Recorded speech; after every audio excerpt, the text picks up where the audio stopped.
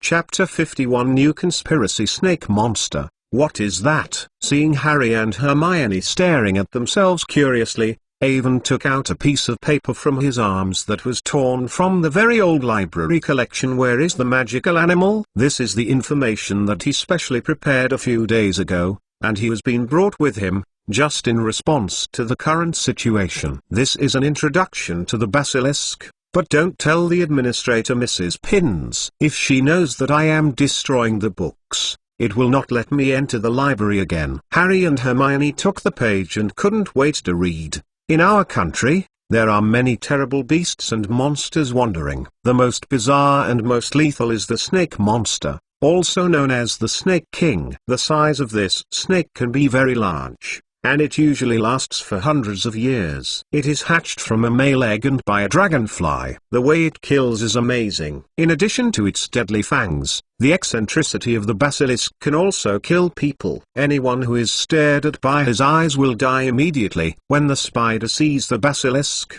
it will run away, because the basilisk is the deadly enemy of the spider, and the snake monster will only escape when he hears the cock's cry, because the cock's voice is fatal to it. Because the basilisk is the deadly enemy of the spider, Aragog will be afraid to escape. I understand, Avon. It's like someone suddenly lights up a bright light in Harry's mind. He said excitedly, the monster hidden in the secret room is a basilisk. It's no wonder that every time the attack happens, I can hear the sound, but others can't hear, because I can understand the snakes. Look at this sentence. Whoever looks at the eyes of the basilisk will die. Hermione pointed to a sentence on the page. But isn't a person in school dead? That's because they don't directly look at it. Ivan explained. Do you remember the first attack on the ground of the beach? Filch's cat, Mrs. Loris, must have seen the water, the reflection in it, so it will be petrified. In this case, when the second attack, Punlo saw the basilisk through the crying Myrtle. According to Evan's thoughts, Hermione followed the analysis. Myrtle is the eyes of a basilisk. I stared, but she couldn't die again for the second time. As for Justin, when we found him, he was all mirror fragments. He was a snake monster from the big mirror at the entrance to the basement. He fell backwards after petrification and broke the mirror. Wait a minute, I still don't understand. Harry hesitated. If the snake monster is really huge as the book says, how did he climb in the school, and it was not discovered? It's a pipe, Harry. Avon explained. It has been active in the pipeline, so you can always hear the sound inside the wall. Hermione looked at the page in her hand urgently, and her heart became more and more translucent. The cock's voice is fatal to it. So, the raised by Hagrid are killed. Once the chamber is opened, Slytherin's heirs never wander near the castle. Almost everyone corresponds. It's up. Except for one point, that is, we don't know who Slytherin's heir is, who opened the secret room. Seeing that Harry and Hermione suddenly brushed their heads and looked at themselves, Avon had to show a bitter smile. Don't look at me. I don't know who that person is. We need to retrace the clues at hand. 50 years ago, Voldemort opened the Chamber of Secrets, killed the crying Myrtle, and then gave it all to Hagrid. Hermione said, we now know to hide. The monster in the secret room is a basilisk. Hagrid is killed, and Ron has a curse, and the Slytherin heir must be among us. If it's outside the school, it's too difficult to do this. Professor Dumbledore can't possibly not know. Wait a minute, we got a strange diary on Christmas Day. It belongs to a 50 years former student Tom Riddle, but nothing has been written on it. This is certainly not a coincidence. Riddle received a special contribution award from the school 50 years ago, added Harry. I and Ron saw the trophy in the school prize showroom. Special contribution award. It wouldn't be that he solved the Chamber of Secrets incident at the time. Hermione frowned. Beige said, Voldemort caught him. God.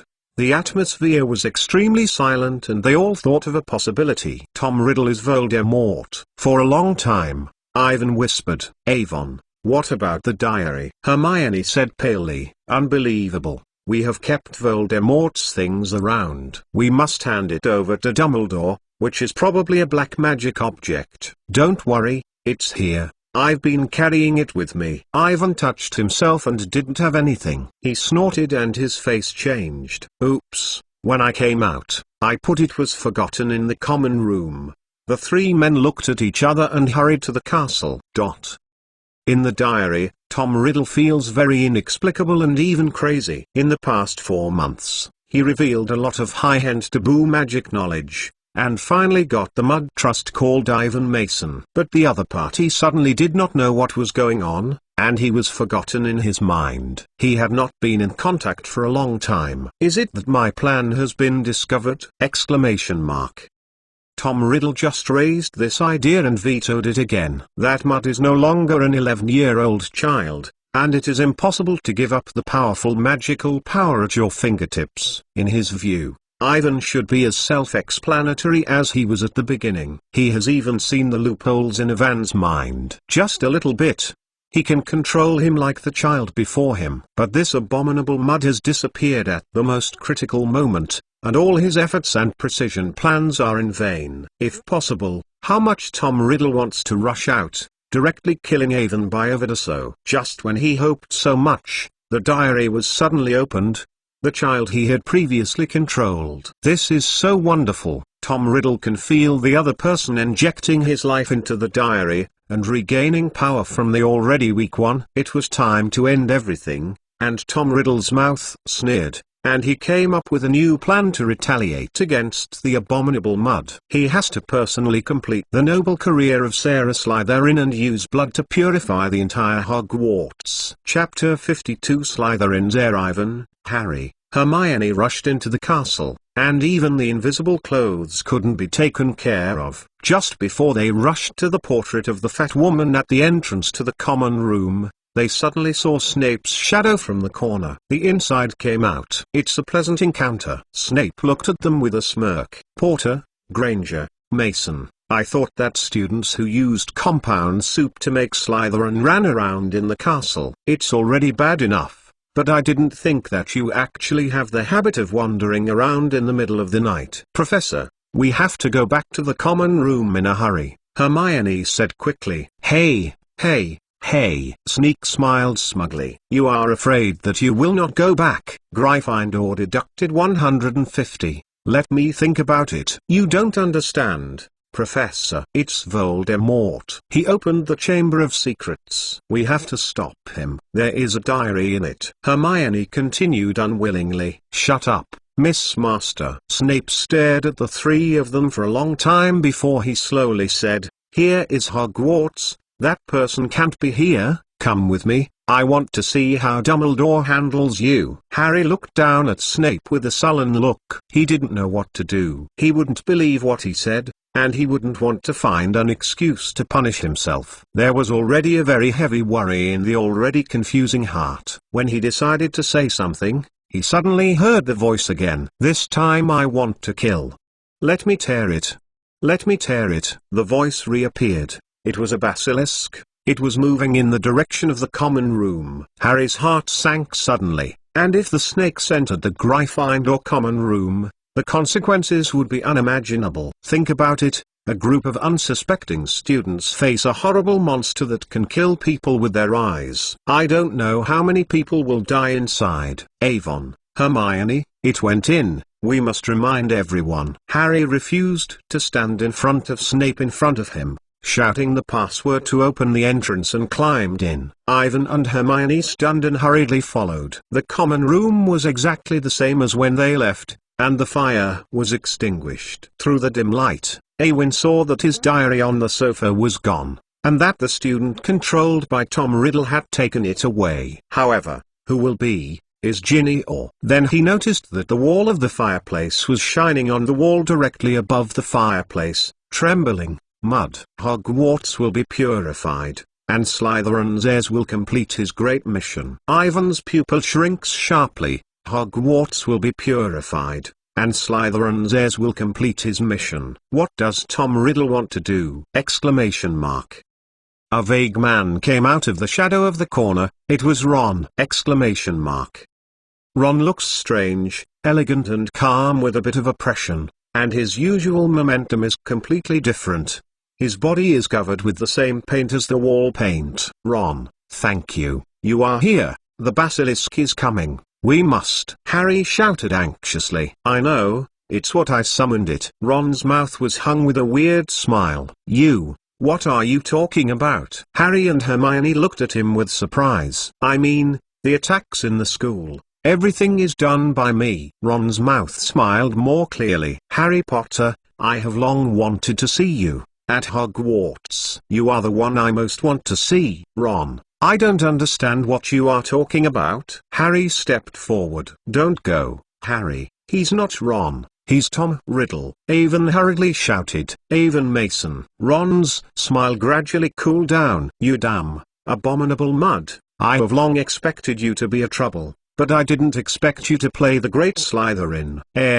I will let you pay the price. You will regret it. Enough. What are the four of you guys doing? Snape interrupted Ron's words and walked into the common room with a gloomy face. He just stood outside and heard their conversation. Snape frowned and couldn't understand what the four men were doing. Slytherin's heirs were actually Gryffindor's students, and Ron Weasley's empty head. In his opinion, this is the biggest joke. It must be Avon, Harry, Ron, Hermione personally made a prank. Snape pulled out his wand and he was going to use a stun spell to calm these guys. However, he had not had time to recite the curse, and he heard a loud noise inside the Gryffindor common room, enough to wake up most of the castle. Do you guys in this group of Gryffindors don't know what time it is? Or do you want to get out of Hogwarts? Snape shouted. But he stopped immediately, and there was a loud noise in the washroom not far away. It seems that there is something huge and falling from the sky and falling on the stone floor. The entire Gryffindor tower has been shaken and shaken. This is obviously not the sound that students can make. Snape hurriedly turned to look at the bathroom,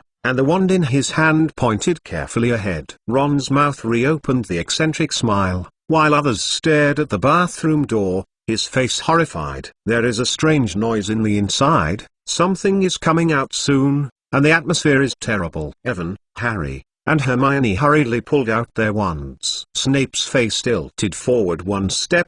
The whole body was tight, and the tip of the wand made a weak fluorescence. With a bang, the door of the bathroom flew out and the sawdust flew. In the dusty, Ivan saw an ugly giant snake slipping out of the washroom. It was green and full of flaming rays, and the trunk of the eucalyptus was so thick that the upper body was stretched high in the air. It's a basilisk.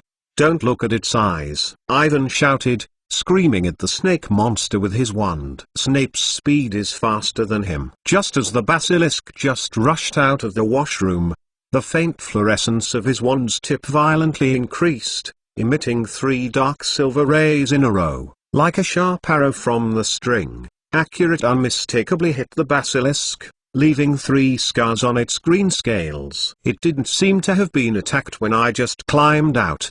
The huge flat head of the basilisk swayed like a drunk, and the intense pain in his body angered it. It made a scream of madness, condescending, looking at the people who dared to attack it with the huge yellow eyes of 2 light bulbs. Then, it saw an orange-wood light flying fast to his eyes. Evan's eye slash hit it, and the snake screamed with pain in his eyes. Chapter 53 Crazy Basilisk. Harry and Hermione took the opportunity to make a few spells, but they were bounced off by the scales of the snakes. Only Snape's magic can leave a wound on his body, a black blood splashing on the ground, like a shower, the basilisk swaying wildly, its huge tail slamming in the common room and, after breaking the wall, the huge fighting voice shook the entire Gryffindor, and students continued to run out of the bedroom, and the expression on his face turned from a waking up to a panic. God. Colin wiped his eyes and couldn't believe what was happening in front of him. Then he seemed to think of something. His eyes lit up, turned and ran back to the bedroom quickly, took out the camera and followed the shutter. What happened? What happened? What happened here? Percy came out, and his badge was not on his pajamas. The next second, his eyes widened and he couldn't believe that a green giant snake was smashing around in the common room. Unlike the students who were stupid in the same place, Percy responded quickly, and he subconsciously took out his wand and made a spell. The red light hit the basilisk and was immediately shot and flew out. The basilisk screamed and continually attacked, making it a bit mad. It had to shred all these people in front of him, but before it could act, Snape's curse hit it again, slamming backwards, wanting to fight back, but the eyes can't open. In another corner of the common room, Avon, Harry, and Hermione are attacking Ron, controlled by Tom Riddle, and the curse shines from time to time. Riddle seems to be in a hurry, but he is not calm. He tried to avoid the curse that flew to himself. He couldn't dodge. He greeted him with 2 wags in the middle of his hand, and made a spark. The curse of the 3 people failed. Ivan squinted,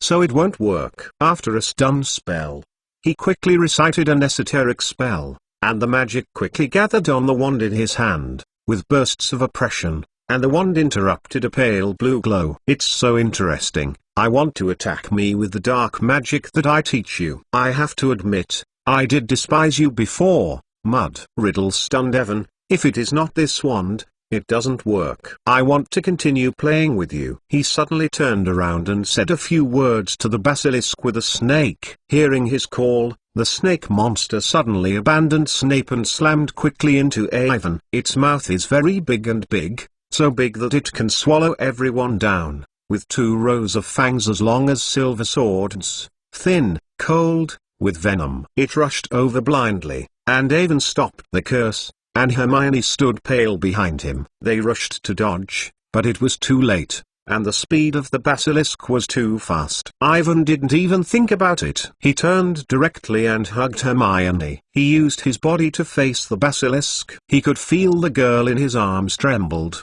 The next second, Harry stood aside and yelled in. He held a wooden seat in his hand and threw it at the snake. But this is useless at all. It is completely the arm of the car. The speed of the snake monster has not slowed down. Just when they thought they were going to be swallowed by snakes, Snape suddenly appeared in front of them. His face was gloomy and the glow of his wand was getting stronger and stronger. Boom! Exclamation mark.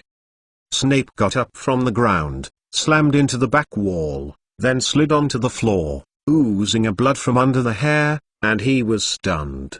The nasty guy was finally solved. And then, Riddle looked slyly at Snape, who was fainting on the floor. The basilisk slipped over to him. His body was not as painful as before, and Ivan knew that the time of the ice spell was coming, and the snake monster would soon recover. Oh, the professors must be coming, as long as they persist for a while. Ivan's heart moved, or he was able to get the thing he had made a few days ago, and he could solve the snake monster. Without the help of the basilisk, Tom Riddle's two-piece wand couldn't continually send out powerful magic. The duel just made Ivan realize that Riddle wanted to operate the wand to prevent it from happening. It is his limit. Obviously, Tom Riddle also realized that there was not much time left for him. He turned and ordered the snake to kill Ivan. Just as he spoke with a sly snake, a red-haired girl suddenly ran downstairs. Ginny, Ron.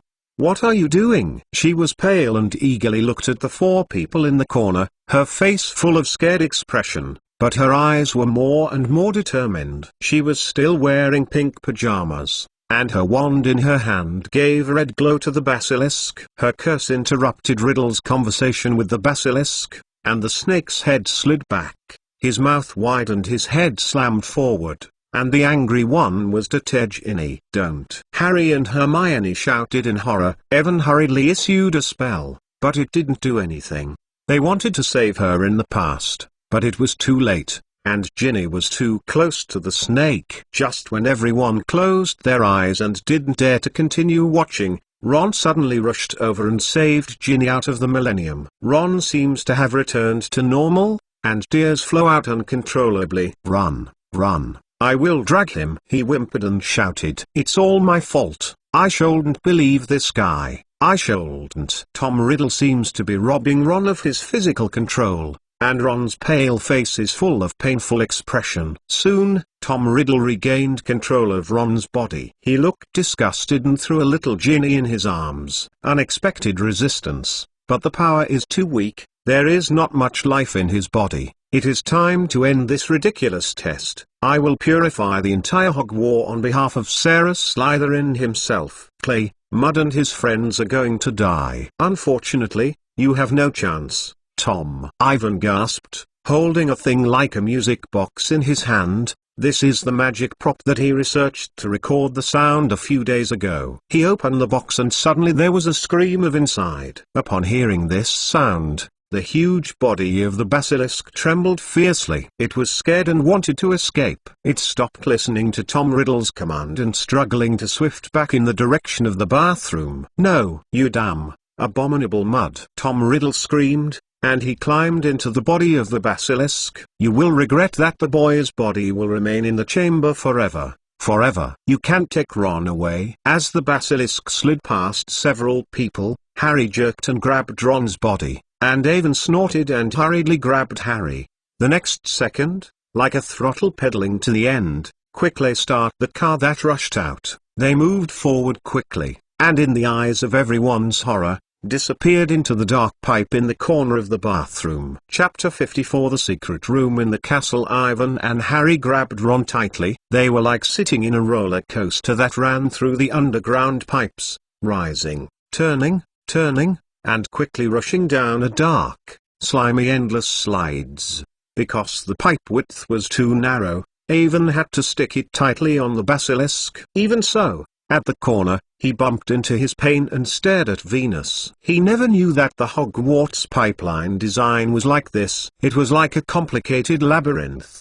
They didn't always go down to the chamber. In a clearly old pipeline, they went straight up, and Avon calculated the height estimate to come to the Ravenclaw Tower, the highest place in the school. At the highest point of the pipeline, the snake monster took them to a strange oval room, where there were light blue credits everywhere, and the room was full of books. From the thick dust accumulated above, you can know that there has been no one for a long time. "Have been here." Ron's face, controlled by Tom Riddle, showed a rather surprised expression. He didn't know the place before. It was another secret room hidden in the school. "Damn." Tom Riddle said a few words in his voice. He wants the basilisk to stop, but it is clear that the cock's cry makes it scary. The basilisk does not listen to Tom Riddle's control. It panics and escapes with his fastest speed.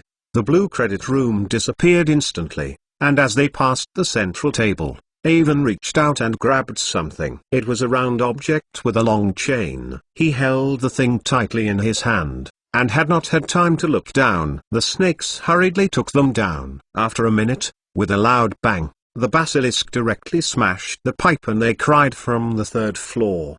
The myrtle rushed out of the bathroom. It rushed over with the faucet that carved the snake into the center, and Ron's mouth screamed. Suddenly, the faucet made a dazzling white light and began to spin quickly. The pool slowly disappeared from sight, and Avon had just had time to see a very large water pipe, and the basilisk drilled in. This water pipe is much thicker than the pipes just now. It seems to be specially prepared for the basilisk. Ivan can see that there are still many pipes that are opened in all directions, but none of them are so thick. The pipe is twisted and twisted, 7 winding around 8, and the is steep all the way down. Ivan knows that they have slipped into the deep underground of the school, even deeper than those underground classrooms. Just as he gradually adapted to this rapid glide, they finally fell to the wet ground. The water pipes became level. They came out of the nozzle and fell heavily on the ground. A strong collision caused Ivan and Harry to release their hands at the same time. The snakes slid with Ron to the distance. Soon, it disappeared. This is a dark stone tunnel that is too big to stand inside. "Where is this?" Harry stood up as he licked his ass. "We were taken to a few miles below the school." Evan's voice echoed in the dark tunnel. "If I didn't guess wrong, it's probably under the lake." He narrowed his eyes and looked at the black, sticky walls around him. Then he remembered what he had just caught at the top of the castle. The room full of blue credits, fluorescent flashing. His wand made a faint glow. By faint light, Ivan saw the round objects in his hand as if it were a pocket watch, but there was no scale on it, only a strange pointer. "What is this?" Harry also came over. "I don't know," It was a magic item that I accidentally caught in the room where the snake monster passed. Awen hesitated whether to use the pointer. Ivan, this stuff is still waiting to go back and study. Let's go. We must hurry and Ron is taken away by him. Harry said eagerly. Yeah, that's right. Ivan stuffed this strange item into his pocket. They really had to hurry. Tom Riddle was taking Ron's vitality. The longer it was, the worse it was for them. Along the tunnel, two people quickly walked forward and slammed on the damp ground, making a loud noise. The surroundings are too dark, they can only see a small place in front of them. The two men's wands glowed faintly, reflecting their shadows on the wet walls, looking like monsters. Harry, Tom Riddle uses Ron's broken wand, and like the magic of the rod, this requires extremely powerful control. In a short time, he can't make a powerful spell. Ivan walked quickly. Ramp, I will attract the attention of the basilisk for a while. You go to the diary. Diary? Harry snorted. It's the black-skinned diary we found at Christmas. That's the source of Tom Riddle's power. Awen whispered, remember, find it and find a way to destroy it. Riddle doesn't know we know it. This is our only chance. I remember. Harry nodded and suddenly grabbed Awen's shoulder. Look, there's something there, isn't it? Ivan stretched out his wand. Through the faint fluorescence, he saw the outline of a behemoth, lying on the other side of the tunnel, motionless. This is the skin of a snake monster. Maybe someone wants to collect this stuff. In front of two people, a huge snake skin, green and colorful, very bright, coiled on the ground lying on the tunnel. The inside is empty, full of 20 feet long. Obviously, it was the snake monster that had just collapsed. They walked forward again, carefully turned another corner, and finally found a solid wall in front of them, engraved with two intertwined snakes, with large, shiny eyes in their eyes. Bright emerald. Harry, talk to them, use the snake to squat, Awen whispered. Harry stepped closer and he felt his throat dry. He tried to make these two stone snakes imaginary, but they didn't need to. Their eyes looked exactly the same. Open, Ha said with a low, dumb snoring. The two snakes separated, and the stone wall split from the middle and slowly slipped to the sides and disappeared. Awen hurried in and there was a long, dimly lit room in front of them. Many of the pillars engraved with the entangled serpents, towering to support the ceiling that melted in the darkness of the sky, cast a long shadow of the entire room filled with green and mysterious. It's Slytherin's secret room, Ivan whispered. The dead silence in the secret room, two people holding their wands, slowly moving forward between the stone pillars coiled by the serpent. Every time they take a careful step, they create a hollow, loud echo between the walls of the ghost building. When they walked parallel to the last pair of stone pillars, there was a statue of the same height as the room itself, clinging to the dark wall behind it. Ivan looked up and saw the huge face above. It was an old-fashioned, monkey-like face, a thin, long beard, almost dragged to the hem of the wizard's robe carved into the stone. Two gray the big feet stand on the smooth floor of the room. Between the 2 feet, Ron is like a dead man, lying face down. Chapter 55. The truth. Ron fainted like a discarded doll on the floor, his face and the marble on the ground.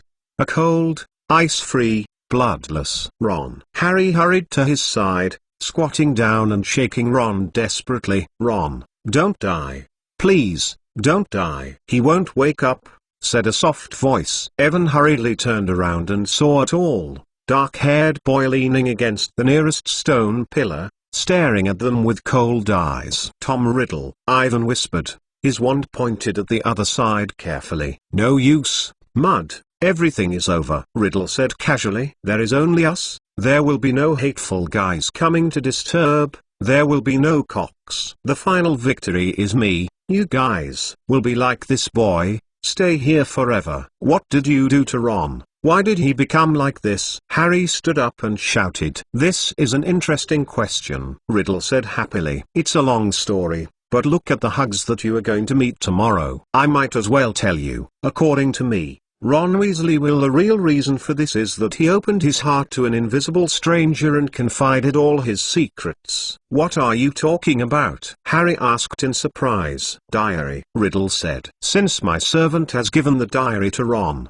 for months, he has been writing his heart on it, telling me about his distressing troubles and sorrows. He is the most ordinary one in his family. His brothers and his best friends are better than him. No one has ever noticed ordinary, weak and poor. What? Harry snorted. Harry Potter, you, the famous, kind, great savior, will never understand. Ron Weasley is jealous. He knows you are better than him, and you are better than him. Dell's eyes flashed. He's not even a freshman who just entered school. He thinks he's a waste of nothing. Riddle glanced at the cautious Evan, his eyes turning back to Harry's face, a hidden greedy look in his eyes. It's too boring. Listen to a 12-year-old boy telling her naive troubles. He continued, but I am patient. Write some words to answer her. I am kind and understanding. Ron gradually trusts me. He thinks that I am his only friend. And you, just when he is a humble,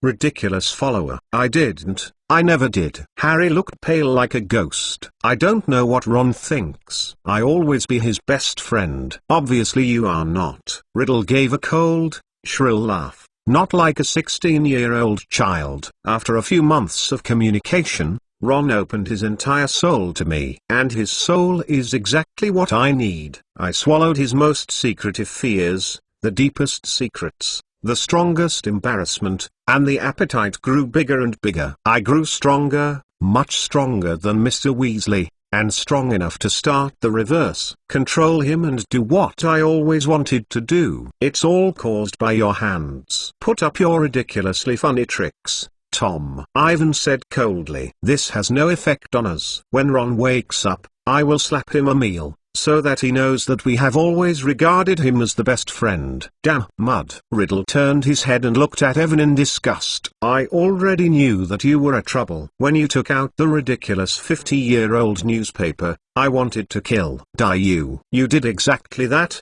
attacking me with a curse on the Duel Club. This is really a stupid idea. Ron's broken wand made my magic power weaken, Riddle said sharply. But that's really a mistake for me. You are much more embarrassed than I thought. I shouldn't expose myself so early. Dumbledore noticed what to do, and all I used Ron for a soul. Let him use the curse of me. Is this the way you think? No, without my control, poor Ron can't make anything. It's just a little green light. Riddle said proudly, the effect of the soul curse is just to cover up the atmosphere that I control him. But Dumbledore still had doubts, but Ron didn't let me down. Because of weakness, he concealed the diary from everyone. He was afraid to let you know that he was the murderer of the attack. When he heard Riddle, Ivan held the wand tightly, and Harry, next to him, clenched his fists and his nails were deeply stuck in the flesh. Since that incident, the stupid Ron seems to no longer trust me,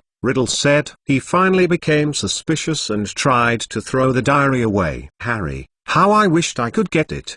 The diary, as I said, I want to see you urgently. Why do you want to see me? Harry was so angry that he took a lot of effort to keep his tone steady. Oh, that's it, Harry. Ron told me about your situation. Riddle said, your thrilling and fascinating past.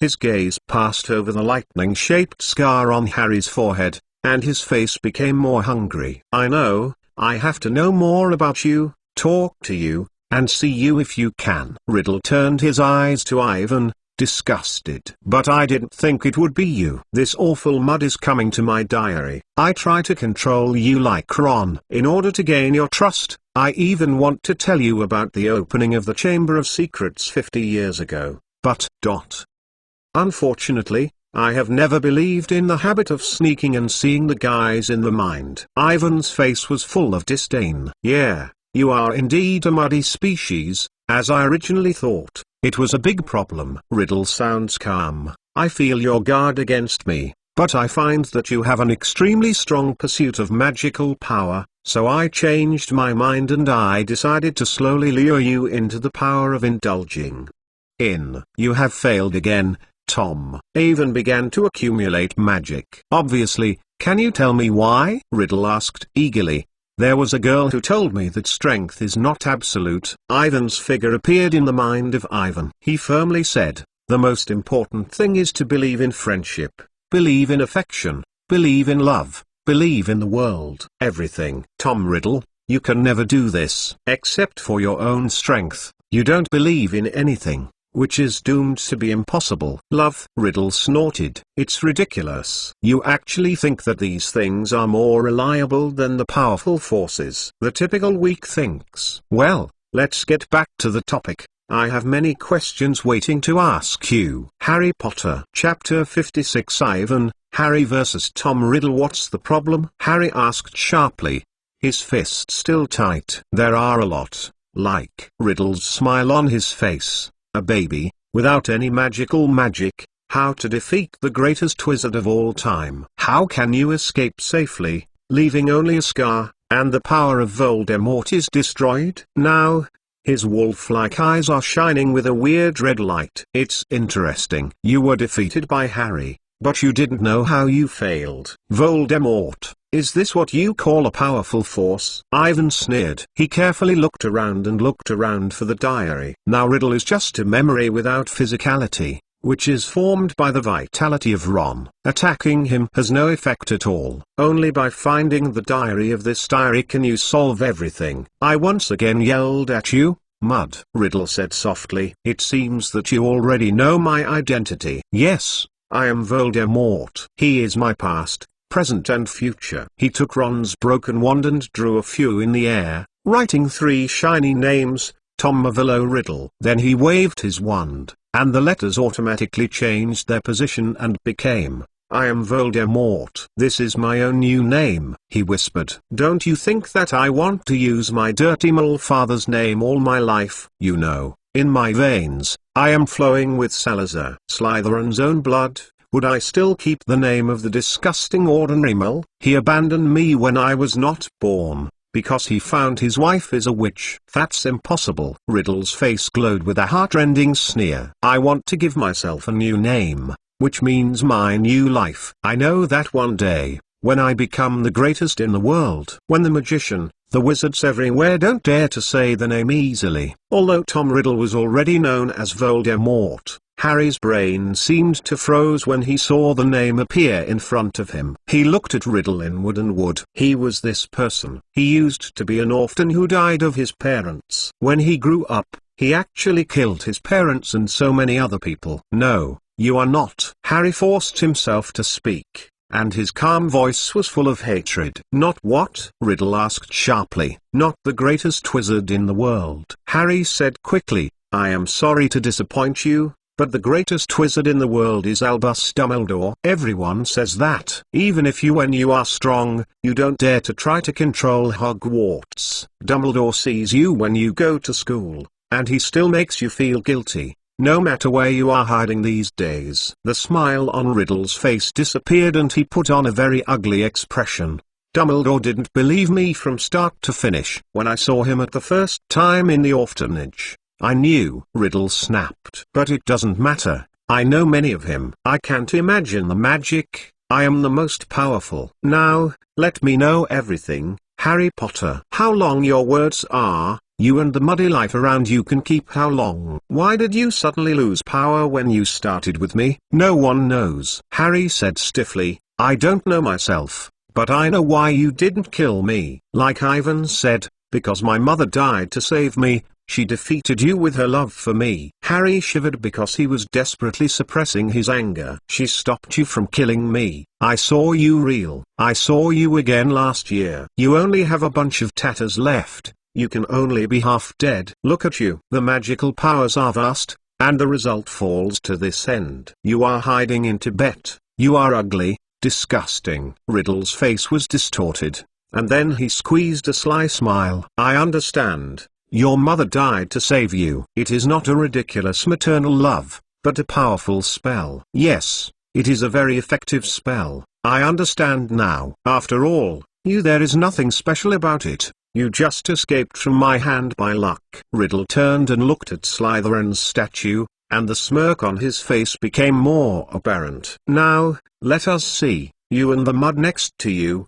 There is no luck. can once again escape from the greatest black wizard in history. There was a creaking sound in his mouth, and Slytherin's huge stone face moved. Its mouth opened, and the bigger it grew, the more a huge black hole was formed. Ivan looked up and looked at the face of the Slytherin stone statue hidden in the dark. Then he saw the diary that he had not found before, and it was placed on the statue. The basilisk slowly slipped out of the statue. It was full of scars. It was not as prestige to see it in the Gryffindor common room. Snape's attack and the cock's voice made it look abnormal, tired and weak. But for the two little wizards, the snake monster is still deadly even if it is weak again. Kill them, Riddle yelled wildly. The basilisk quickly slid over them, and Avon's wand made an attacking orange glow, an eye spell. But it was solved by Riddle's spell. It's stupid, you thought I would let you use the same trick twice. Riddle screamed, Muddy, taste the taste of death. His words have not been finished, and the empty secret room suddenly remembered a burst of music. This voice is illusory and ethereal and mysterious, and it is exciting. Ivan saw a crimson bird suddenly descending from the sky, as big as a crane, playing its quirky music on the vaulted ceiling. It has a golden tail, as long as a peacock's tail, and a pair of glittering claws, holding a tattered parcel on his claws. It's Fawkes, the Phoenix of Dumbledore. It quickly flew over and threw the tattered things on his paws at the feet of the two. Evan saw that it was the school's broken branch cap. Interesting. Riddle suddenly laughed. He smiled too much. The dark room shook a little, as if there were 10 Riddles laughing at the same time. This is what Dumbledore gave to his protector. A bird that can only sing and a broken hat. Do you feel courageous? Do you feel safe?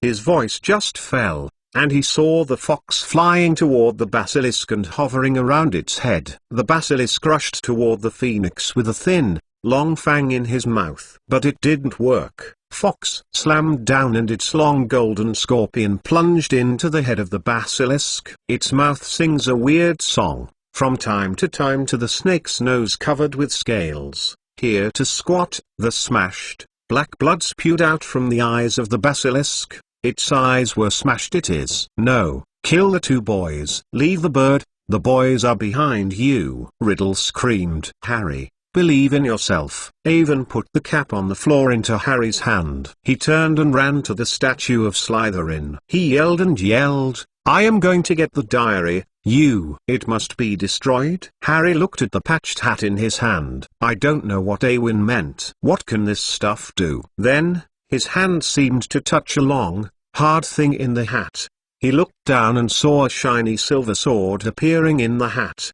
The hilt was set with a dazzling egg.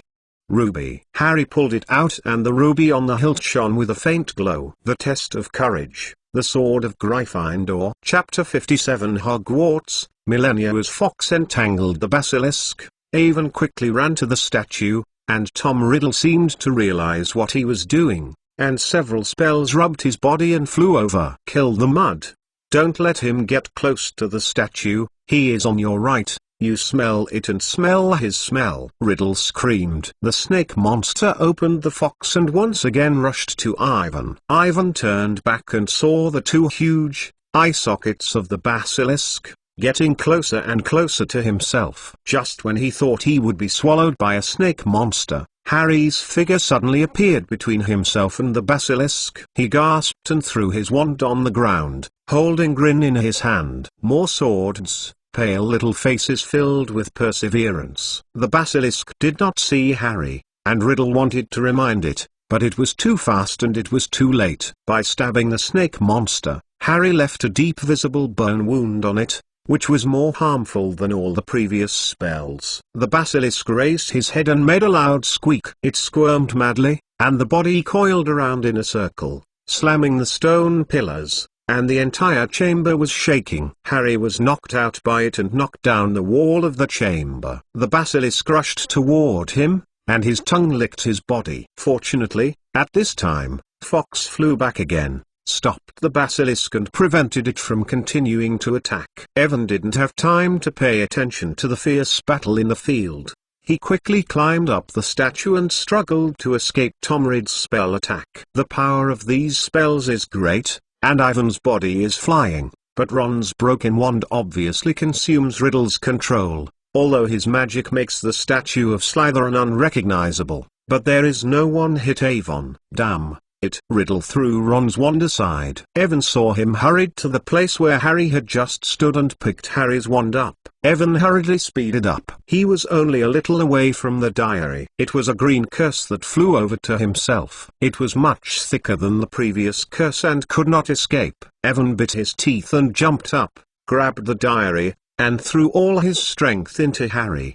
The next second, the green light hit him. Avon. A moment of painful bones spread quickly to the whole body. Avon heard Harry shouting his name underneath. He wanted to respond, but he didn't have any strength. He could feel the vitality disappearing quickly from the body. His sloppy expression fell straight down, just in the open mouth of Slytherin. This is a dark, bottomless cave that will devour Ivan ruthlessly. By the last light, Ivan saw that the pocket-like item had flown out of his arms before, and the pointer on it turned counterclockwise. I don't know how many turns I made. When the last ray disappeared, Ivan fainted in front of him. Time does not know how long it has passed, and Ivan gently opened his eyes. Is this the feeling of death? But the Chamber of Secrets has not only become dark, but has gradually become clear. No. This is not a secret room. Although the size of the room is exactly the same as the secret room, there are no scary serpents carved around the pillars and no Slytherin statues. On the contrary, it is very messy. It seems to be an enlarged version of Snape's office, surrounded by a variety of herbs and magical medicines. The jars are filled with colorful liquids and will never make people feel happy. Animal specimens. Who are you, without permission, dare to break into my room? Ivan saw a black-haired, young man in a dark green retro-style sorcerer's robes standing in front of him. His handsome looks were handsome and he had a noble blood at first glance. The young wizard looked at Ivan up and down with a skeptical look. I don't know when there was a silvery white wand in his hand. Hello, my name is Avon Mason. Here is. Ivan was confused and looked around. It was so strange that he was still fighting in the Chamber of Secrets with Voldemort and the Basilisk, but now he is lying in this room, standing in front of a wizard who has never seen him before. Ivan can be sure that the other person is not a student or professor of Hogwarts. No matter who it is, as long as there is such an indescribable temperament, he will not forget it. It used to be my father's castle, named Hogwarts, but now it is already a magic school, he said slowly. My name is Sarah Slytherin, the founder of this school. When he heard him, Ivan coughed up. Saraka Slytherin!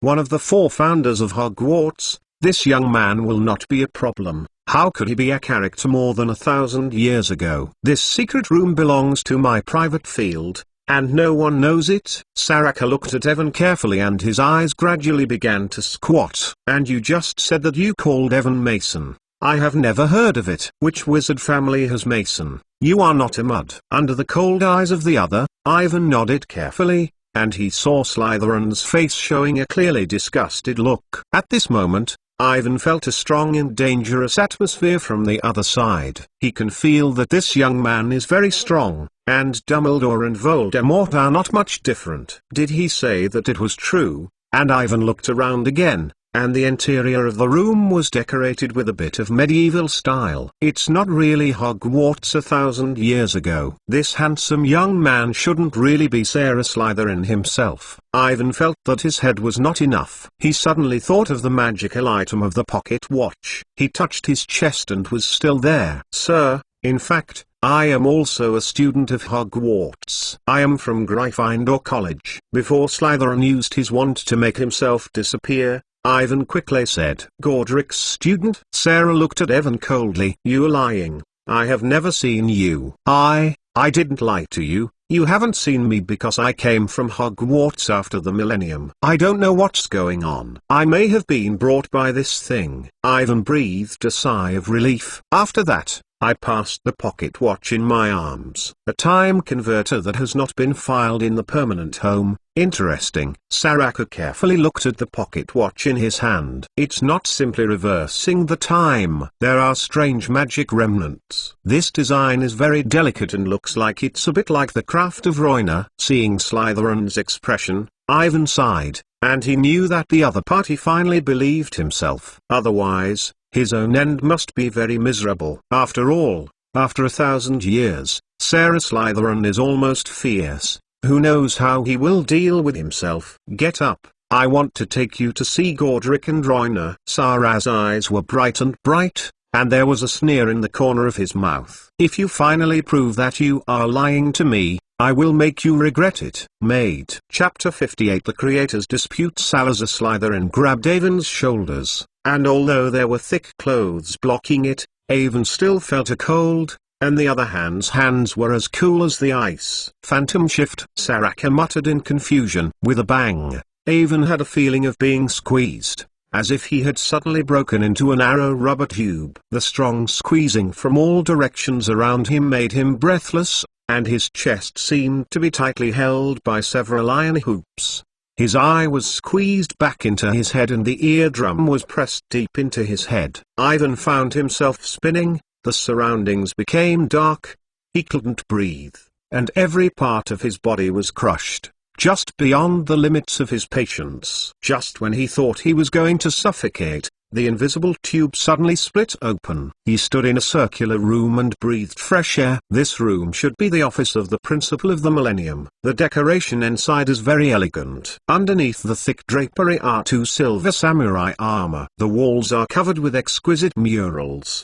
The ground is engraved with the ancient patterns. Marble floor. The center of the room is divided into 4 sections by 4 long tables. Saraka, I am very happy to see you appear in the castle at this time. I thought that before this weekend, you would have to shut yourself down in the basement and control your newly invented potion. It is a young woman with short brown hair. She looked full of energy, filled with thick parchment and a shiny gold cup in front of her, and the blue-black drink in the cup was steaming outside. Before this muddy species appeared, I was going to do this, Helga. Salazar snorted and pushed Ivan forward. Look at him. I will go to Godric and Rowena. As soon as the voice fell, Slytherin disappeared again, leaving only Evan and Helga Hufflepuff in the room. Ivan took a polite ceremony and he saw Hufflepuff looking at himself with a gentle gaze. Let's relax, boy, Helga said with a smile. Don't be confused by Sarah's fierce appearance. He is actually a very good person, but some are not good at expressing. She made a point and slammed, and a house elf appeared in the room. A lot. Give this gentleman a little bit of the dessert I made myself, Helga whispered. Then she turned to look at Ivan. Yes, forgot to introduce myself. My name is Helga Hedge. What about your name? Hello. My name is Ivan Mason. Ivan tasted the pastries brought by the house elves.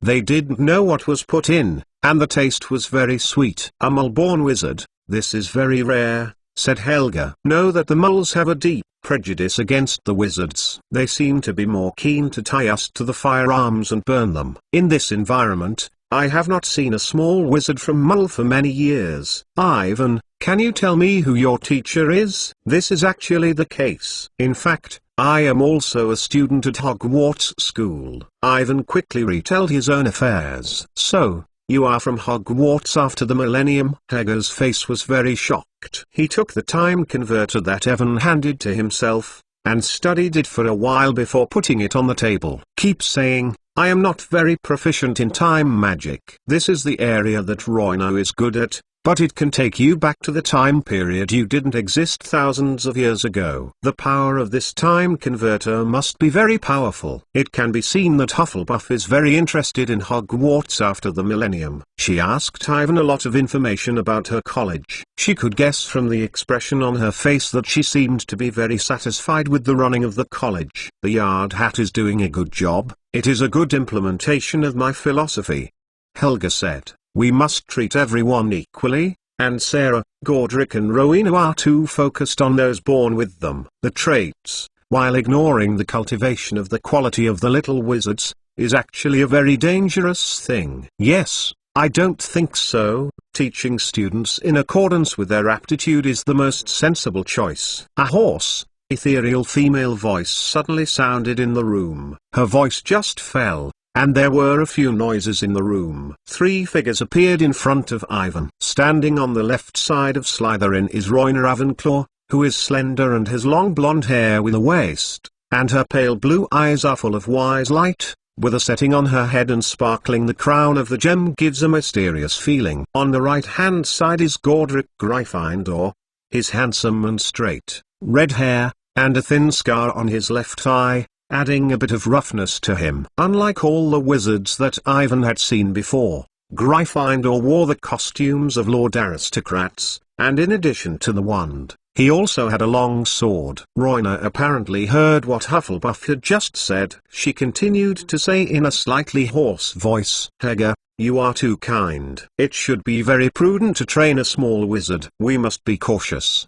The choice of students. Immediately afterwards, she noticed the time converter placed on the table, showing an expression of interest on her face and looking down. However, the topic is still going on. Yes. Look at what Hogwarts has fallen into after the millennium, and let the mud species enter school. Sarah looked at Evan contemptuously. Please pay attention to your words, Salazar. This child is a student of my college. Godric said in a tit-for-tat manner. Look at the reality. Many Melbourne children have very good magical talents, and the heart is also on the contrary. The purer blood wizards who have been inherited for a long time have appeared. A lot of black wizards who are willing to bully moles and kill moles. If you do not stop this situation, the magic world will be difficult. Stay alive. I have told you this question many times, Godric. Sarah said slowly. I am writing to the elders and suggesting that they establish a wizarding prison to hold the black wizards. But first of all, we must maintain the purity of the wizards' bloodlines. Those moles simply can't stand it. They just want to put us on the firearms and burn them. Do you still want to accept such people as students? That's because they lack the necessary understanding of the wizard and the magic world, and the unknown will produce fear. As long as we guide the little wizards who have magical talents, they can help them establish the correct concept. Hey! Helping them to destroy ourselves is really a stupid idea to get home. Salazar snorted. The stubborn prejudice. The times have changed, and continue to keep your thoughts. Hogwarts will soon become the base of the wizarding family to cultivate black wizards. Godric played with his own sword, a strong breath. Now, you don't want to be like that in the future, Sarah? As long as I am there, the Dark Wizard never wants to step into Hogwarts. Sarah pulled out his wand and the temperature in the room dropped sharply. He whispered, but I only choose those bloodlines. The purest little wizards, because only they are the most trustworthy. No matter what you say, I and Helga and Royna have decided to recruit students from Mul to enter school this year. Godric said bluntly, we don't need your help.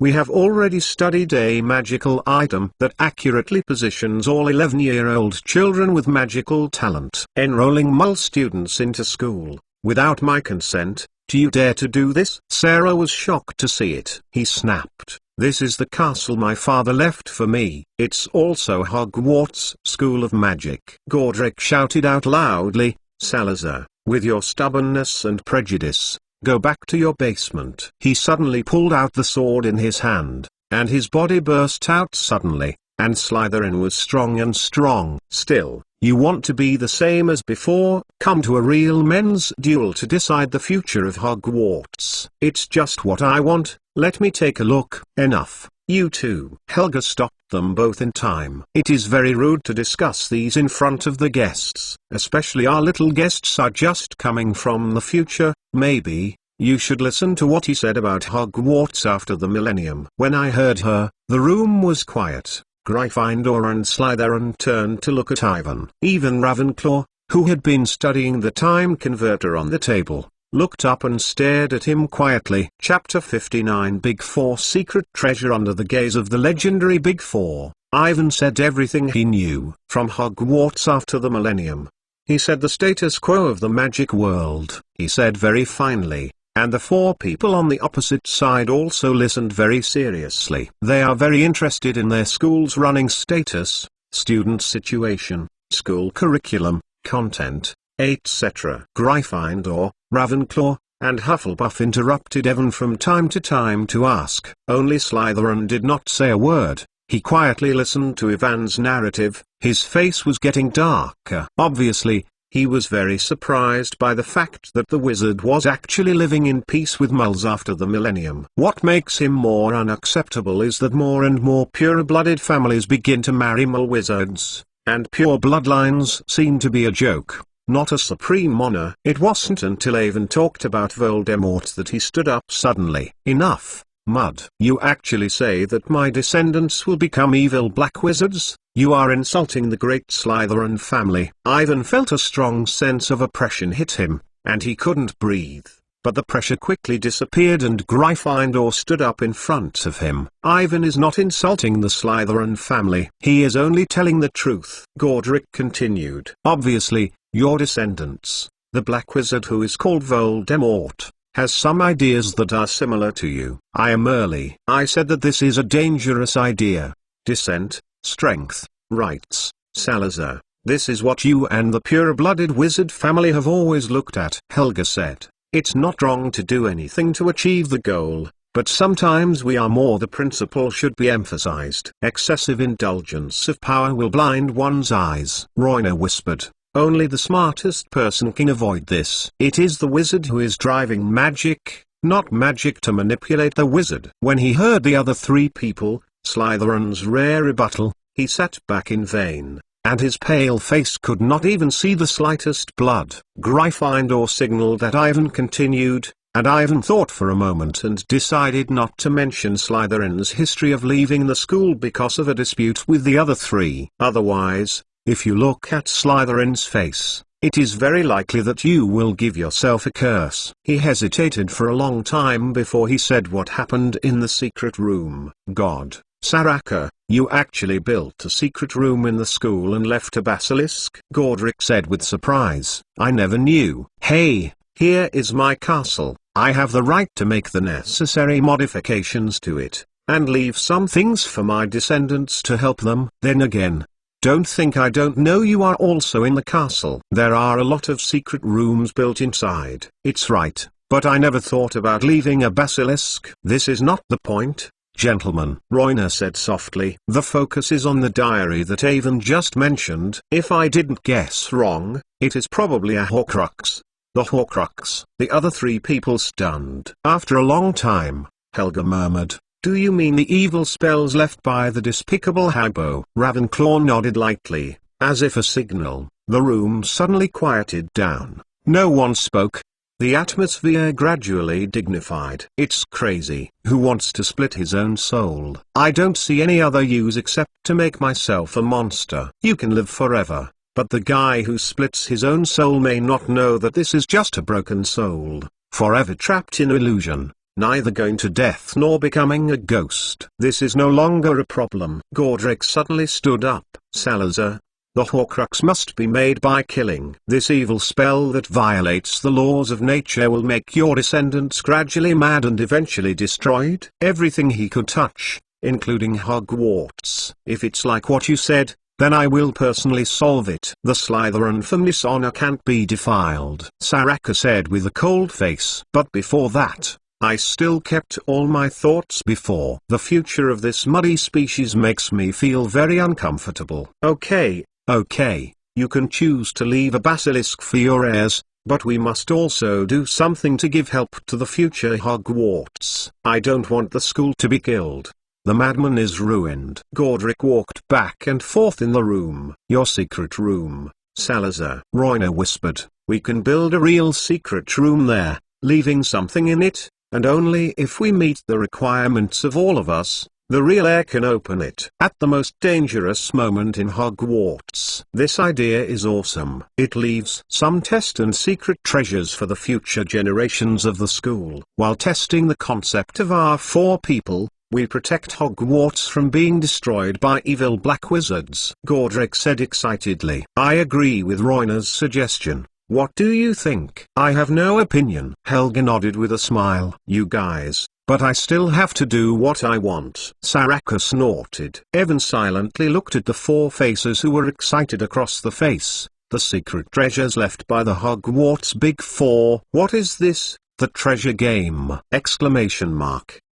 In this case, it is not too late. Let's go to the secret room to have a look. Roina turned and looked at Ivan. As for you, I just checked the time converter. It was used. The correct way to start. So we'll take you to this time period that you don't exist. Then what should I do now? Can I go back? Asked Ivan worried. Don't worry, but we have to hurry up. When the time converter magic disappears, you will be sent back to the right time. Roina said, before this, you must go back to where you left off. In order to ensure that no accidents occur. Hearing her words, Gryffindor put away the idea of taking a tour around with Ivan. Hufflepuff also expressed regret that I can't let Ivan taste the food she made, and the 5 people directly used the door made by Slytherin. The key goes back to the secret room. In the secret room, Gryffindor, Ravenclaw, and Hufflepuff looked at each other with satisfaction,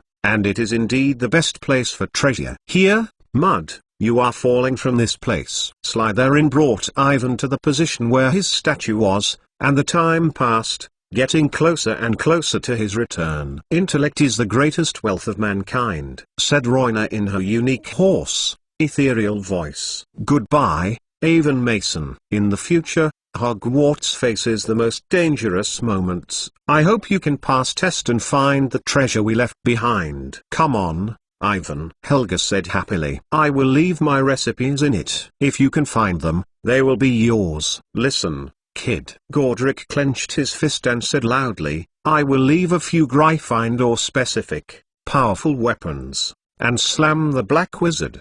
Don't let me down. If let me know that the students at Slytherin College opened the Chamber of Secrets and saw how I packed you up. Sarah Chase Etlin had not spoken.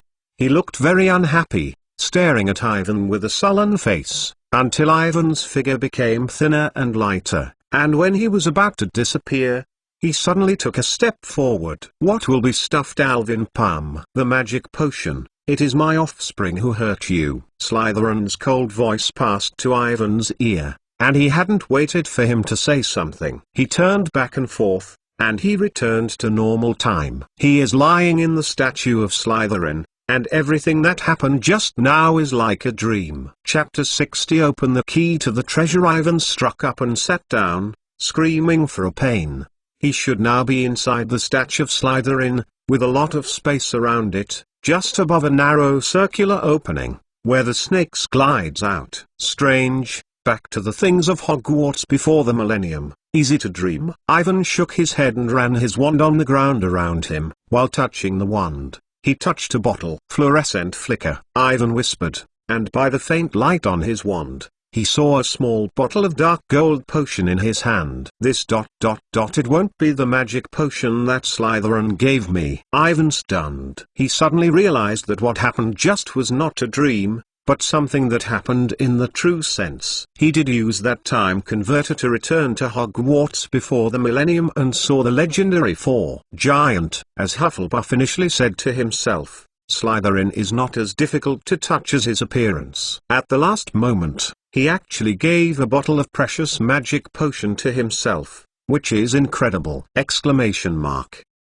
Ivan once saw it in a magic book about the potion.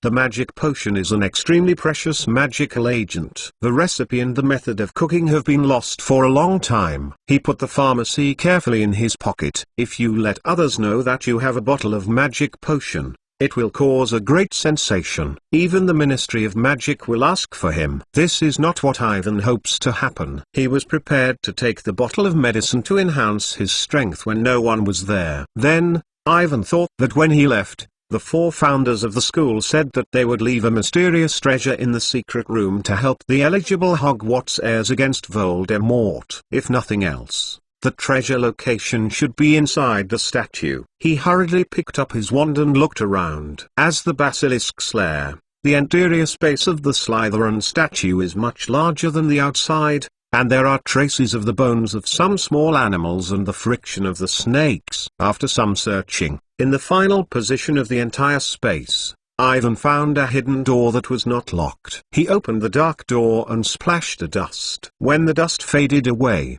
Ivan found himself standing in front of a round room. This room is exactly the same as the room he had visited before the millennium. The interior is very beautifully decorated. The most striking thing is that there are statues of 4 founders in the 4 corners of the room. Unlike the Slytherin statue of the old dragon clock, the 4 statues here are the 4 giants when they were young: the insidious Sarah Slytherin, the merciful and awkward Helga Hufflepuff, and the wise and wise Roy Crow, the handsome and handsome Godric Gryffindor. Everyone is exactly the same as what Evan has seen. In front of the Forsterry statue, there are 4 stone altars with circular grooves on them. This should be the real secret room that the Big Four said, that is, what is the secret treasure they left behind, and the test that must be passed. Ivan took a step forward and saw different words on the walls on the 4 sides of the room. The content is a bit like a song sung by a branch hat, and Ivan looked at it in the past. On the wall of Gryffindor, with golden paint,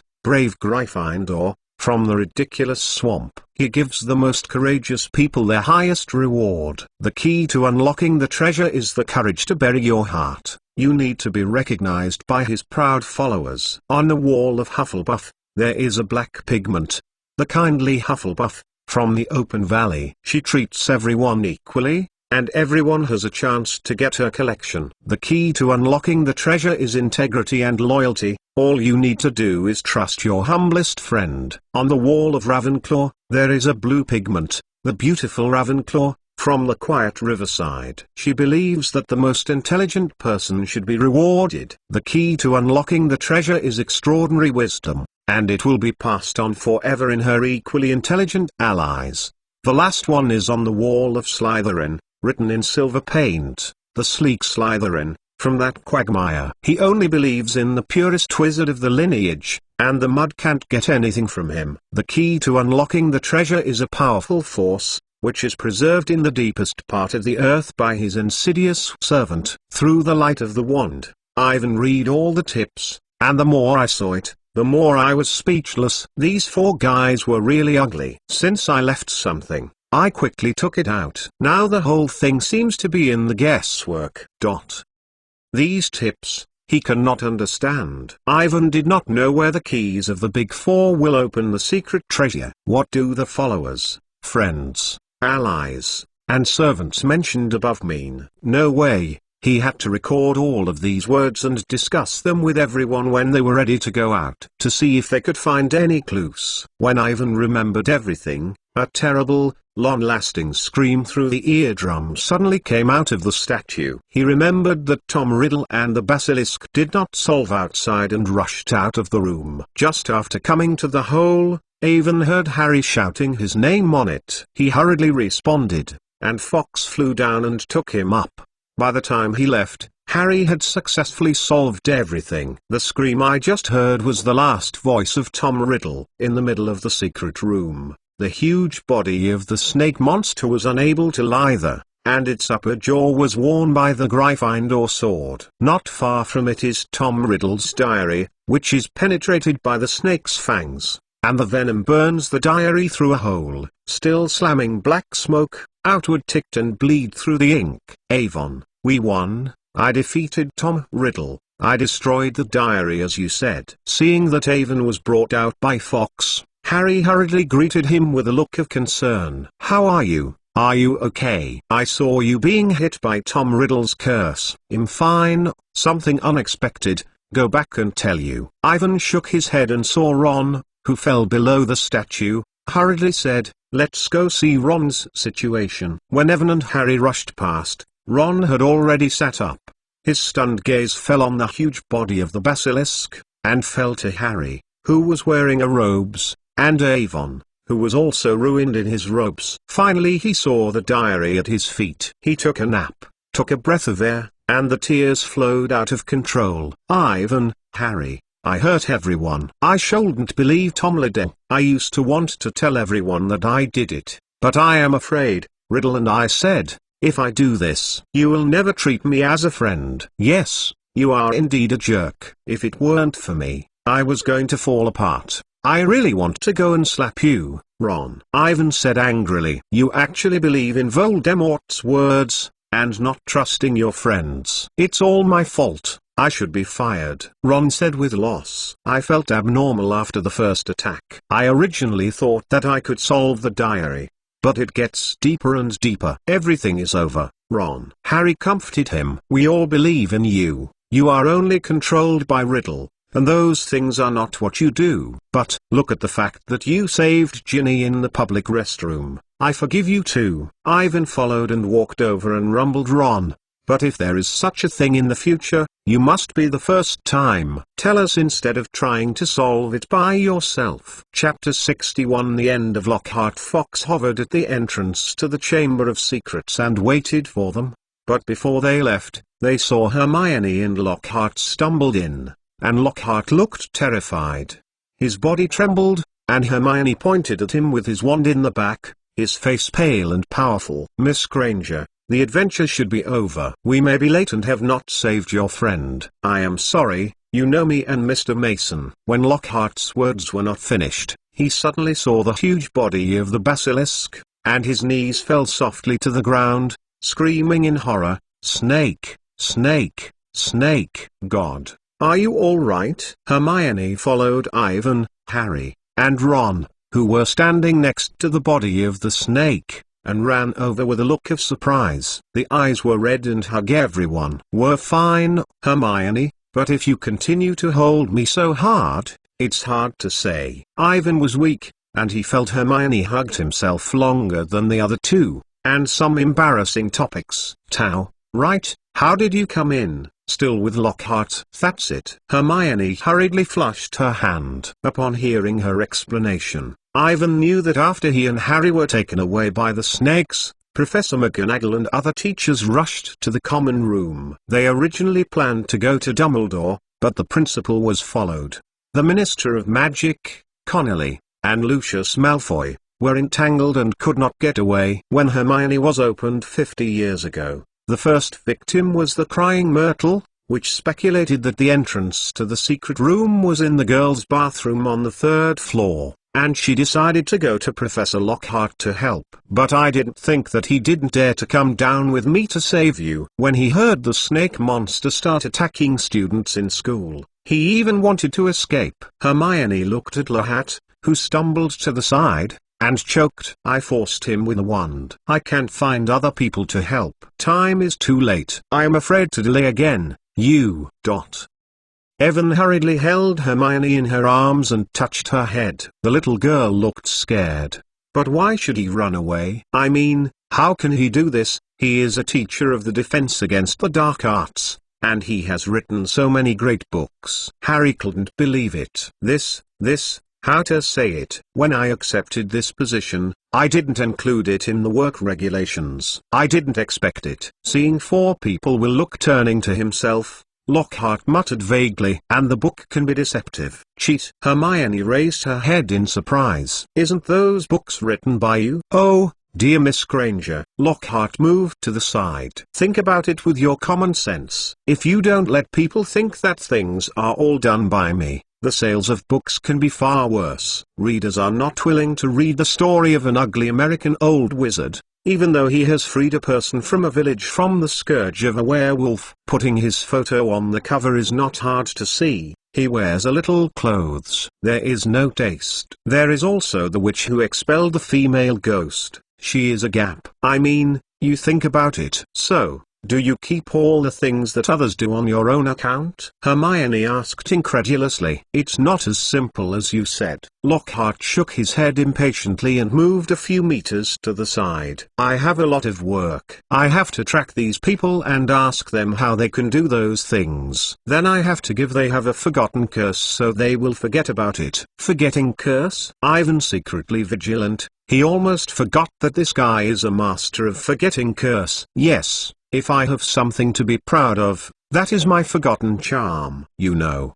I have to pay a lot of hard work, not just signing books and taking celebrity photos. You want to be famous, it must be prepared to work hard for a long time. Lockhart seemed to have touched something on the floor. He stood up in a panting breath, holding Ron's wand in his hand, his face holding his unique smile, revealing his bright teeth. "Well, children, everything should be over," he said. "I want to bring the body of this big snake back to school." I said to them, "I saved you, and you are so frightened because of excessive scare. Lost reason." "Professor, how can you do this?" Harry, Ron, and Hermione looked at Lockhart with amazement. Before the other stood up, Awin intended to knock it down with a stun spell, but when he saw that Lockhart's hand was after Ron's broken wand, he gave up on this idea. He could feel the trepidation of Hermione in his arms, and he patted her on the shoulder gently, motioning her to relax. "Lockhart is not Tom Riddle. He doesn't have a stick cast, and he doesn't have such powerful magical control. He rushes to use a broken wand broken into 2/4.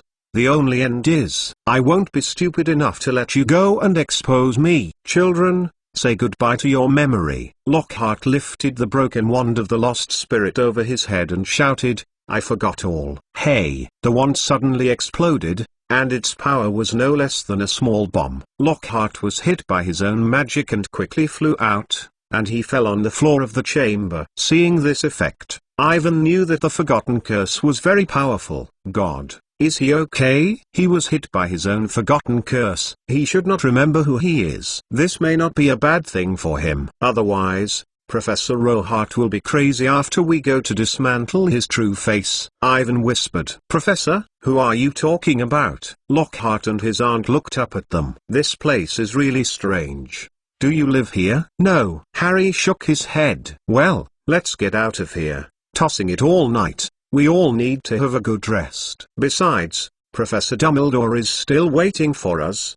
Don't let him worry too much." Thinking of a while and facing Dumbledore's inquiry, Ivan had a headache. Who knows what the greatest white wizard of the present will think, although he doesn't mind helping Harry fight Voldemort. But it is not good to be manipulated by others. Ivan suddenly found that after defeating the Basilisk and Tom Riddle, there was no shortage of troubles to be solved. First of all, he must be careful to watch Dumbledore calculate himself. It won't be as easy as Harry. He is still being sold by others and still helping to count the money, but this thing doesn't have to worry too much. Anyway, Dumbledore is the most, at least some bottom line, not as scruples as Voldemort. Secondly, the 4 founders of Hogwarts left a secret treasure. I don't know what is inside, but listening to the conversations of the 4 people, I can guess that the things inside are very helpful in fighting Voldemort and saving Hogwarts. But the question is, where are the 4 keys hidden? Also, now Lockhart lost his memory, and his previous lies will also be dismantled,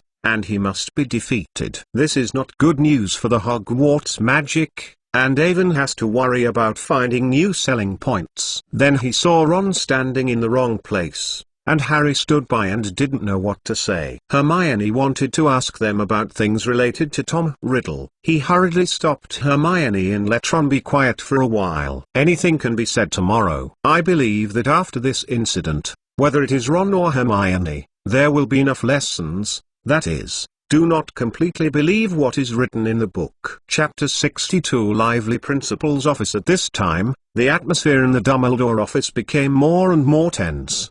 Dumbledore sat silently behind his desk, calming down to see what he was thinking. Not far behind him, standing with pale, scared Professor McGonagall and gloomy, wrapped in his head bandaged Snape. In front of the desk is a man who looks very weird.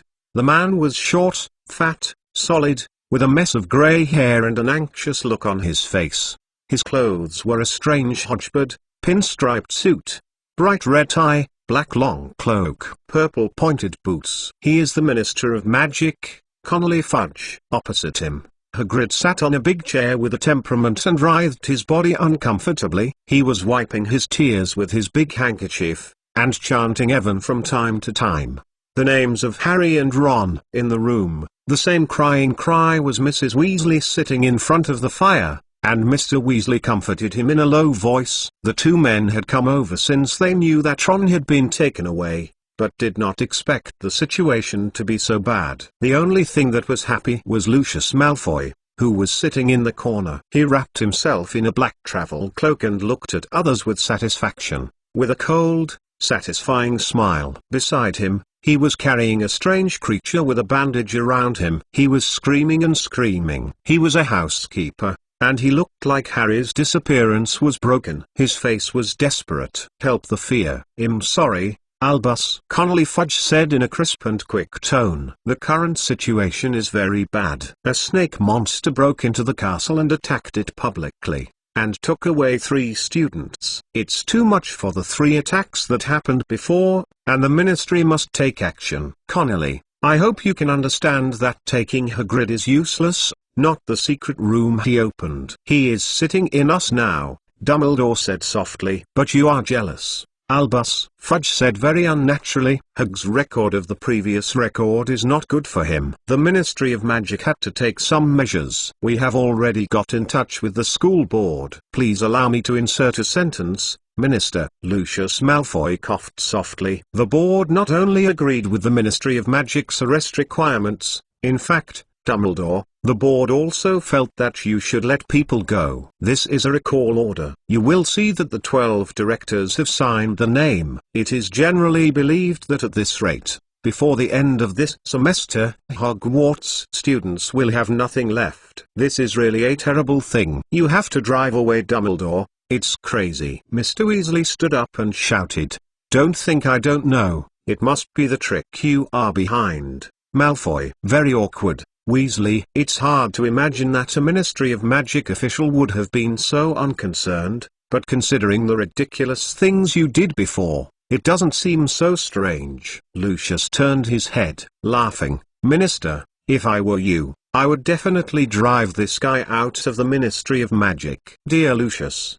Connolly Fudge was absent-mindedly playing with his top hat. "I don't think it is time to pursue these things." Arthur's son was brought into the Chamber of Secrets. He was just a little excited. "And I don't think it's a good idea to remove Dumbledore. This is Hogwarts internal affairs, and all of our 12 directors voted." Lucius blinked smugly. "Malfoy, how many people have threatened and extorted them before they forced them to agree?" Hagrid stood up.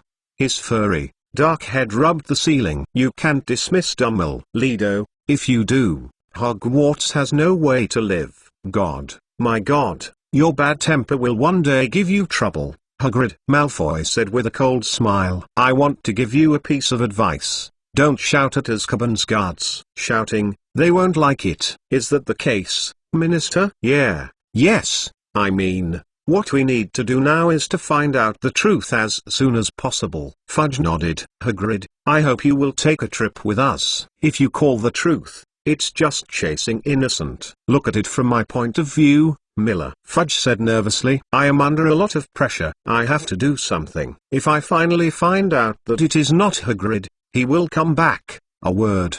No, don't worry, I think we will know all the truth right away."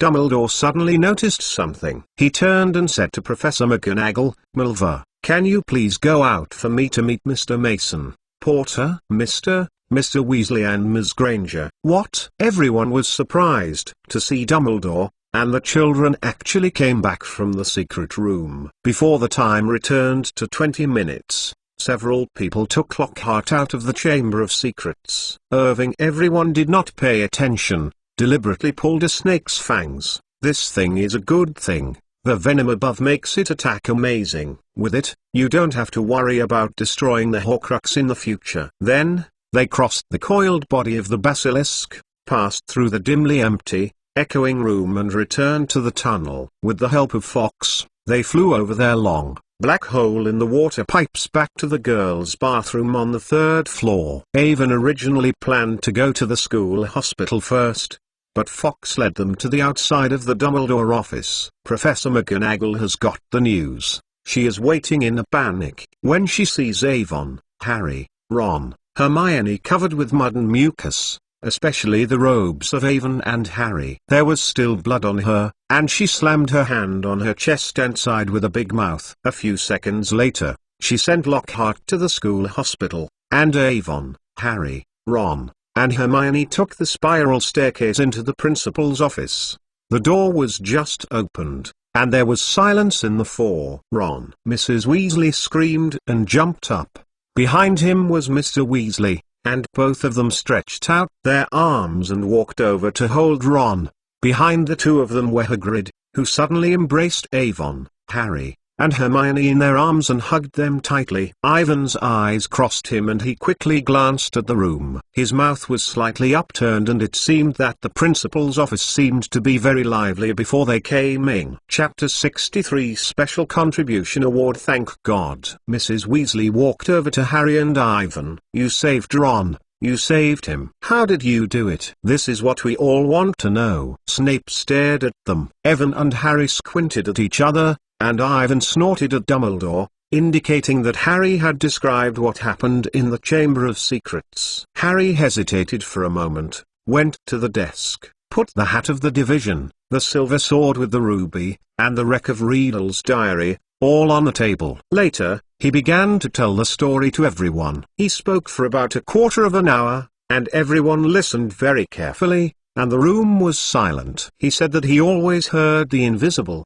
soul-like sound, and then they investigated and learned from Hagrid about the past events that occurred when the chamber opened for 50 years, and concluded that there was a basilisk inside the chamber. It lurks in the water pipes and wanders around the school, attacking students. Then, he said that the two battles that took place in the public restroom and the secret room, how he and Ivan were brought to the secret room by the snake, how was Ivan hit by Riddle's curse, how is Fox in time when he arrived, how did the branch hat give him a sword, how he used the sword to kill the basilisk. But then, his voice became hesitant. He has always avoided Riddle's diary in the front, referring to Ron. At this moment, Ron was standing at the fire with his head down, his face lost, and his tears rolled down his cheeks silently. Harry nervously thought, if he said that Riddle controlled Ron to do all this, but Riddle's diary had failed,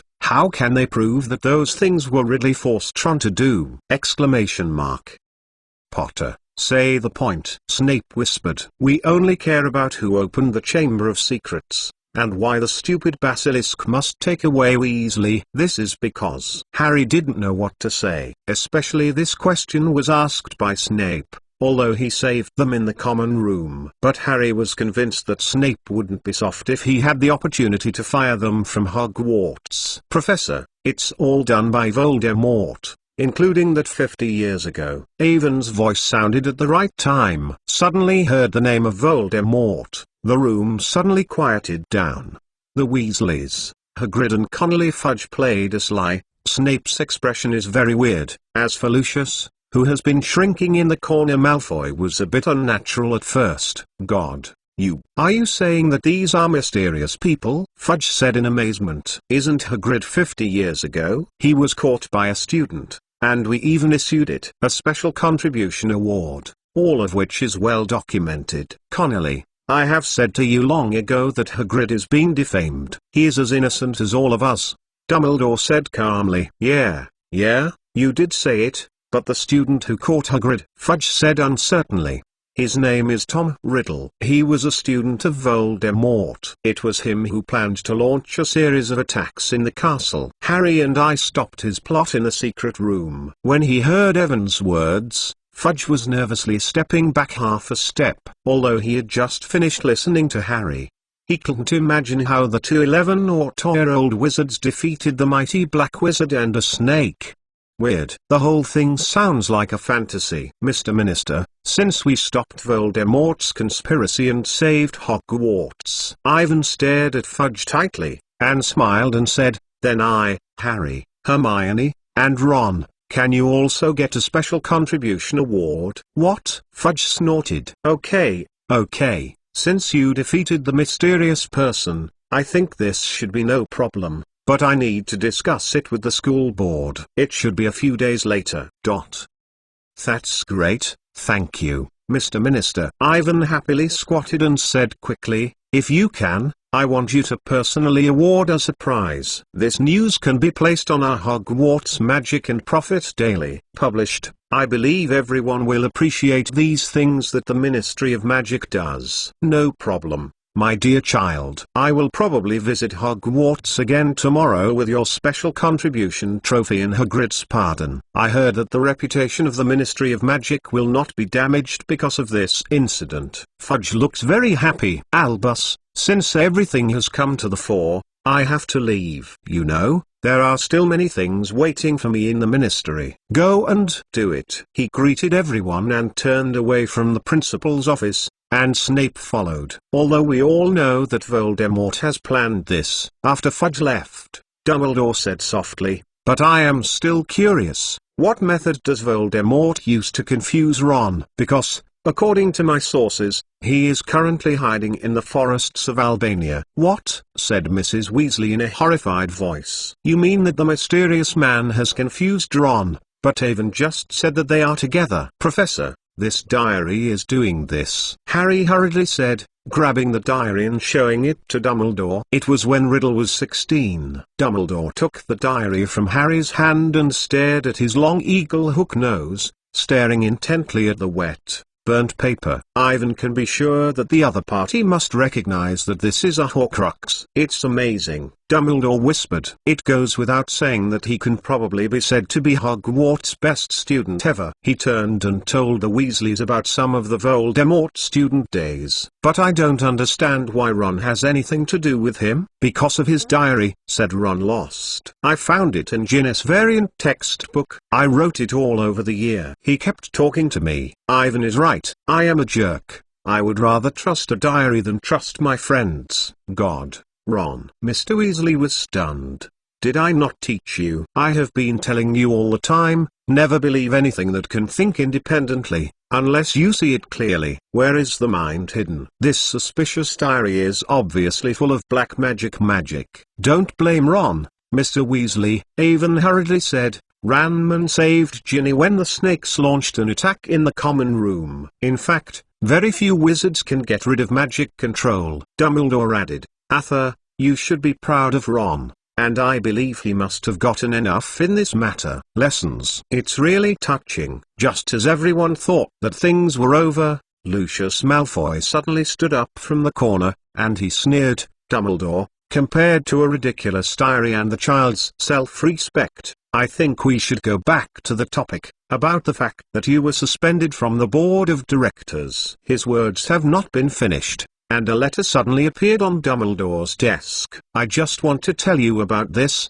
Lucius," Dumbledore said calmly. "I just got in touch with the other 11 directors. After discussion, they seem to think that I am the best fit for this jobs." "It turned out to be," Lucius squinted and said slowly. "Besides, they also told me something interesting. It seems that someone is threatening them to say that if they don't agree to let me leave, they will curse their family." Dumbledore looked at him with a smile. "It's a good joke." Lucius' face was paler than usual. His eyes were spurting out with anger. "If that's the case, then I will leave. I hope that Hogwarts will not appear again in the future attacks. Otherwise, as a school director, I will be very troubled." Chapter 64 Dumbledore's Temptation. Lucius turned and prepared to leave, but the behavior of the house elf Dobby standing behind him was very weird. His two big bulb eyes stared at Harry with deep thoughts, pointing to the diary on Dumbledore's desk, pointing to Malfoy, and then slamming his head with his fist. In the mind of Harry, the flash of light flashed and suddenly understood. He nodded to Dodo, so he retracted to the corner and slammed his ear as punishment. "Mr. Malfoy, you don't want to know how Ron got this diary?" said Harry. "Hey!" Lucius looked at Harry disgustedly. "My time is very precious. I don't have the interest to pay attention to a stupid 12-year-old boy. How did I get a ridiculous diary?" "Yes." Harry dragged his voice. "Ron just said that he found this diary from the Ginny variant textbook, and I remember that at the Ritz bookstore. You just picked it up." "Ginny's variant textbook must be sneaked into the diary by you, isn't it?" Hearing his words, Mr. Weasley jumped up and looked at Lucius Malfoy in anger. If it wasn't for Mrs. Weasley, he would have rushed up. Ivan noticed that Lucius' pale hands became fists and then released. "Is there evidence?" he said in a hoarse voice. "Oh, No one can provide evidence. Dumbledore smiled and said, Riddle has disappeared from this book after all.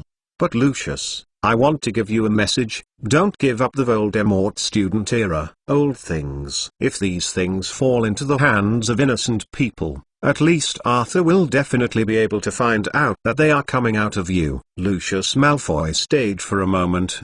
His right hand moved, and seemed to want to lick his wand, but he restrained himself. I will remember your advice, Dumbledore. He turned and said to the house elf, we are gone. More than. He unscrewed the door and the house elf ran hurriedly. Lucius kicked him out of the door and could hear the painful screams drifting down the corridor. Looking at the back of Lucius, Ivan secretly mourned for him in his heart. Poor Malfoy. He probably did not know that the diary he had just put out was actually the Horcrux. When Voldemort returns 2 years later, there will be his hardships. Harry stood there staring at the diary, frowning and thinking for a moment. Professor Dumbledore, he said in a hurry. Excuse me, can I return this diary to Mr. Malfoy? Of course, Harry, said Dumbledore calmly. But after that, you need to go to the school hospital for a trip. Madame Pomfrey prepares the treatment for you. Harry grabbed the diary and rushed out of the office. Awin thought for a moment and hurriedly whispered a few words in Hermione's ear. She nodded and followed, and Ron, Hagrid and Sly also looked worried to follow up. In a twinkling of an eye, there are only 2 people in the office, Dumbledore and Avon. Sit down, Avon. Dumbledore pointed to the chair in front of him. It seems that you have something to say to me. Ivan nodded and sat up in a cautious manner. Since it has already attracted the attention of Dumbledore, it is certainly not as good as it is. Let's relax. You need to pick up some piles. I heard that you like it very much. Dumbledore picked up a can of candy from the table and reached over to Ivan. No, Professor. Ivan shook his head in a hurry. He only advertised this candy once in the newspaper. The ghost knows how to spread it out. He likes this stuff. In fact, I have something to say to you. First of all, I have to thank you for helping Harry in the secret room. Dumbledore's eyes sparkled. I haven't seen it for a long time except Riddle. I have been a good little wizard like you. Seeing you seems to remind me of an old friend. Although the other party said it was easy, but Ivan's heart was secretly vigilant. He knows Dumbledore's black history. His old friend probably only has the first generation of Dark Lord. This is not a very happy evaluation. You have won the prize, Professor. Ivan said modestly. I am only knowing more than the rest of the same grade. In Hermione's words, it is just studying at death. This is not as simple as reading a book. I have read the article you wrote. The Hogwarts magic that you run. I have subscriptions almost every issue. Professor, if you are talking about the article in the academic research section, I am sorry, that was provided to me by Riddle. I didn't know that he was Voldemort. Yeah. Those studies are really deep. I just said that Riddle may be the best student in Hogwarts history. Dumbledore looked at Evan. You are like him in some places. But the 2 of you are different. You have your own friends. After hearing the other person's words, Ivan sighed with relief. He knew that this was Dumbledore's recognition of himself.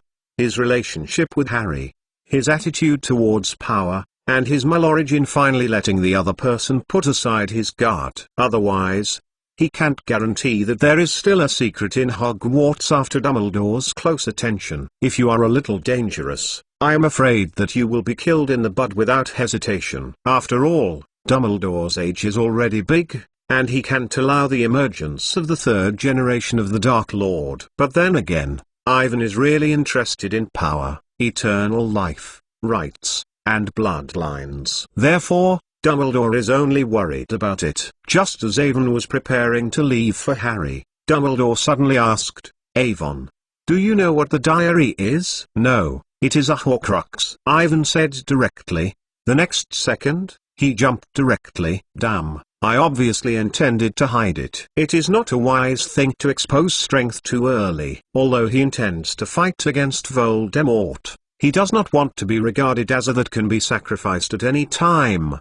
But I don't know why, Dumbledore's voice seems to have a magical power that allows people to unconsciously say everything in their hearts. When I heard Evan's words, Dumbledore had been stunned for a long time. This was a surprising result. He just thought about what the boy might have guessed. He originally intended to disclose some information, but did not expect that Awin already knew this.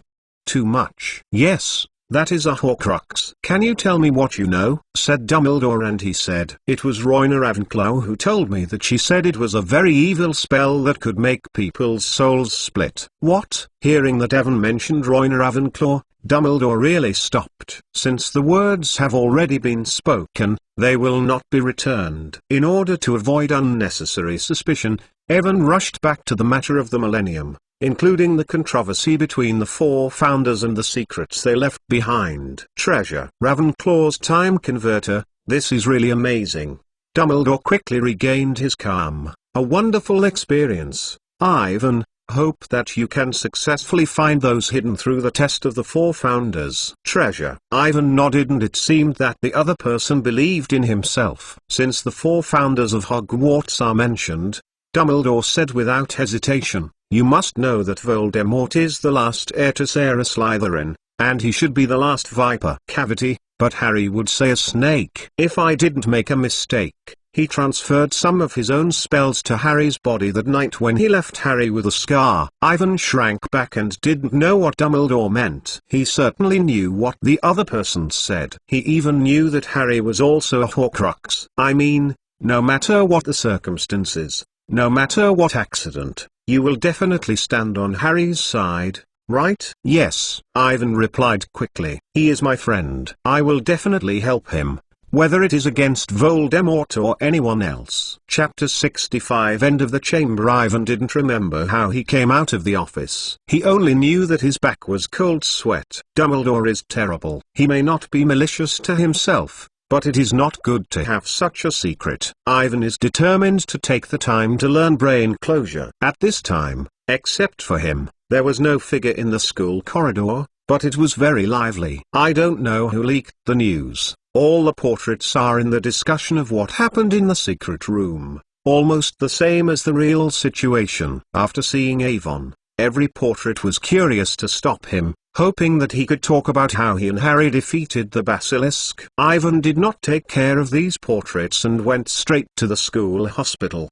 The next second, slamming, the domestic elf More Than suddenly appeared in front of him. Mr. More Than Free. Harry Potter liberated Dobby. He gave the owner a lot more than a sock. He is more great than the original one, the elf said with a harsh scream, eyes stunned. It's big. It's all tears. Congratulations, Dobby, Ivan whispered, and he saw Dobby wearing a slimy smelly sock on his right foot. Thank you. Dobby's eyes uttered a loud whisper. Mr. Dobby, Miss Hermione Granger said, do you have anything to look for? I do have something to ask you. Ivan nodded and asked quickly. Dobby, you have gained freedom now. Then what are your plans for the future? Dobby thinks about it, sir. Dobby likes freedom, but also likes work, more than a job, and get paid for work. The elf said and suddenly became somewhat lost. But it's hard, sir. People are afraid that they don't want to pay more than a lot of money, which is not in line with the quality of a domestic elf. Dobby's voice is getting lower and lower,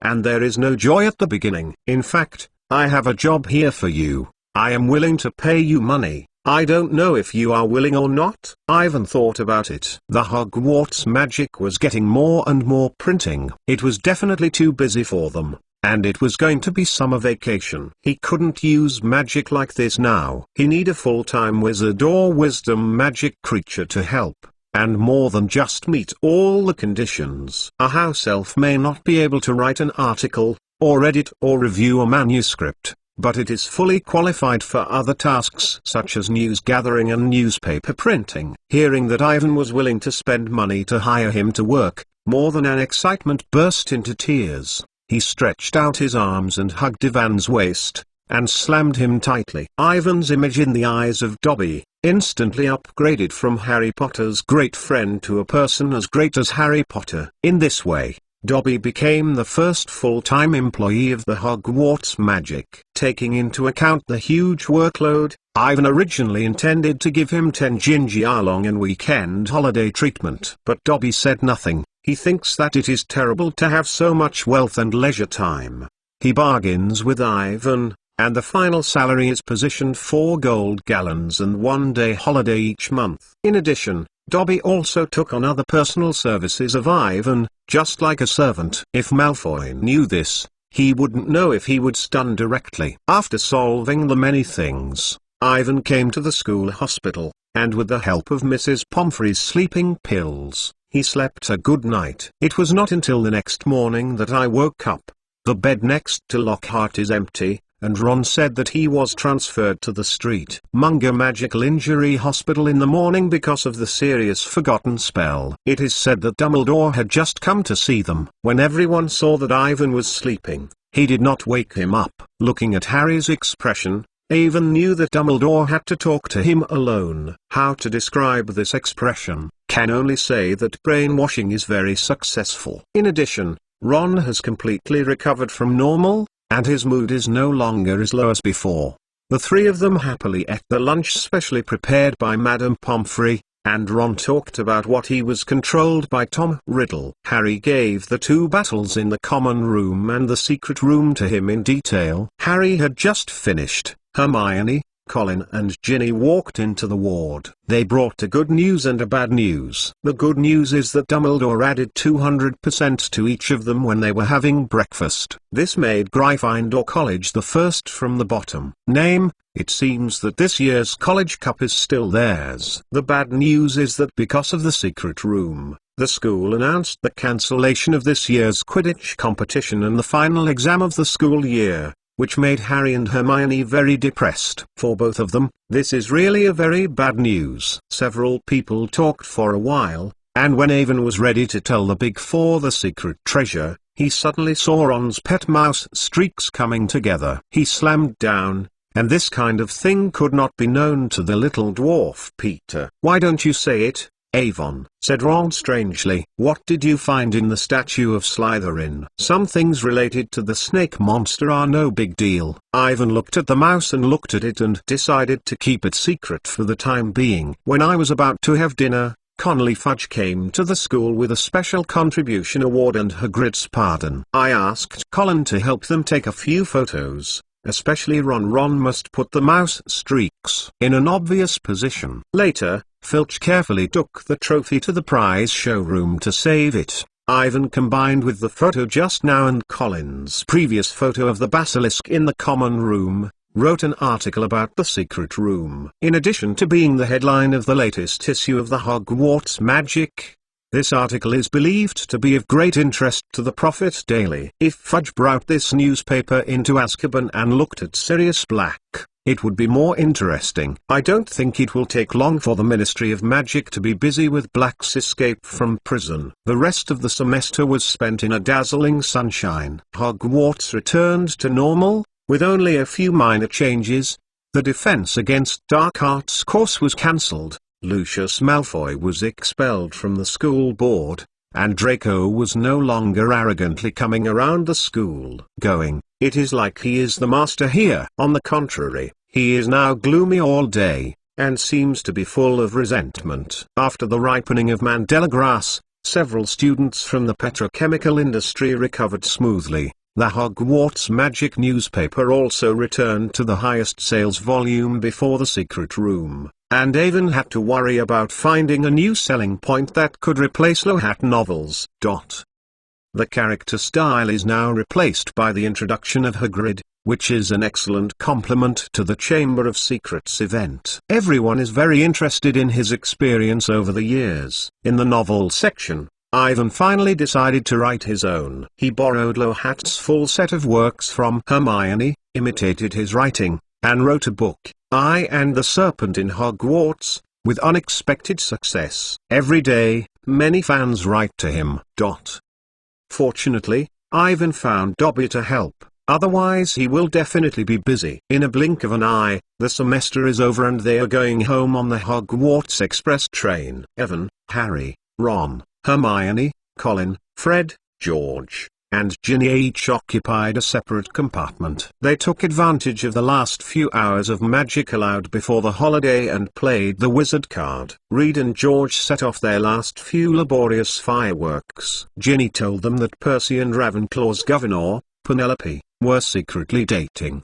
She saw them kissing in an empty classroom on Halloween night, which surprised everyone, but it also explained why Ivan always feels that Ginny has something to do with herself, and why Percy is so abnormal, sad and has been running to the school hospital after Punlo was petrified. The Hogwarts Express train slowed down, and Harry wrote them the phone number of the Dursleys, but Avon was very skeptical that Harry's widow's aunt would be willing to receive a call from a wizard. As Harry was talking to Ron, if they heard that Harry had almost died many times, but they all survived, they would be frustrated. When the train slowly entered the platform, Ivan got up and took the luggage. He suddenly touched the magic potion placed in his pocket, and thought of the brain closure and protection spells that had been included in the summer study. There was a bitter smile on his mouth, and it seems that he will be very fulfilling this summer. Chapter 66 Busy summer vacation. As expected,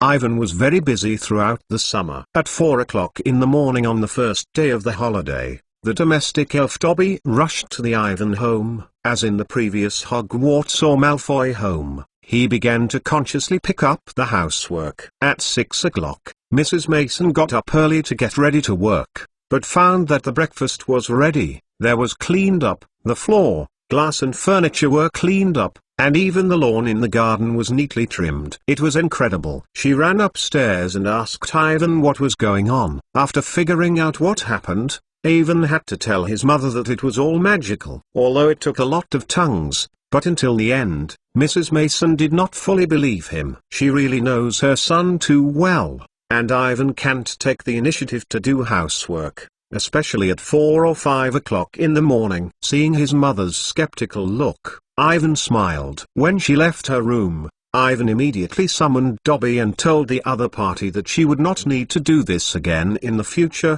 but the effect did not seem very good. Dobby looked at the big eyes like two light bulbs and looked at Ivan pitifully. He repeatedly asked if he had not done anything. After Ivan said more than 10 times, he suddenly burst into tears and doubted. Ivan wants to drive him away. In the end, Ivan had to turn to comfort him. Through this incident, Ivan found that trying to convince a house elf to reduce the workload is simply asking for trouble. Fortunately, the Hogwarts magic has a lot of work, otherwise he really doesn't know how to deal with a workaholic house elf. Unexpectedly, the sales of newspapers during the summer vacation are not much less than when they were in school. Even without Lockhart's photos and novels, Ivan's Eye and the Serpent in Hogwarts have aroused great interest. In addition to the little wizards, many adult wizards also began to subscribe to the newspaper. At first, they wanted to see content related to the Chamber of Secrets and the Snake Monster, but they were later attracted to other articles in the newspaper. Most people thought that these articles were very interesting. This is mainly due to the help of thousands of ghosts all over the UK, led by Nick, who is almost headless. They are now the main source of news for the newspapers. The ghosts are 24 hours of sleeplessness and a unique perspective different from human beings.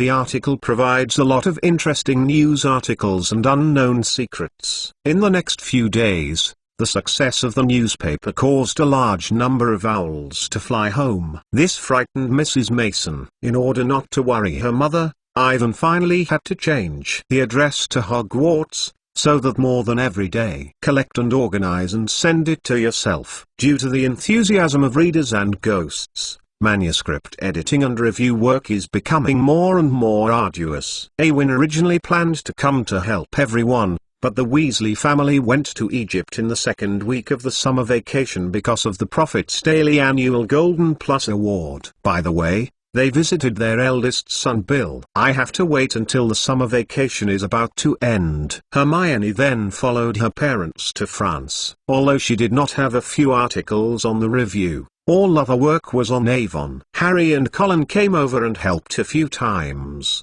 but the effect was very limited. Compared to the complicated word processing work, they are more inclined to discuss the recent Quidditch League, summer homework or the topic related to Sirius Black's jailbreak, and the two of them only visited during the first few days of the summer vacation. Ivan. Soon after, Colin went to his hometown in the country to spend the summer with his father and brother. Harry had to be unlucky. Since Ron had called the Dursleys on the 5th day of the summer vacation, he was confined and refused to go out. Even Ivan personally visited in the past. They did not let him into the house. Just as Ivan was preparing to rescue Harry, Harry asked Hedwig to send him a letter. Harry means that he himself is the best to be honest in the near future. Don't provoke the aunt to be angry, if he wants Vernon to sign his visit to Hogman's parental consent. From then on, Ivan could not let Dobby send some food to Harry every day, so that the Dursleys would not starve him. Although the manuscript editing and processing work is heavy,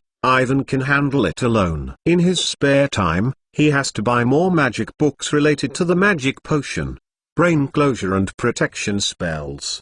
He can afford to sell all his savings. The casting of the protection of the curse requires a wand. According to the relevant regulations on the minor restraint of the underage wizard, the underage wizard does not allow magic to be used outside the school. Everyone's wand will be tracked by the Ministry of Magic, so Ivan is mastering the theoretical point of this spell. After that, focus on the brain closure and magic potion. As a magical art that resists the penetration of the outside world, brain closure can block the brain against magical invasion and influence. The trick to cast this spell is to empty the brain so that others can't get memories from your mind through magic. Masters of cerebral occlusion, like Snape, can even make up a false memory to deceive the intruder. Ivan can't do this either. In fact, he encountered problems when he got started. He found it difficult to empty his brain. There are always some weird ideas in his head,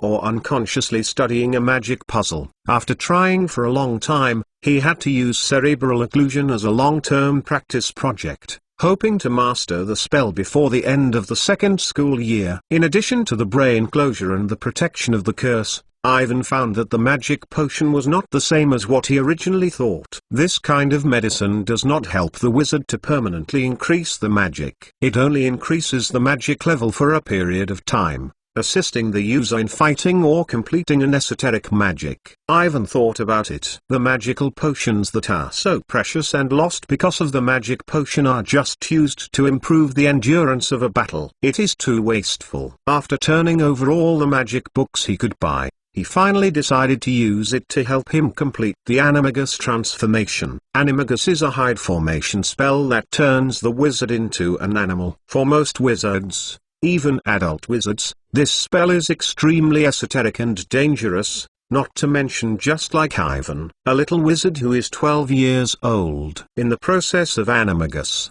the practitioners are easily enchanted by various reasons, eventually leading to deformation failure or even death. Therefore, the Ministry of Magic strictly controls this spell, requiring all Animagus transformed animals and characters to be registered in the Ministry of Magic's Abuse Magic Office. There is a person responsible for monitoring the entire deformation process. There are only 7 people in Animagus who have successfully registered in the 10th century. Of course, this is certainly not the total number of masters of the Animagus morphing wizard. Ivan knows that there are many Animags that have never been registered, such as the little dwarf Peter who has been swaying in front of him and the little Sirius Black who is about to debut. They all completed the transformation in the student era. In view of this, Ivan, who has the help of the magic potion, decided to complete his own Animagus this summer. He has studied it carefully. To become an Animagus, in addition to the strong knowledge of deformation theory,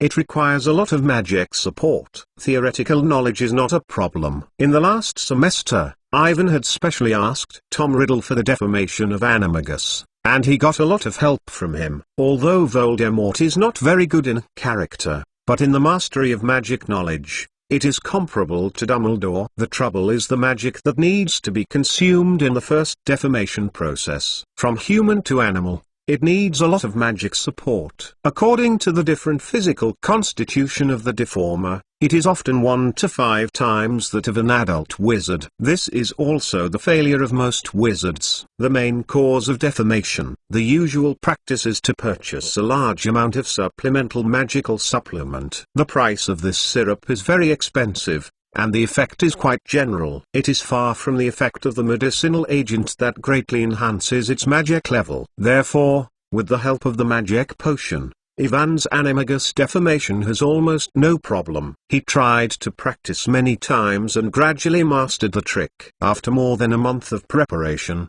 in the 5th week of the summer vacation, Ivan shut himself in the room and was ready to try the first deformation. He was more than just outside his door. Without his consent, anyone it is not allowed to come in. Chapter 67 Animagus in the room. Ivan opened the thick magic book, turned to the page of animagus, and re-examined all the steps and points of the deformation. After confirming the correctness, he took a deep breath and took the magic potion and looked up and drank it. Like a glass of spirits, the dark golden potion has just swallowed, and a powerful magical force begins to appear in the body, becoming stronger and faster. The magic is like a river that never stops flowing, constantly rushing out of the body and flowing along the blood into Ivan. Between a breath, he can feel that there is a change in his body. Now, his body is filled with restless power, and the magic begins to overflow uncontrollably. This made Ivan think of his first magical riot at the age of 5, and he thought he had any superpowers. But that feeling is very short, far from being so strong this time. After reluctantly insisting on 5 seconds, Ivan felt that he had reached the limit. The magic of the body made him very uncomfortable. He could not continue. He had to use magic to vent these powers, otherwise he would be the magic is alive and dying. Animagus. Ivan snorted. As soon as the voice fell, his body quickly began to change. The powerful magic erupted in an instant, and under the magical impact, everything in the room flew out. Even Dobby, who had been guarding the door outside, felt this violent magical power. He quietly opened the door and opened a gap. He was sitting in the middle of Ivan in horror. Because of fear, he held the doorknob with both hands. The 2 bulb-like eyes are as big as ever. In the center of the room, Ivan's muscles are squirming and trembling. Like a ooze, his body is rapidly deforming and softening. It feels like taking the compound soup in the last semester. Ivan feels that his body's skin, blood and bones are melted. But this kind of stimulation is much stronger than the compound decoction, and the intense pain that followed has almost fainted him. Ivan bit his teeth and told himself that he must persist. If he fails to faint now, then everything will be abandoned. He concentrated all his attention and tried to control the magic of the body. At his insistence, his body shrank at a rate visible to the naked eye and began to change toward the animal. His bones became strange, black fur appeared on the surface of his skin, and a pair of big, furry ears grew on his head. After about 20 minutes, Ivan's bedroom could no longer see a person. The swaying magic gradually settled down, and the effect of the magic potion gradually declined. Ivan knew that he was successful. He shook his head and found that his hands had turned into black claws, and everything in the room became very high. Although it is not clear what the animal is deformed, it is definitely not big. Ivan silently recalls the introduction of animagus in the book. Animagus deformation is usually limited to non-magic creatures, because the magic of the wizard and the magic of magical creatures are essentially different in operation. If they become magical creatures such as phoenixes, dragons, eagle-headed horses and winged beasts will have unpredictable consequences. In addition, animagus does not arbitrarily become any kind of animal, and the changed animal must be related to the character and weight of the sorcerer. Ivan's body is inherently thinner, and it's not surprising to be a smaller animal. The key is in terms of personality. He thinks he is a more cautious type. Small non-magical creatures, cautious character. God, I shouldn't be a mouse like the little dwarf Peter. Ivan's heart sank. This is the worst result. What he hopes most is to become a bird. This is the most convenient, but considering his strong fear of heights, this possibility is not expected. But as long as it is not a mouse, any other animal can. Even because he came from China before crossing, he thought that he might become a panda. But now this type of body, the panda, is definitely not possible. maybe it will be. Just as Ivan was thinking about it, the house elf was more trembled and approached the room. He looked at Ivan in horror and approached carefully. Heaven, my God, my husband has become a black cat. What? I became a black cat. Ivan tried to look back and know that he had not become a mouse. He sighed with relief. A black cat? This result is unexpected. In the world of wizards, black cats have been regarded as symbols of evil spirits since ancient times, and their significance is very significant. Black cats are generally considered to have a strong magical power. Ivan has reviewed all the recorded animagus in the past millennium, and no wizard has become a black cat. Mr. Raven Mason's magic has gone wrong. Dodo doesn't know what to do. Stupid, useless, more than what must be done. Dobby screamed loudly, pulling his own ear. No, Dobby, my situation is very good. You don't have to do anything. You don't have to punish yourself. Evan hurriedly said, but his words came out. But he screamed. Dobby knows. Mr. Raven Mason must go to the street. Munger Magic Wound Hospital. Dobby rushed toward Ivan. Dobby must save Evan Mason. Hearing Dobby wants to save himself, thinking of the last semester than saving Harry, the cold hair of Evanxian is all upside down. He does not want to die under the hands of a house elf. Because I just took the magic potion and completed the first deformation, the magic consumption is serious.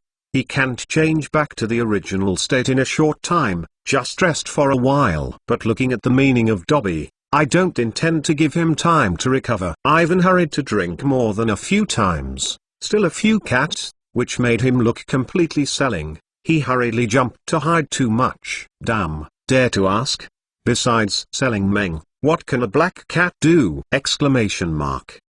With the instinct of cats, Ivan found that his movements were very agile. He hid more than a few times, but when he saw Dobby stretch his fingers to use magic, he knew it was not good. Ivanki screamed and slammed into the balcony and escaped from the open window. This feeling is wonderful. Ivan is like a real cat. He runs down the windowsill and climbs to the first floor smoothly. He is not injured at all. Seeing Dobby ran out with himself, Ivan did not delay, ran away with a smog, and after crossing a corner, he quickly hid behind a trash can. A few seconds later, he looked at Dobby's big eyes with tears and chased him down the street. He didn't find himself hiding. Chapter 68 Incorrect Contact with Stray Dogs. Ivan proudly watched Dobby disappear from his own eyes, and it seems that it is not a complete use of a cat. At the very least, there is an advantage in hiding. Almost all animagus are hiding masters. Looking at the little dwarf Peter, they can hide in Ron's house for 12 or 3 years before they are discovered and have to be admired. But he couldn't smile at once, and Ivan suddenly heard a loud crash in the trash can behind him,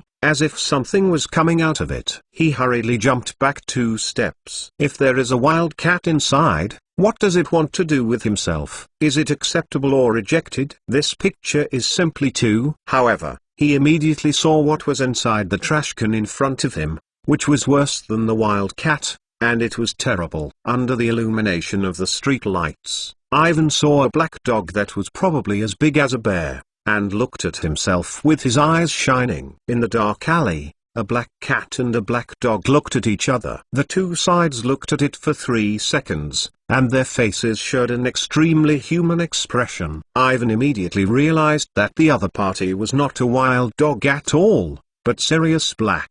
Your luck is really good enough. If you just hide behind a trash can, you will be able to find a fugitive who has not been found by the Ministry of Magic for more than a month. Just as Ivan knew his identity, Sirius Black immediately realized that the black cat was an animagus in front of him. He showed his fangs to Ivan and screamed twice. As the atmosphere became more dignified, Ivan felt a little dangerous. He was tight in his muscles, and when he hadn't reacted, Sirius turned away without a fuss. Seeing the other side escaping, Ivan stunned for a moment before he realized what had happened. He didn't even think about it and chased it up. A cat and a dog are chasing in the dark alleys of the Little Huge Inn district of London, like two shadows. If someone is lucky enough to see this strange picture, they will be surprised to open their mouths. Both of them run very fast, much faster than ordinary cats and dogs. The black cat that Ivan became very explosive. He only needed to use the force on the ground,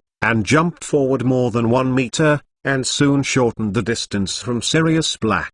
Sirius Black's endurance was originally stronger than Ivan, but the 12-year Azkaban prison life, more than a month of escape, has made him completely strong, not brave, and after running for a while, the speed slowed down. Ivan's mouth was slightly upturned, pushing the other side into a dead end. Sirius Black carefully stepped back a few steps and found that after he had no retreat, he showed his teeth.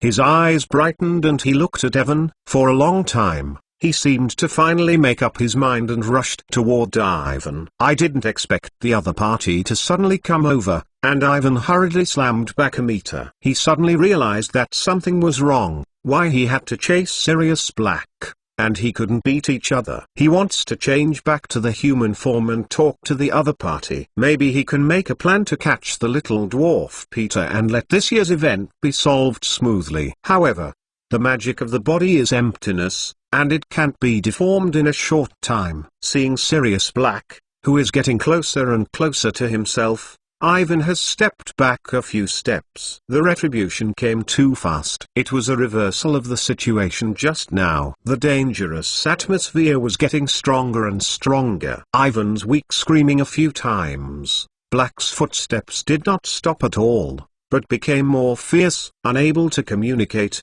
Ivan decisively turned and fled before the other party rushed to tear himself apart. He could feel that Sirius Black was chasing behind him, and Ivan had to speed up. As he passed through a garden, he saw a small figure holding a huge box on the dark corner. Just as Ivan was strange, when the figure looked familiar, a sudden light came across the opposite side, and he immediately knew who it was.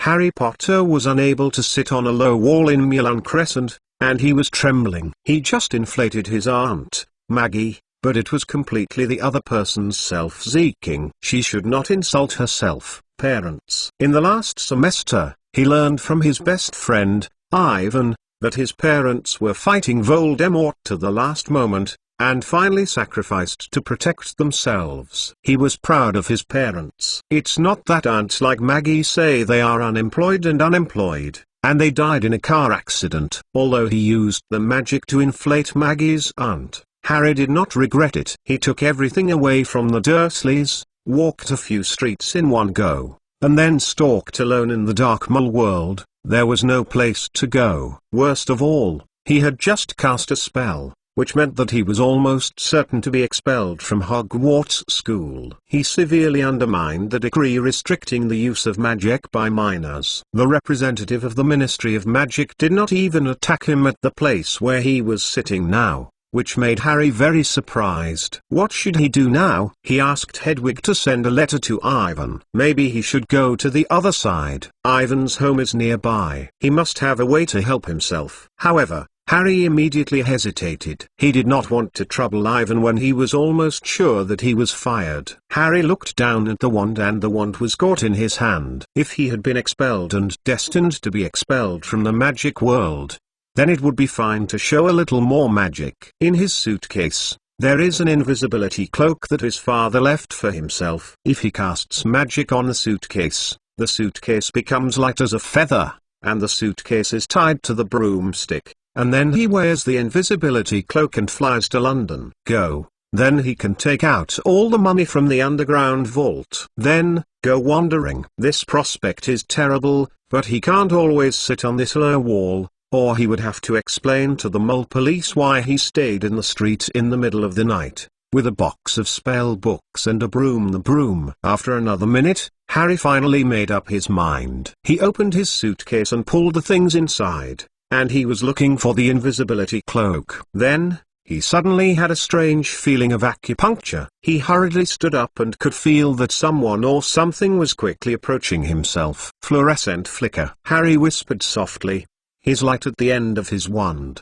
The next second, he saw a petite, pure-color black kitten rushing to himself and jumping into his arms. Chapter 69 Night Bus. The impact of the black cat rushed, and Harry stepped back half a step. His leg immediately hit the suitcase and slammed. He hugged the kitten in his arms with one arm and extended his other arm to keep his body balanced. But it didn't work. He fell heavily on the ground. He hurriedly climbed up, and the black cat in his arms jumped over his shoulder, with a strangely familiar weird smile on his mouth, reminding Harry of Evan.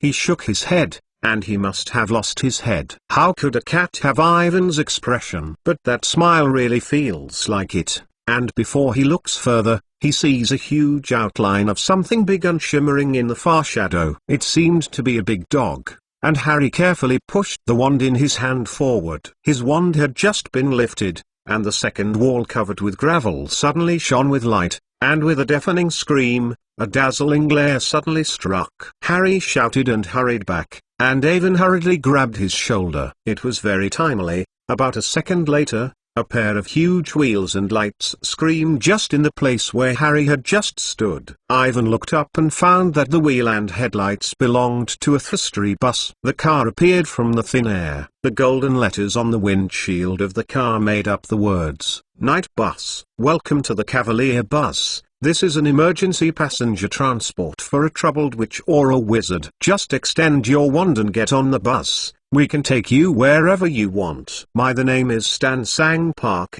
I am your ticket seller tonight." Sampak was about 18 or 9 years old, with a pair of big fan ears and a few small pimples on his face. He walked to Harry's side. "A strange passenger with a black kitten. What are you doing there?" "There was a thing there. Did you see it?" Harry wanted to ask if the other person saw a big dog standing in the open space not far away. But when he turned around, he saw nothing. "No, what is on your head?" Stein seemed to see the scar on Harry's forehead. "No, nothing," Harry said quickly, covering with his hair. If the Ministry of Magic was looking for him, he didn't want to make it easy for them to find themselves. "Well, what is your name?" Stan continued. "Navalin Barton," Harry whispered, his eyes shifting to the car behind Stein. "So, this bus can go anywhere, is it?" "Yes, any place you want to go, as long as it is on the land. You can't go under the water." Stein looked suspicious. "You just didn't signal to stop us." "You reach out to you wand, isn't it?" "Yeah," Harry said quickly. "Listen. How much does it cost to go to the Diagonal Lane in London?" 11 silver, said Stein. "But if you bring a pet, you have to pay 5 more. If you pay 3 more, you can get chocolate. If you pay 1 more, you can get a hot water bottle and a toothbrush. The color is picked by you." "Wait, this cat is not my pet." Harry remembered his black cat on his shoulder. He hurried to Stein. "1 second before you came, I just met it." "Is it?" Stan suspected. "But it has gone up. You have to know that black cats are very rare." "It is not your pet." Harry saw the black cat that had been squatting on his shoulder. He had climbed onto the Cavalier bus and sat down on a soft bed. "No way." He had to quickly flip out the purse and pour some silver coins into Stein. Then, he and Stan raised his suitcase, and Hedwig's cage was on the box, and the two walked onto the night's bus. "You sleep this." Stan introduced Harry to the driver, then led him to the bed where Awin was sitting. He took a large piece of chocolate from his pocket and handed it over. "This is yours. I give it. Your pet is ready to order cat food. We have everything here." He rummaged under a bed, took out a rice bowl and put it in front of Ivan, and smashed a pile of cat food inside. Ivan directly turned his head and couldn't bear to look straight. This idiot really regarded himself as a cat. If I had just felt that Sirius Black had not gone, Ivan would not choose to sit with this car with Harry. Anyway, Harry wouldn't have anything to do.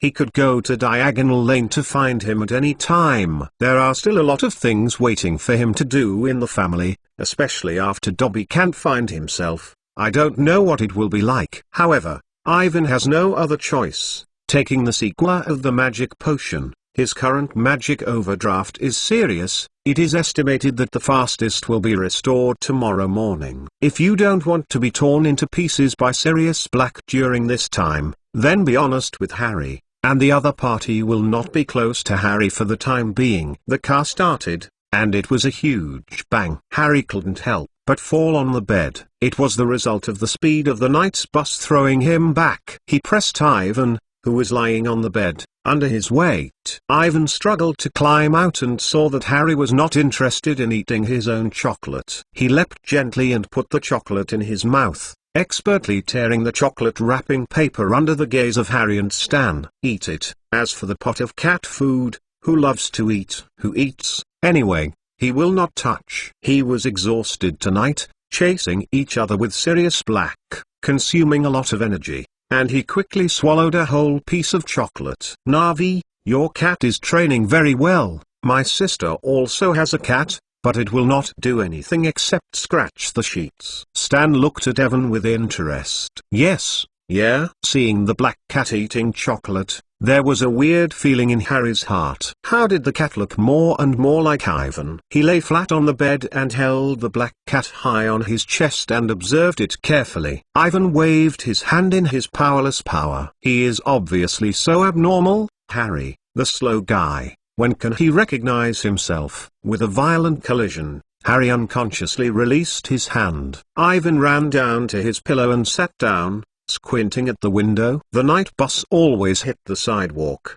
but nothing could be hit. The lamp post, mailbox and trash can. When the car came over, it jumped to avoid it, and when it passed, it returned to its original position. Harry studied for a while and Ivan became a black cat, and his thoughts were regained himself. The thing tonight is already bizarre. A strange bus that can jump forward 100 miles, a big incredible dog, and a black cat who lives and stalks with his own. He doesn't know himself. What will happen next? Then, in his stomach, he thought of Aunt Maggie, not knowing if the Dursleys managed to get her out of the ceiling. Chapter 70. Sirius Black. Evan tried to make himself lie a little more comfortable. He squinted and saw Stancy give Harry a Prophet's Daily. The front page is a huge photo of Sirius Black. His face is sunken, his long hair is tangled together, his skin is white and waxy. He looks scary, isn't he? Stan looked closely at Harry's face. It's all about his recent news. Sirius Black is considered the most notorious of the prisoners who have been in Azkaban Castle. Have he killed 13 people?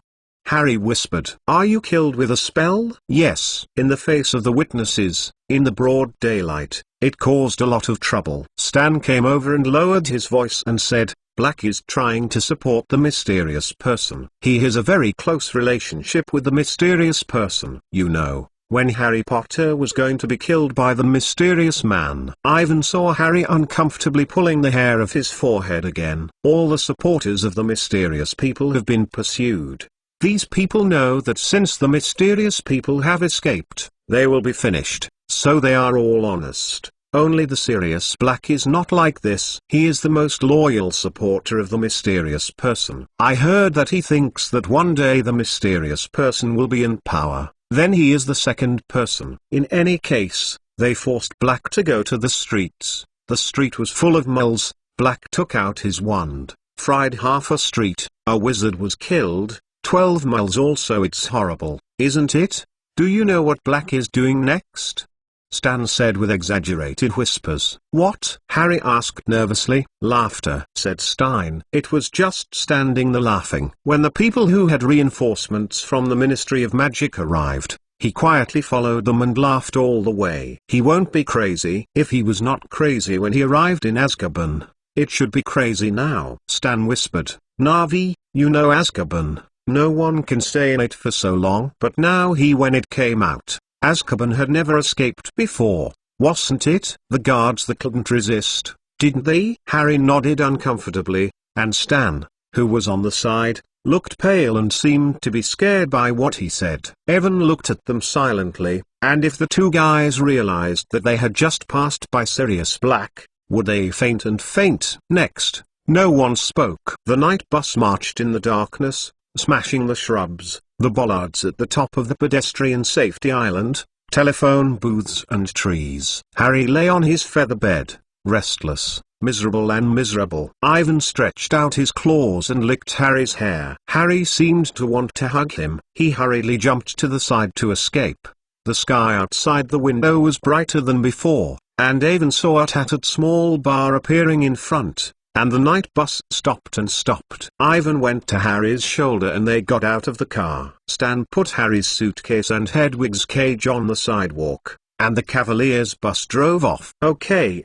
Then we are going to the Gringotts. Harry slammed down and looked at the front with a look of horror. You are here, Harry. In the darkness, a figure suddenly came out of the low and dark hall of the Cauldron Bar. The Minister of Magic, Connolly Fudge. Harry was secretly nervous. He dragged his heavy suitcase and was brought into the bar by Fudge. A man with a bent back and a lantern in his hand appeared in the doorway behind the bar. This is Tom, the boss who has wrinkles and no teeth at the Kettle Bar. You found him, Minister. Tom stooped and bowed. What do you want to drink? Beer or brandy? Come on, a pot of tea. Fudge looked awkward. He pointed to a chair next to the fire and said to Harry, sit down, Harry. Harry sat down, and despite the fire, Avon could still feel his body twitching slightly and seemed very nervous. Fudge took off his green pinstriped robes and threw it aside, then quickly pulled up his dark green suit pants and sat down opposite Harry. We just met 3 months ago, Harry. I am Connolly Fudge, Minister of Magic. Fudge said quickly, strangely glanced at the black cat lying on Harry's shoulder. Harry nodded prudently. He couldn't believe that he was personally caught by the Minister of Magic himself. 3 months ago, the other party had just given themselves, Ivan, Hermione, and Ron, a special contribution award. Is it necessary to expel him? Exclamation mark. He hasn't said anything yet. The bar owner Tom has appeared again, taking the tea and baking pancakes in a tray. He placed the tray on the table between Fudge and Harry, left the seat, and took the door with him. Well, Harry, Fudge said as he poured out the tea, I am not afraid of you knowing. You let us panic, run out from your aunt and uncle's house. I thought it was. But fortunately you have nothing to do. The most important thing is this. Fudge put butter on his baking pan and then pushed the plate to Harry. Eat, Harry. You look dead. You will be happy to hear how we solved the unfortunate insult of Miss Maggie. Before a few hours, 2 members of the Incidental Reversal Department were ordered. When she arrived at Newark Road, Miss Maggie recovered and her memory was adjusted. She didn't remember it, and it was like this, without causing any harm. Evan gently jumped on the long table and gave himself a baking pancake. He saw Fudge smile at Harry from the side of the cup, like an uncle looking at his beloved nephew. Opposite the table, Harry didn't believe his ears, opened his mouth and seemed to talk, and couldn't think of what to say, so he closed his mouth. Are you worried about the reaction of your aunt and uncle? Fudge said. Well, I don't deny that they are extremely angry, Harry.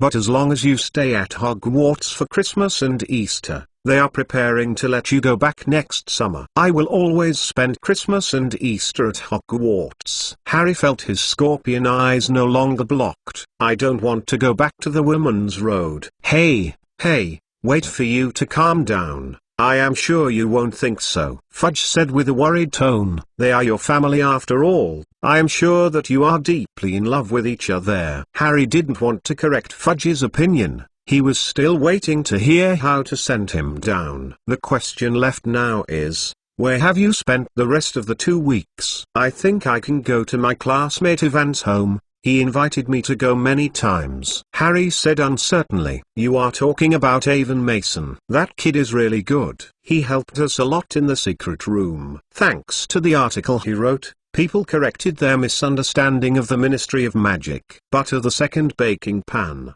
But this time he may not be able to help, since that person. In fact, I suggest you open a room in the Kettle Bar and stay there until the summer vacation is over. Chapter 71 Give the cat a name. Wait a minute, Mr. Minister, said Harry eagerly. What do you say to me? Disposition? Fudge blinked, as if he remembered that there was such a thing. In breaking the law, said Harry, the law that limits the use of magic by minors. Oh, dear child. We won't dispose of you for such a small thing. Fugger impatiently waved his roast pastry. That was an accident. We wouldn't just put them in order to blow up their aunts. Sent to Azkaban. These words made Harry a little confused, which was completely incompatible with his past dealings with the Ministry of Magic. In the last year, A house elf turned Dudley out of the pig's tail at my widower's house, and I got a formal warning." Harry frowned. "The Ministry said the magic. If you put any magic there,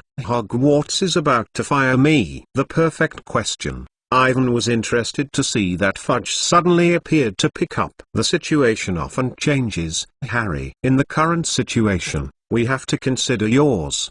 "Well, you definitely don't want to be fired." "Of course not," Harry replied quickly. When he heard Harry, Fudge laughed easily. He shouted the bar owner Tom, indicating that he had opened a room for Harry, and again, Harry stayed in Diagonal Lane for the next 2 weeks. "Don't go out inside, especially don't go to Mole's London to go shopping." Then he put on his robes and was ready to leave. "Mr. Minister, do you have news about Sirius Black?" When he heard Harry, Fudge's fingers slipped on the silver buckle of the robes. "Oh, you heard this news?" "Well, no, not yet. But it is only a matter of time to catch him. Azkaban's guards have never failed. They are so angry that they are more than I know. Everything is amazing." Fudge's voice was a little trembling. "So goodbye, dear Harry." Fudge and Harry shook hands. Harry hurriedly asked if the other party could sign on his visit to Hogman's consent form,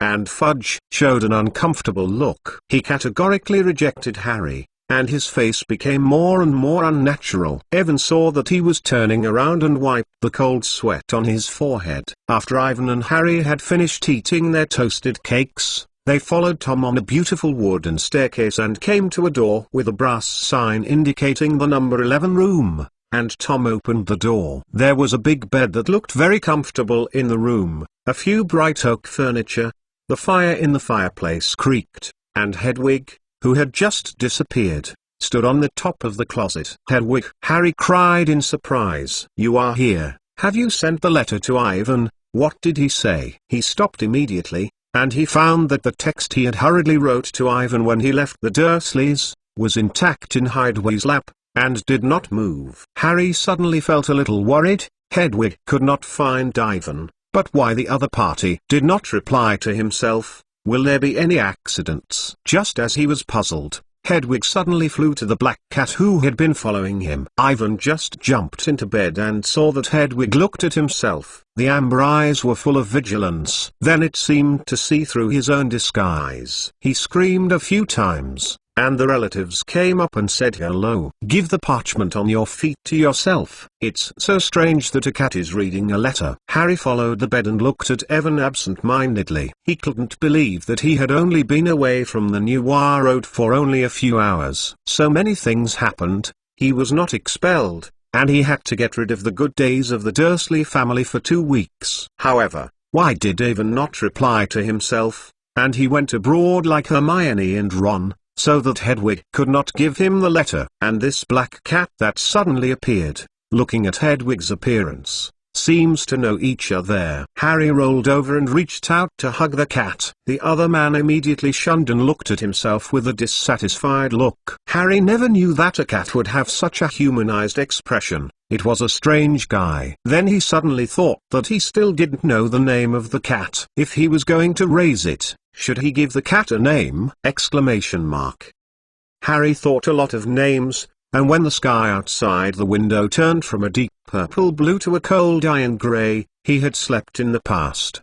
The next day, Harry was still asleep, suddenly feeling something pressed on himself. He slammed his eyes open and found that it was Evan. This shocked him and immediately fell asleep. Ivan, wake up. Harry pushed Ivan, who was sleeping. "When did you come over? Did you see the letter I wrote to you? And how did you get to my bed?" "Good morning, Harry." Ivan blinked and he found that he had changed back. The magic that had been exhausted was completely restored, and there was even a small increase. Seeing Harry staring at himself, he hurriedly told the other person about how things happened. How did he get a kitten from Animagus? How he was attacked by a black dog on the street. But one thing he didn't say, that is, the dog that chased him last night was actually Sirius Black.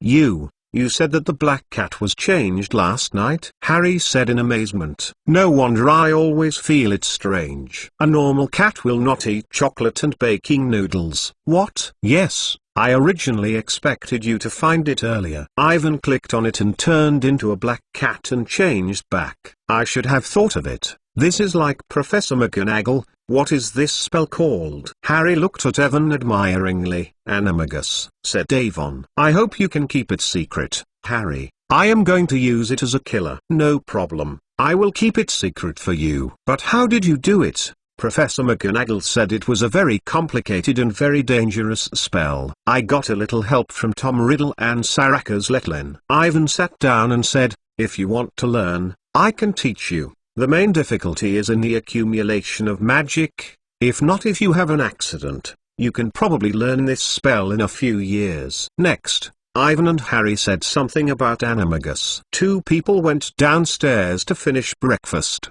and he summoned the house elf Dobby. I didn't find Ivan all night. Dobby looked terrified. His fingers were covered with bandages. He seemed to have punished himself. He cried in front of two people for a long time, which made Ivan very unwilling to go. He comforted for a while and let the other party go back and pack his luggage. Then, he went out to call his mother and told him that he would live in Diagonal Lane for the next 2 weeks, until the school started, so she didn't have to worry. Not surprisingly, Mrs. Mason trained Avon in a training session until she finally agreed to his request. Chapter 72 Diagonal Lane and Broken Cauldron. In this way, 2 weeks before the summer vacation, Ivan and Harry lived in the Leaky Cauldron. Compared to Harry's excitement, Ivan has more things to do. In the next few days, he will visit almost all the magic stores in Diagonal Lane. He persuaded merchants to advertise in their own newspapers. Thanks to the increasing sales of the Hogwarts magic, many merchants are willing to do so, and the advertising costs paid are much higher than the original. This gave Ivan a lot of savings.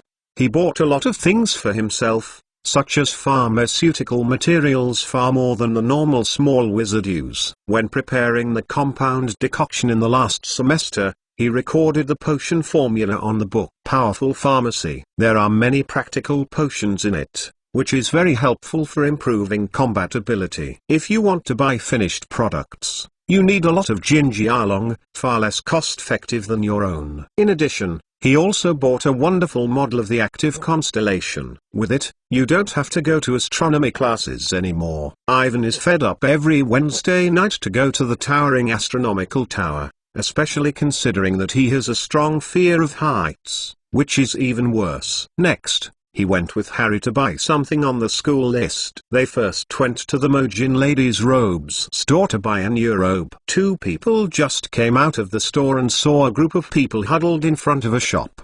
They curiously scraped together, and Avon noticed that it was a Quidditch boutique, with a beautifully crafted broom in the shop window. Fire Arrow, which represents the highest level of craftsmanship in the current broom. The is made of ash tree wood, streamlined, exquisite, treated with hard as a diamond polish, and has a hand-engraved registration number.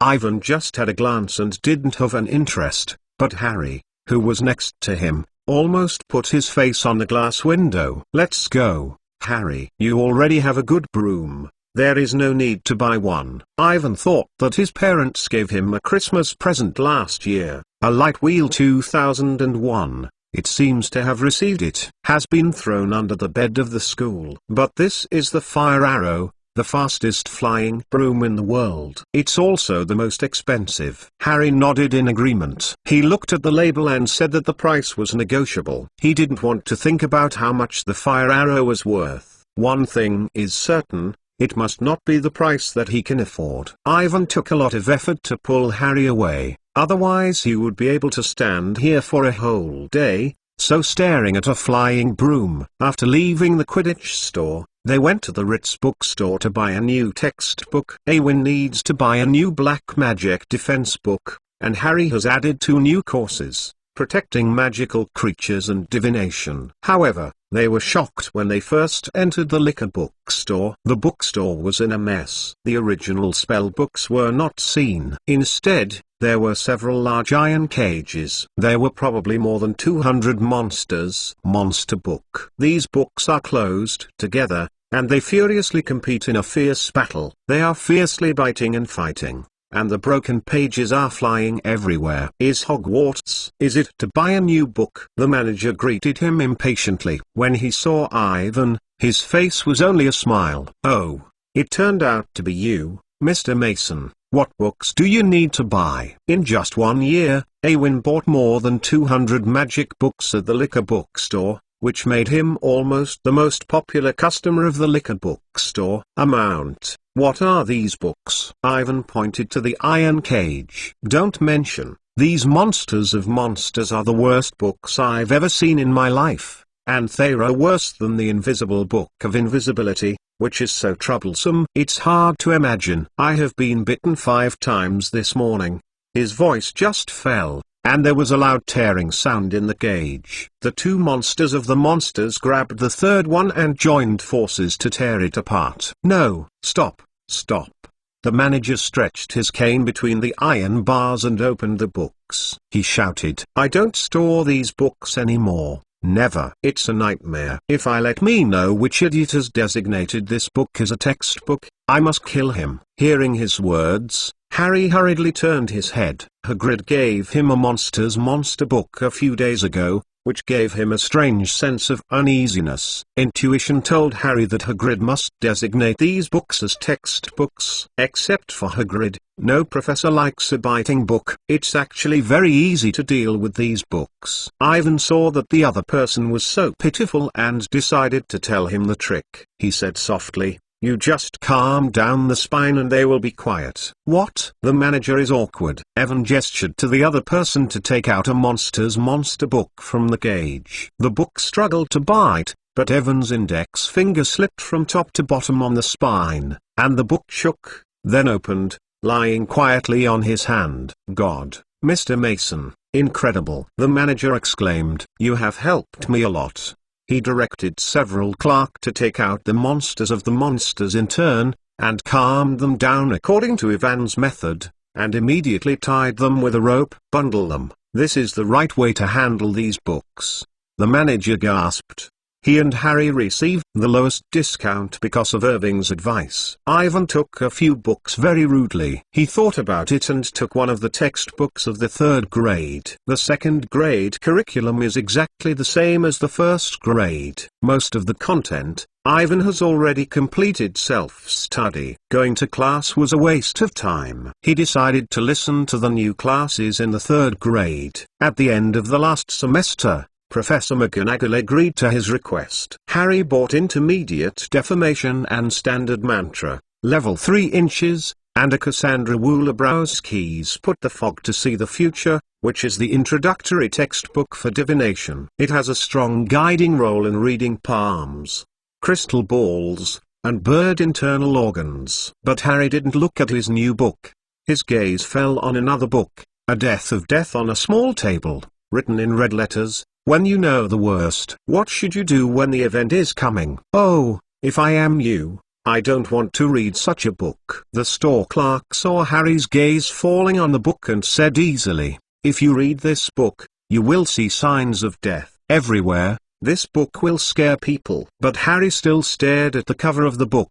There was a dog on the cover, almost as big as a bear, and with 2 eyes shining. This dog looks surprisingly familiar. Harry pulled Lavin and motioned to see the cover. Ivan glanced at it. This black dog, which represents the sign of death, and Sirius Black are a bit like it. No wonder Harry feels uneasy. Ivan, you said that night was. Don't think about it, it's just a stray dog. Ivan thought he was chased by several people across several streets. He added his teeth and added, yes. A very annoying stray dog. Chapter 73 Crook Mountain and Streaky. The days passed, and the last day of the summer vacation came. Early in the morning, when Ivan and Harry had just gone downstairs, they saw that the Weasleys had been drilled out of the fireplace. It was as if they had just returned from Egypt. They were dressed as a mixture of normal witches and traditional Egyptian costumes. It looks incredibly strange. Mrs. Weasley hugged 2 people,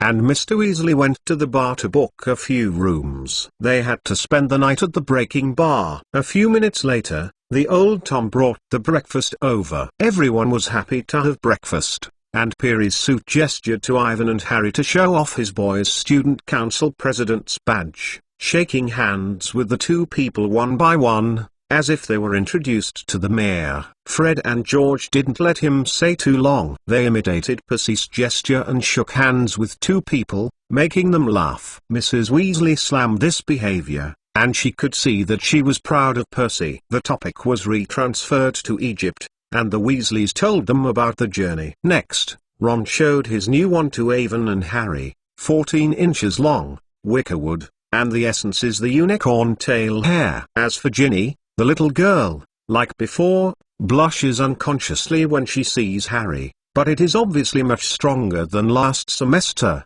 and at least she will not touch anything. After everyone had finished eating, Hermione and her parents also rushed to the leaky cauldron. Hermione was wearing a sky blue dress with a light yellow dome hat on her head, and the skin was sun-baked into a healthy wheat color. The elegance was a bit playful and seemed to be full of sunshine. She was happy and every individual say hello. Several people talked for a while, and the Grangers needed to leave early because they still had something to do. They asked Hermione to take care of the Weasleys and left everything she had to use at Hogwarts. I also live in the Tikang tonight. When they were separated, Harry and Ron began to talk about his inflating his aunt. Hermione took a thick piece of parchment and stuffed it into Avon, which she wrote in conjunction with what France had seen. Article: I heard the whole story from my dad, and your Aunt Maggie floated on the ceiling for 2 hours. Ron couldn't help but laugh, and he thought it would be cool to blow up his aunt. There is nothing funny about this, Ron, Hermione said sharply. I am really surprised to say that I have not fired Harry. I am the same. You don't know me. And Harry glanced at Evan and remembered that he was going to keep secrets, that he could become a cat. In short, I forgot about the expulsion. I thought I was going to be caught. Ron, Mr. Weasley didn't know why Fudge had let me go, did he know? Maybe because it's yours, isn't it? Ron shrugged his shoulders and still giggled. The famous Harry Potter, if I inflated my aunt, the Ministry of Magic must not. I will let go of me. Listen. They must first dig me out. My mom will kill me. I think Mrs. Weasley is completely correct. You two are a little too smug. You should learn from AI literature. He will not. I already know it wrong, Hermione. I just lost control. When Hermione was a little angry, Harry hurriedly shifted the subject. Where are we going next? I think we should go to the pet store first. Hermione looked at her wallet and said, my birthday is in September. My mum and my dad gave me some money. Let me give myself a birthday gift in advance. I think want an owl. That's just right. I want to send the streaks to check. I think Egypt is not suitable for it. Ron pulled the streaks out of his pocket. Ivan's gaze moved from the parchment in his hand to the little mouse. The streaks looked thinner than before, and his beard was pulled down obviously, and the fur was not bright before. Ron, let me see. Your mouse is just a lack of exercise. Ivan's mouth was slightly upturned, and the little dwarf Peter must have been frightened by the siege of Sirius Black. Sport. Ron looked at Evan in doubt. Yes, I suggest that Hermione buy a cat so she can help you. You don't want to listen to him, Hermione. Ron subconsciously put the little mouse in his pocket. The class is already pitiful. Let's hurry to find a pet shop. There is a magical creature shop over there. After more than 2 weeks of wandering, Harry is now familiar with Diagon Lane. You can see if you can buy something for the spot where Hermione can buy it. To an owl or a cat. You don't want to buy cats to scare. Ron groaned again. 4 people crossed the street and went to the shop called the Magic Zoo. There isn't much space in the store, and every inch of the wall is hung with cages. The little creatures in the cage are making a variety of calls, stinking and noisy. Hello. This is my mouse. Ron stepped forward and said to the witch standing behind the counter, can you see what is going on? Since I brought it back from Egypt, it has been a bit not good. Put it on the counter, the witch said as she pulled a pair of heavy black glasses from her pocket and looked at the streaks. Hey! The witch took the streaks. How old is this mouse? I don't know, said Ron. It's very old. It turned out to be my brother. What can it do? The witch carefully examined the streaks streaks. Oh, Ron didn't know what to answer. The actual situation was that the streaks never showed a little bit of interest. The witch's eyes turned from the streaked ears to its front paws, where there was one toe and a groaning sound in her mouth. It has suffered a lot. This is a rat. When Percy gave it to me, it was this. Look. Ron defended himself. Harry nodded. Since he knew Ron, this mouse is like this. In addition to sleeping, eating and sleeping, he did not show any abnormality. Ordinary house mouse or mouse like this, you don't expect it to live for more than 3 years. The witch pointed to the black mouse in the cage next to him. Hey, if you want to find more durable animals, you might like one of them. Ivan completely dismissed her statement, saying that the streaks seemed to be really a mouse. If he tells the other party that the mouse that she has determined to live for 3 years has been living in the Ron family for more than a decade, she will be scared to cry. Well, if you don't want to change it, try this potion. The witch continued. She took a small red bottle from under the counter. How much? Ron's words were not finished. They saw a huge thing jumping from the top gauge. Several people were surprised to see this huge creature in front of him,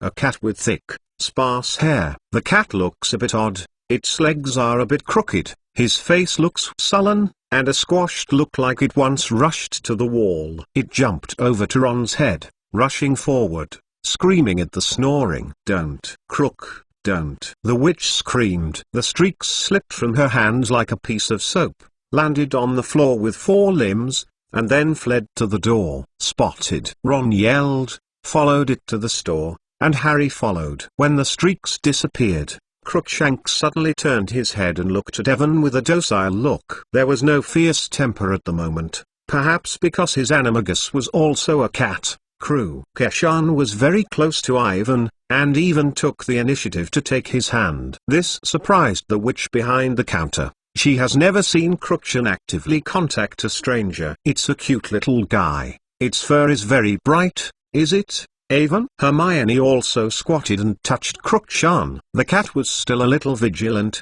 but immediately accepted Hermione. The color is very bright, a bit like a big woolen group. Ivan looked at it. The cat is really ugly. I decided. Hermione held Crookshank in her arms and stood up. Determining what? Ivan looked at each other strangely, and there was a bad feeling in his heart. You are not letting me buy a cat. I decided to buy it, said Hermione, pointing to Crookshank. Buy this cat? If you do this, Ron will kill me. Ivan's mouth showed a bitter smile. Chapter 74. Night before school. By the time Ivan and Hermione were holding Crookshank, Ron and Harry had their original way back, and the streaks trembled in Ron's mouth. God.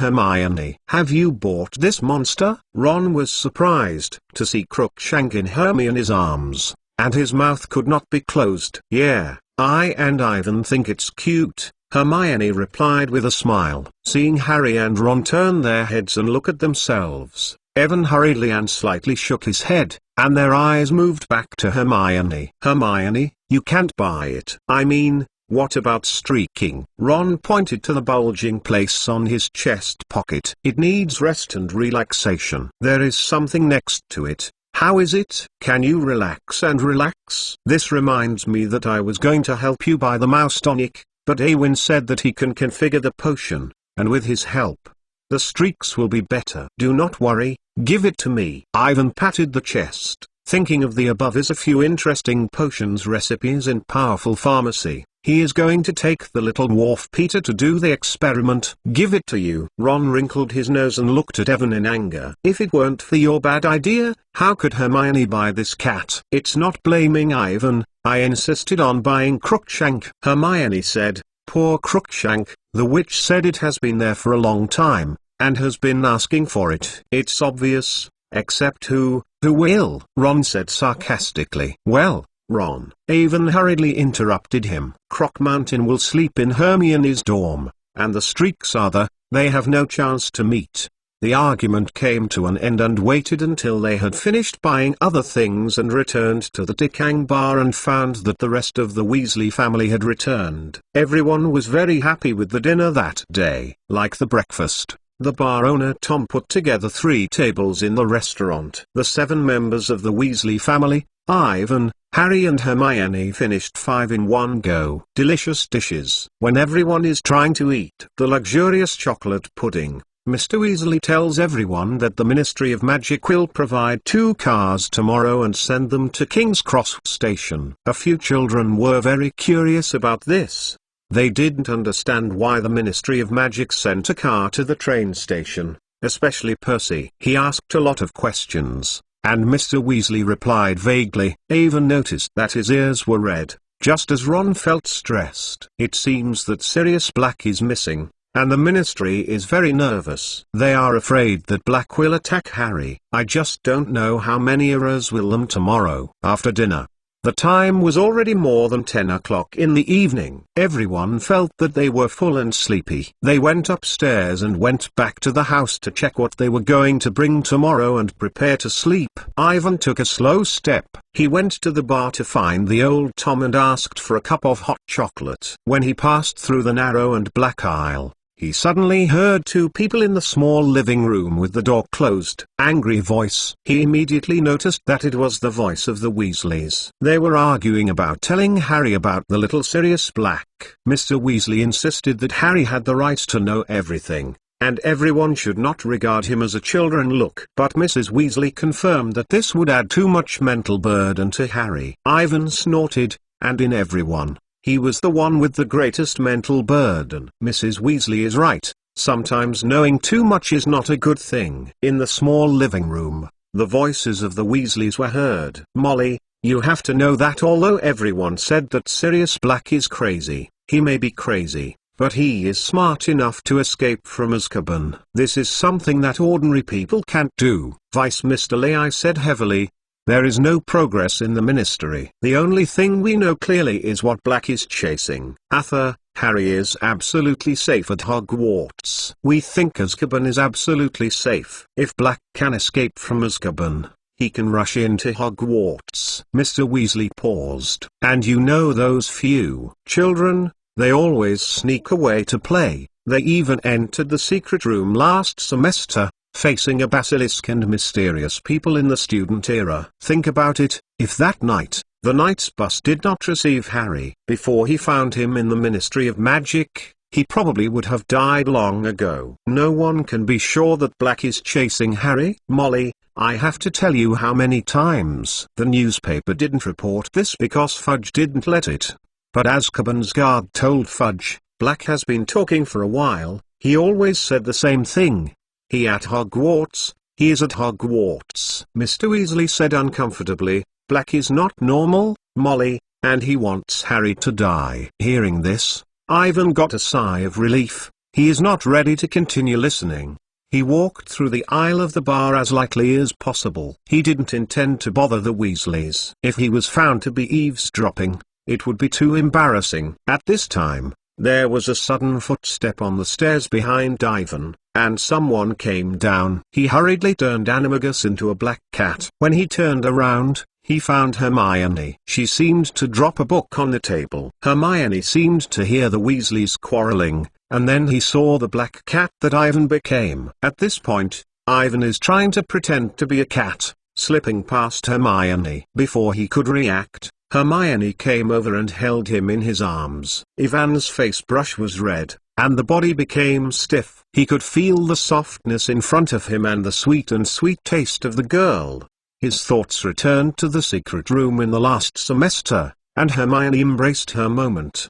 He was too nervous at the time, and it was such a feeling that he was hugged by Hermione. Obviously, Hermione did not recognize that the black cat in her arms was Ivan. She just felt that she had a familiar vision of the cat before she subconsciously held him in her arms. Hermione also heard the Weasleys quarreling. She didn't want to eavesdrop on their conversation. She stood there for a while and finally decided to go back to her room.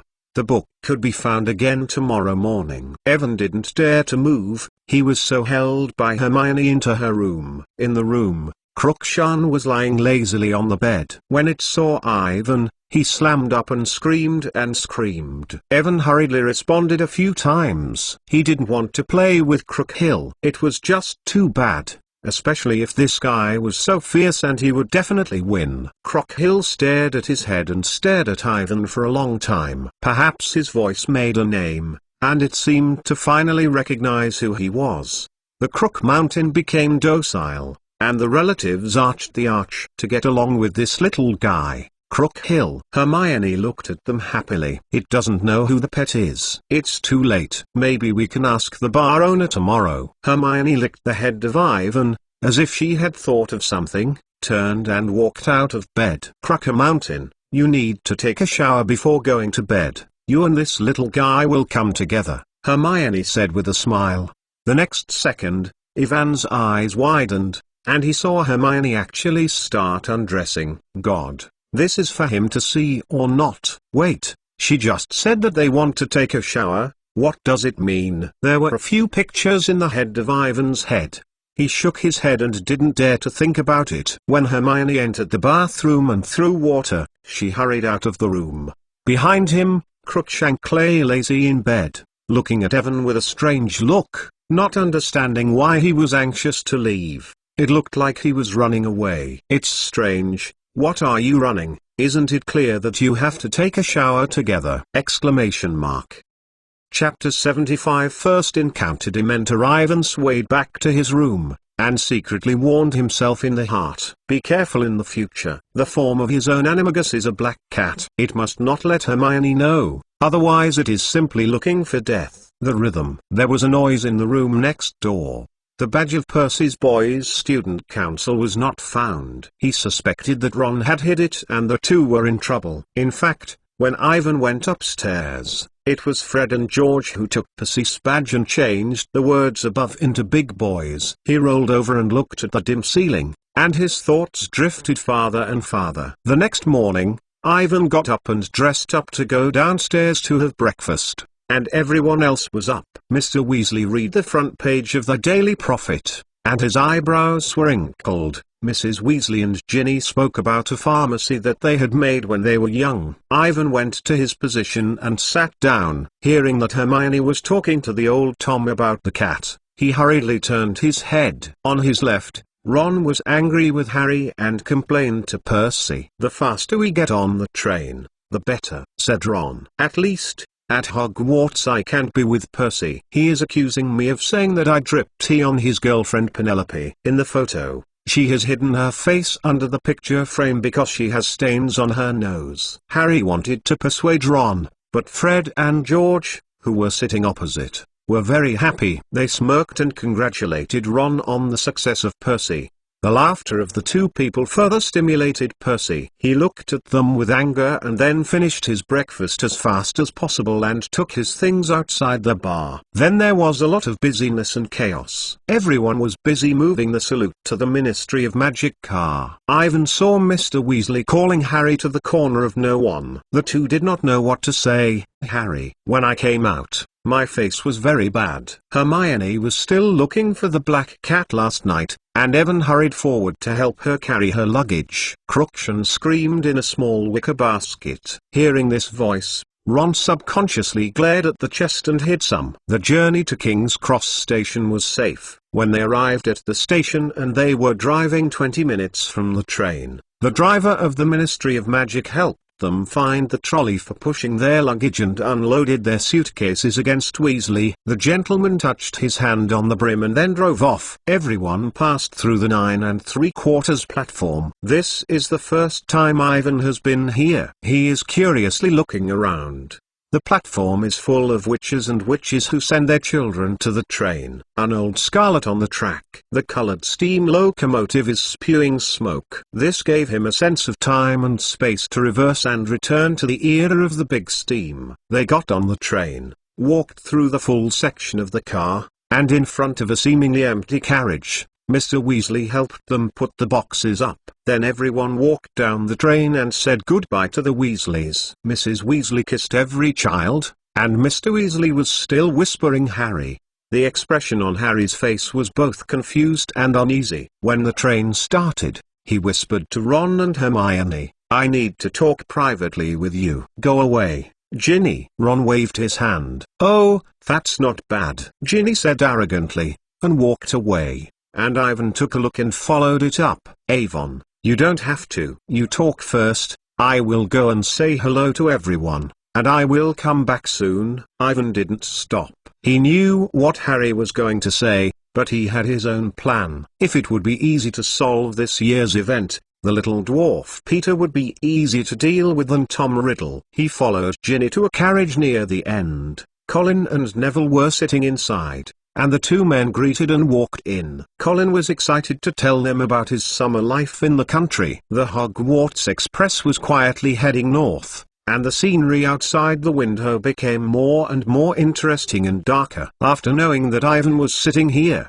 someone came to say hello in this car. Most of them are readers of the Hogwarts Magic, and everyone wants to know the follow-up episodes of I and the Basilisk in Hogwarts written by Ivan. After a while, Luna also came over. She stuffed Ivan a copy of Singing and Reversing, saying that there is the latest Corner of the Beast article. Although Ivan has repeatedly euphemistically expressed his disinterest in the Corner Beast and Bubble Nose, Luna still gave him a copy of each issue of Singing and Reversing, and there is no interruption in the whole holiday.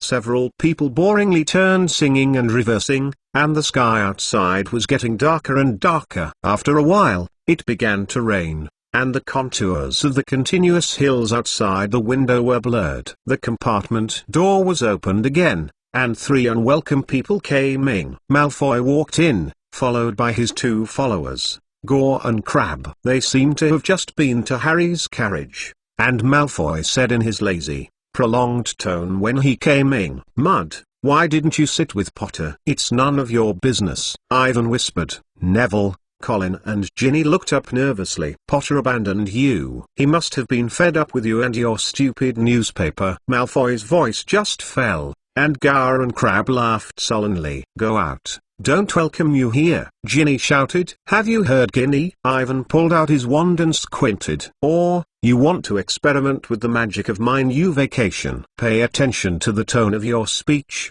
Mud, or else you this year." He was interrupted without saying it, and Harry, Ron, and Hermione came in. "Go away, Malfoy," Ron yelled as soon as he came in. "We have no time to listen to you nonsense. If you want to fight, you can always accompany them." Malfoy hesitated a bit. It seemed that he saw that his number was not dominant. He could not help but take a step back. Just then, the train suddenly shocked and stopped. In the carriage, all the lights were suddenly extinguished, and they were thrown into the darkness. "Damn, what happened?" Ivan heard Malfoy screaming, and people around the car kept moving around. "Fluorescent flashing," he whispered. His wand appeared bright. The faint fluorescence of the tip of the wand is not at all pleasing. "I don't know if it is an illusion. The color of the light is getting colder and darker. Everyone feels like they are entering a cold storage, and everything around them is freezing rapidly." There was a strange sound outside the carriage,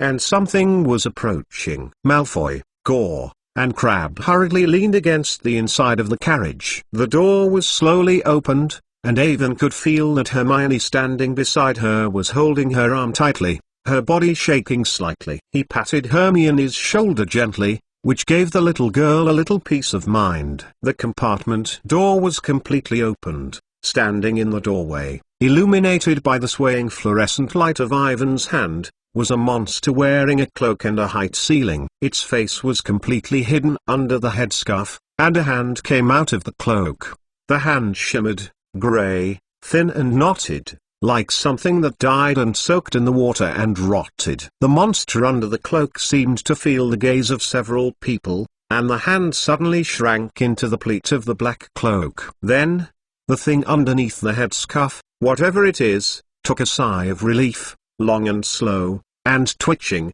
as if trying to in something other than air from the surroundings. Several children in the carriage screamed, but their voices were very depressed, as if they were coming from far away. Ivan tightened his wand in his hand. It was a Dementor. Chapter 76. The Guardian of Avon. They all felt a chill across the body, and the chill passed through the skin, cold to their chest and cold to their hearts. Like the icy water that hits down, all happy emotions are quickly lost. Harry was pale and his body was shaking. His expression was extremely frightening, as if he saw something terrible. When everyone did not respond, he snorted and fainted to the ground. Ron hurriedly put him to the side of the seat, and everyone else slanted down on it. Malfoy looked at the Dementor in a panic, and didn't even have the time to laugh at Harry. "Go away, we don't have what you are looking for here." Ivan shuddered. Hearing his words, the Dementor paused, and there was a rotten smell under the broken black cloak. It took another breath and seemed to be leaving. The next second, slamming, Colin struggled to take out his camera and pressed the shutter. This behavior seems to anger the Dementor. It rushed forward. "Call the God's Guard!" Ivan shouted. His wand made a white light, and the Dementors were firmly blocked. Although it was the first time to use it, he thoroughly studied the spell during the summer vacation. In Awin's mind, he tried to think back to the happy thing. The white haze at the tip of the wand gradually built the shape of an animal. But still a little worse. The movement of this car attracted another Dementor. It whizzed and flew over. The cold atmosphere is more and more dignified. The surrounding air was frozen, and Avon could feel the light on his wand getting weaker and weaker. He was about to hold on. The 9 people behind him were fainting. These Dementors. It must have been a misunderstanding. The white mist formed a semicircular barrier, and Avon stepped back a half step, and the aperture range was continuously compressed. He gasped heavily, and his hand holding his wand was shaking. 2 more Dementors are approaching here. They are like a small black hole, sucking away all the light, breath and emotions around them. Ivan felt that courage and hope were fading, and nothingness and despair gradually occupied his heart. His right hand trembled and his wand quickly fell. Ivan has reached the limit. The white barrier is full of cracks, constantly broken and dissipated, and the light is getting dim. Just when he thinks that everything is over, a weak and slender little hand suddenly holds himself, and the wand is renewed. Raised up. It was Hermione, and her cold little hand had no temperature at all. In the darkness, Hermione's weak body stood firmly beside Ivan, and the 2 men clasped together and supported the only light in the darkness. The other's palm was cold, but Ivan felt the temperature, like a faint fire. The temperature of the wire passing down the fingertips, igniting his inner heart that had completely fallen into the dark. The bright light from his wand is violently enhanced.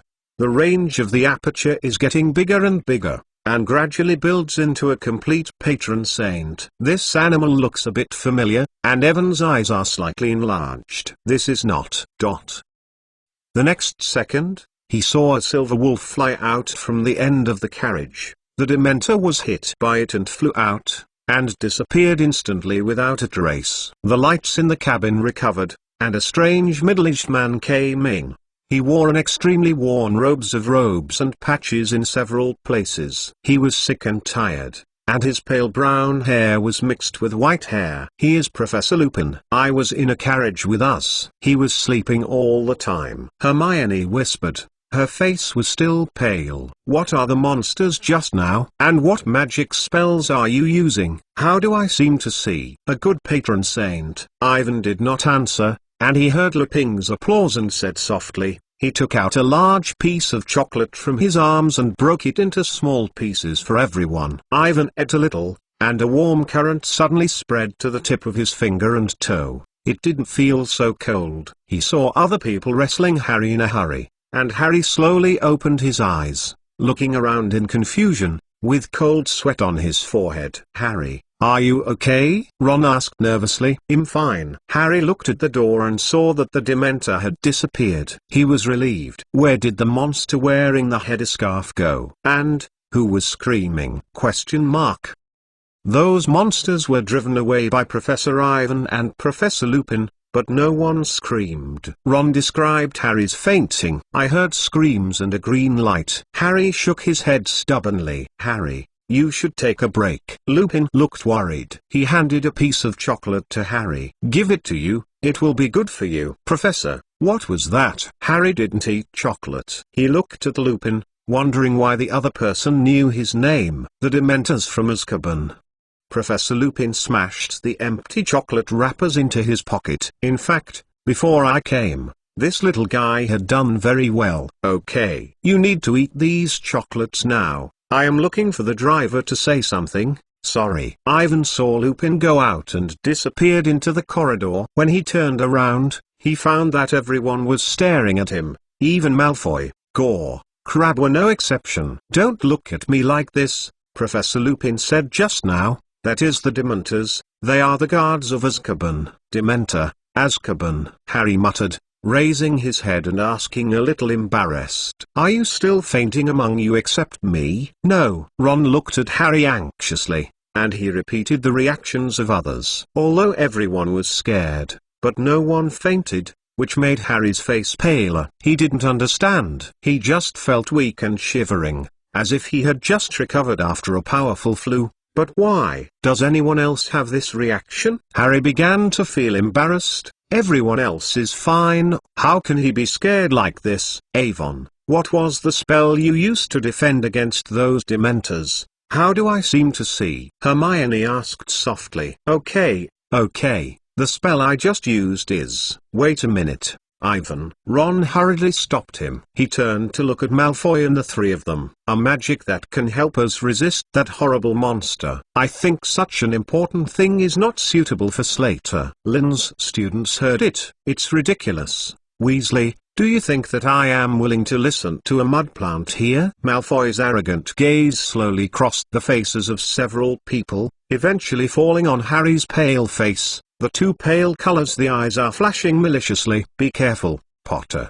Don't be scared like a child. You don't have a good place to go. Don't think I don't know. When the Dementors came in, you shivered in the chair. Ron gritted his teeth. Oh, at least I didn't faint. Go. Malfoy muttered to Gower and Crabbe behind him, and they turned the chocolate and turned away from the carriage. Okay, keep talking, Avon. After Malfoy left, the atmosphere inside the compartment was obviously a lot easier, except that Harry's face was still white and scary, and everyone seemed to have recovered. In fact, it is not a magic that needs to be kept secret. I just used the Patron Saint. It is a very unpopular, very deep curse that can be used to defend the Dementors. Ivan quickly said, I am also the first once used. You can only release a little glare, and you can't form a complete guardian of the flesh. If you want to learn, I can teach you. In fact, I intend to publish the use of this spell in the newspaper, if everyone will not be afraid of the Dementors. When Avon just finished, he suddenly thought of the patron saint that appeared at the last moment. It seemed to be. He shook his head. It should be an illusion. How could it be that kind of thing? Chapter 77 School Banquet. The cold rain was underground, and everyone waited for everyone to follow the marble steps and walk into the castle. Everyone was obviously relieved. Harry's face was no longer so pale, and Avon felt that he had recovered almost, and his legs finally stopped shaking. The tempting food scent floated out of the auditorium, and the laughter inside gave the little wizards a wonderful feeling of returning to the world. Ivan sniffed his nose and there was a burst of air inside his stomach. He missed the school banquet last year, and finally did not eat anything. This is really a pity. In addition to the food at the banquet, he also wants to see the ceremony. Just as he was behind Harry and ready to enter the auditorium, Professor McGonagall's voice suddenly passed through the crowd. Mason, Porter, Granger, I want to see you three. Several people turned their heads in surprise, and they saw Professor McGonagall's face sternly coming in. Avon quickly recalled whether he had something wrong with him recently. You don't have to be so frowning, I just have to say something to you in the office. She turned her head and continued, Weasley, Clive, you go to the party first. Ron and Colin stared at Professor McGonagall, who led Evan, Harry, and Hermione to leave the chatter. They walked through the front hall and into her office, which was a small room with a welcome fire in the fireplace. Three people were surprised to find that the head nurse, Madame Pomfrey, was waiting there. Professor Lupin sent an owl first and said that you were sick on the train, Potter. Professor McGonagall said, as a for you, Mason. Lupin said that you actually used a complete patron saint. It's incredible. At your current age, your body load must be great. No, Professor, When their words were not finished, they were interrupted by Madame Pomfrey. It turned out to be two of you, she said in a voice that suddenly realized. I thought who it is. You won't do dangerous things again. Last time it was a snake monster, this time, what is it? It's 4 Dementors, Pomfrey, said Professor McGonagall. They exchanged an inconspicuous look, and Madame Pomfrey took a deep breath and made a disapproval. I knew. Let the Dementors stay around the school. She groaned and touched Evan and Harry's forehead. Poor child, you won't be the first person to collapse. It's terrible. Things, their impact on those who can't stand it. We can't stand it, Harry shouted. Of course you are not, Madame Pomfrey said absently. It looks pretty good. What do you need? Bed restore. I think we are very good. Maybe I have a lot of happy things to remember. The magic spell is not as big as I thought, Ivan said quickly. Since taking the magic potion, he obviously feels that his magic is much more than before. The actual level is much higher than the small wizard of the same age. Using a patron saint, it will not affect his body too much.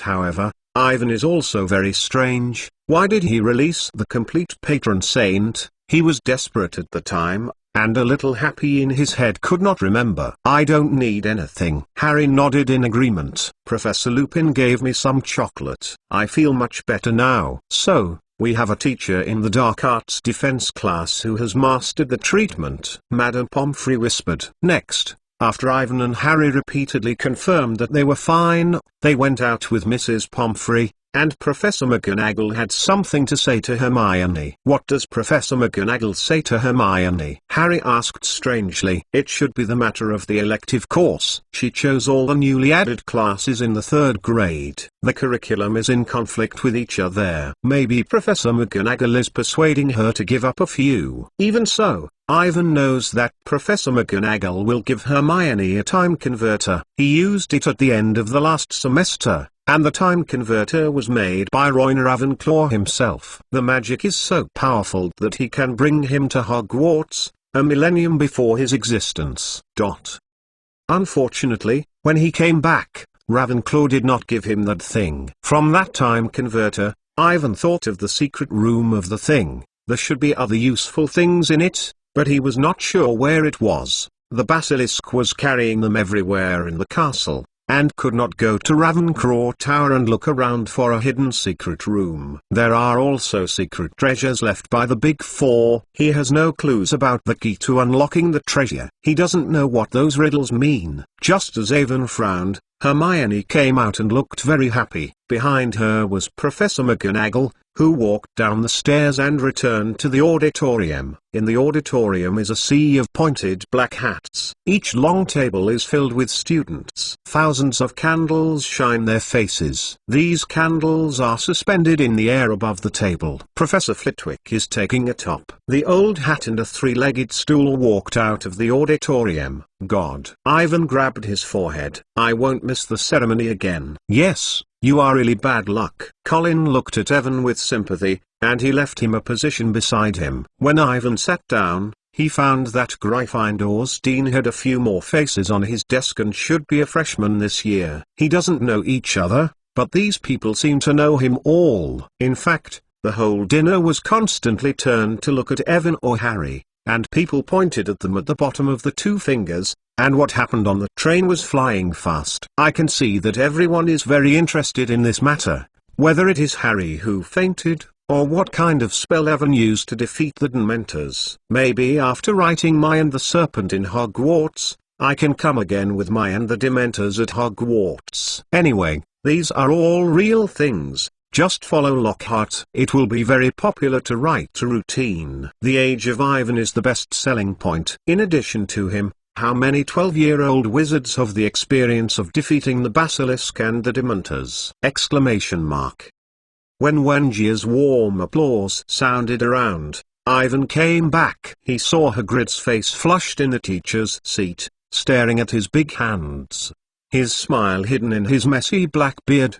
Dumbledore has just introduced 2 new professors this year. Lupin did not accidentally become a teacher of the Defense Against the Dark Arts class, and Hagrid taught the course of protecting magical creatures. In addition to the Snape and Slytherin students, everyone is happy with this decision. Hagrid, needless to say, all the little wizards are very familiar with him. After washing up his grievances for many years, he succeeded the retired Professor Keitelborn as a new teacher of magical biology classes, which seems to be a natural thing. As for Professor Lupin, all the students who have experienced the Dementor's attack on the train are applauding. Although he wears a very shabby, it seems to be more reliable than Killuo and Lockhart. Everyone is finally waiting. I am very happy to have a professor of the defense against the dark arts. Even Malfoy, Gore, and Crabbe had a few kicks, but they quickly stopped. Following their gaze, Avon saw Snape staring at Professor Lupin.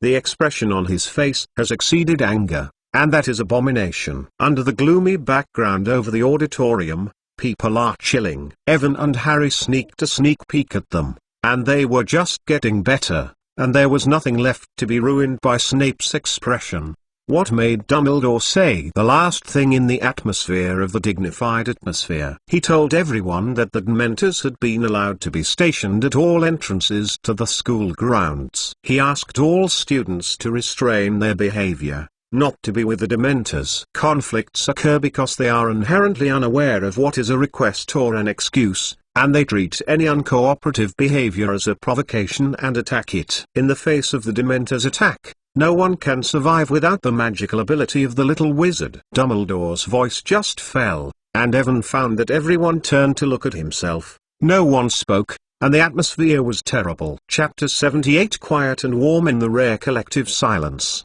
The school dinner ended, and everyone was immersed in the shocking news of the Dementors stationed in Hogwarts. As we all know, the Dementors are one of the most evil creatures known to date. They are in the darkest and dirtiest places in groups. They cheer for corruption and despair, and bring peace, hope and happiness in the surrounding air. They are all sucked dry. Too close to a Dementor, any good feelings, any happy memories will be sucked away by it. If you can, it will depend on you for a long time, and finally make you like it. No soul, and evil, leaving you with only the worst memory of your life. For a long time, these horrible creatures were guards of the Azkaban in the wizarding prison, who were responsible for guarding the most evil black wizards in the magic world. But now, they have come to Hogwarts. What does this mean? Everyone seems to be aware of something, but no one wants to think about it. Everyone returned to their respective public restrooms silently. No one spoke, but Avon heard a lot of subtle arguments. The names of Dementors, Azkaban, Sirius Black, and Harry Potter were repeatedly mentioned. Knowing whether it is an illusion, he found that many people, especially those from the wizarding family, were subconsciously far from Harry, and they must have heard the wind from their parents. The reason why Sirius Black was arrested 13 years ago is not a secret, but no one wants to mention it. This repressed atmosphere made Ivan very uncomfortable. Everyone lacked an understanding of the Dementors, and it was not a good idea to let the panic breath continue to spread. He hesitated for a while, to see if the time was still early, decided to hit the iron hot, and when all the little wizards were still interested, write a few articles about the Dementors series. He and Colin spoke and turned directly to the library to find information. In the library, the administrator Mrs. Pins looked at Evan with suspicion, and she obviously had an impression of the child. In the last semester, this student almost turned the entire library in just 1 year, from the simplest entry charm to the deep taboo magic. Most of the knowledge is not the age of the child mastered. Mrs. Pins shook her head and thought that when she was still in the 2nd grade, she couldn't do anything but the magic wand. And this child. She still remembers the reaction of the principal when she told Dumbledore about it. Dumbledore actually told her that she didn't care about it. He even allowed the child to check the books in the forbidden area. This is incredible. In the eyes of Mrs. Pins, Dumbledore must have been confused. If the child becomes a black wizard in the future, she will not be surprised at all. Look at the book he is looking for this time, all related to the Dementors. Seeing the name of this evil creature, Mrs. Pins did not consciously hit a beggar. This is too horrible. Which normal second-year student will come to the book of such dark creatures on the first day of school? Exclamation mark. Ivan did not know his image in the eyes of Mrs. Pins, and had already equated with the Black Wizard. When he returned to the common room with more than a dozen heavy magic books, he found that everyone except Hermione went back to sleep in the bedroom. "You are back." Hermione looked up at Ivan and pointed to the hot cup in front of her. "I heard from Colin that you went to the library to find the Dementors, so I decided waiting for you for a while. This is the hot chocolate I prepared for you." "Thank you." Ivan gratefully picked up the cup and drank too. "This feeling is very good." I worked hard in the library for one night, and someone came back for him after coming back. The second mouth had not swallowed, and he immediately spit it out, his face showing a painful expression. This cup of hot chocolate did not contain sugar, and the taste was too bitter. "It seems that I've expected this kind of reaction," and Hermione smiled. "When I need to hit my energy, this thing is very helpful for refreshing." She also put the same cup in front of her and was already half drunk. Evan forced himself to take a sip, and the stomach was tumbling, but the spirit really concentrated a lot. He saw Hermione repeating the time on a piece of parchment. "Some strange questions, Hermione. What are you doing?" "Finish my curriculum. I have a lot of semester classes, I am afraid." By the light of the fire, Avon saw the full schedule of Hermione's platoon. If he didn't know that Hermione had a time converter, she would have thought she would confuse her class schedule. For example, at 9 o'clock tomorrow morning, she is going to take a divination class. At the same time, she has to go to the mole study class. "You almost fill up all the time." Ivan worried. "Don't be silly, Hermione. Even with the help of a time converter, you can't go on so many classes at the same time. Over time, your body will resist, can't live." "Oh, yeah, after all, you used this thing last year." Hermione took out a pocket watch-like item from her clothes. "Don't worry about me, Ivan. I have been completely with Professor McGonagall." "Talk about it." "Don't think that I don't know your plan. You really think about everything, but you ignore your physical condition." Ivan said quickly. "Hermione, you are not a ghost. You can't sleep for 24 hours. I see that there are some courses that you don't have at all. For example, there is a duplication between divination and arithmetic divination, and mole research is completely useless to you. But studying them from the perspective of the magic world is very fascinating." Hermione looked at Evan in a sincere manner. "Listen to me. You have to give up a few doors." "No, I want to give it a try," Hermione insisted. We are all wizards from Mel. I want to prove that I am no worse than others." "You don't have to prove anything, you are already the best." "Not enough. Percy got 12 OWLS certificates last year, and, compared to you, I still—" Hermione's voice is getting lower and lower. The atmosphere suddenly silenced and no one spoke. Crookshank combed his hair in front of the fireplace and screamed twice, looking at the two strangely. "Well, since you insisted." "For a long time," Ivan sighed. "But you have to promise me, you must do your best, okay?" Hermione nodded blushingly, feeling that the atmosphere was a bit wrong. "And how I heard this sentence is like—" She hurried to Ivan to get the books back and said, "How? Have you found a book about the Dementors?" "One is not falling. The library's introduction to the Dementors are all here, and it's more than enough to open a Dementor in the newspaper." "Are you ready to help?" "Of course." Hermione nodded. The silvery white moonlight creeps in and the fire is burning. Outside the school, the horror and desperate atmosphere brought by the Dementors from time to time is completely opposite. At this time, the Gryffindor common room is peaceful and quiet. Ivan and Hermione studied the habits of the Dementors, the way they survived, the way they attacked, their dark history, and the way they defeated the Dementors. The spell against the Dementors is the Patron Saint. Use this spell to concentrate, think about the happiest things in your heart, and read the guards in your mouth. Hermione pointed her finger at the contents of the book and gently recited, "When this spell is fully functional, you can summon a complete Patron Saint." Each person's patron is different, because it is a symbol of inner heart. Hermione read the phrase "the symbol of the heart" twice, raising her head and saying indefinitely, "Ivan, I remember you were on the train."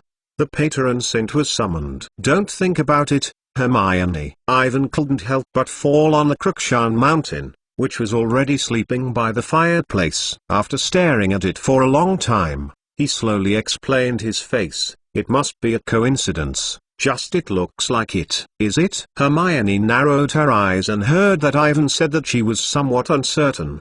At that time, the atmosphere in the carriage was too dark, and the guardian of Ivan was flashing past. Hermione was not sure if she had seen it. Maybe it was just a coincidence. Chapter 79 Omen of Death. Happy, warm time is always short. The panic and despair brought by the Dementors spread rapidly in the castle, and what happened later is worse than one. The first thing happened in the divination class, and Ivan was the witness of the whole thing. Because there was no class in the second grade, he followed Harry and went to the first divination class in the third grade. To be honest, Ivan has always been interested in mysterious divination and Professor Sybil Trelawney. When he was watching the original book, he found that Trelawney's prophecy was almost fulfilled at the end, especially the two prophecies about Voldemort, and it decided Harry's future fate from the very beginning. But the actual performance of Professor Trelawney made Ivan disappointed. If people are always afraid of the unknown, then Professor Trelawney makes full use of everyone's fear of the future to pretend to be a ghost.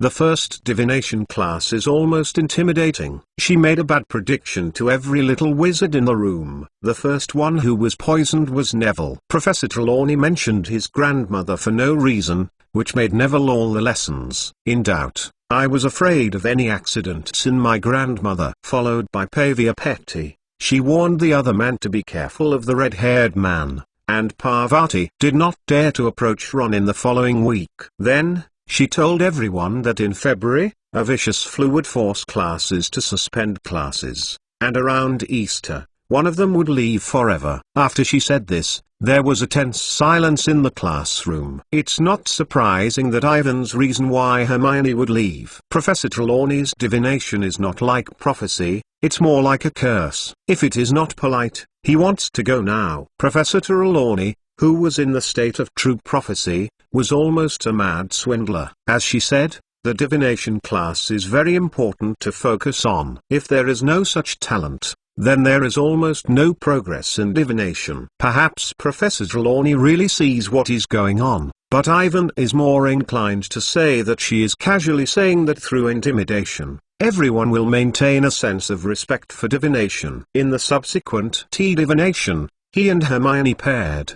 They quickly drank the hot tea in the cup, shook the tea leaves as Professor Trelawney's request, then dried the cups and exchanged the cups. "Do you know, Avon?" Hermione stared at the brown thing in the cup and whispered, "Relying on the tea leaves to predict fate makes me feel stupid." "I am the same." Ivan nodded in agreement. He saw Professor Trelawney coming close and said in a hurry, "But we better do what the book says and see what is in my cup?"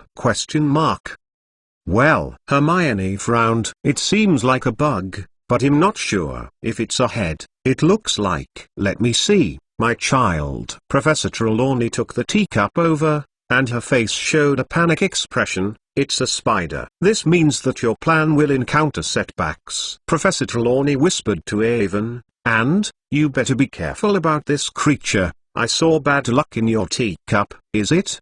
Hermione stood behind Professor Trelawney and said in a disapproving tone, "From this perspective, it's like a sun. According to the book put the fog into the future. This means happiness, and Avon seems to have good luck." Ivan was nervously watching them talk about their cups. Just like this would really determine their next fate. Whether it is bad luck or good luck, he dare not say. However, he could not see what the spiders were afraid of. The only aggressive spider in Hogwarts is probably the eight-eyed spider in the Forbidden Forest. He has no reason to approach them this year. If he said that his plan would encounter setbacks, Ivan frowned. Ron and Harry, who were sitting next to them, suddenly made a big laugh, attracting the attention of Professor Trelawney. She turned around quickly and took a cup from Ron's hand unhappy. Everyone was quiet and focused on Professor Trelawney, only to see her holding the cup and turning the cup counterclockwise. "Falcon, dear, you have a deadly enemy," Professor Trelawney whispered. "But everyone knows about it," Hermione yelled. "Everyone knows Harry and the mysterious person." Professor Trelawney did not take care of Hermione. Her big eyes looked into Harry's cup and continued to turn the cup. "Great. To attack, This is not a lucky cup. She turned a cup again. Cranium.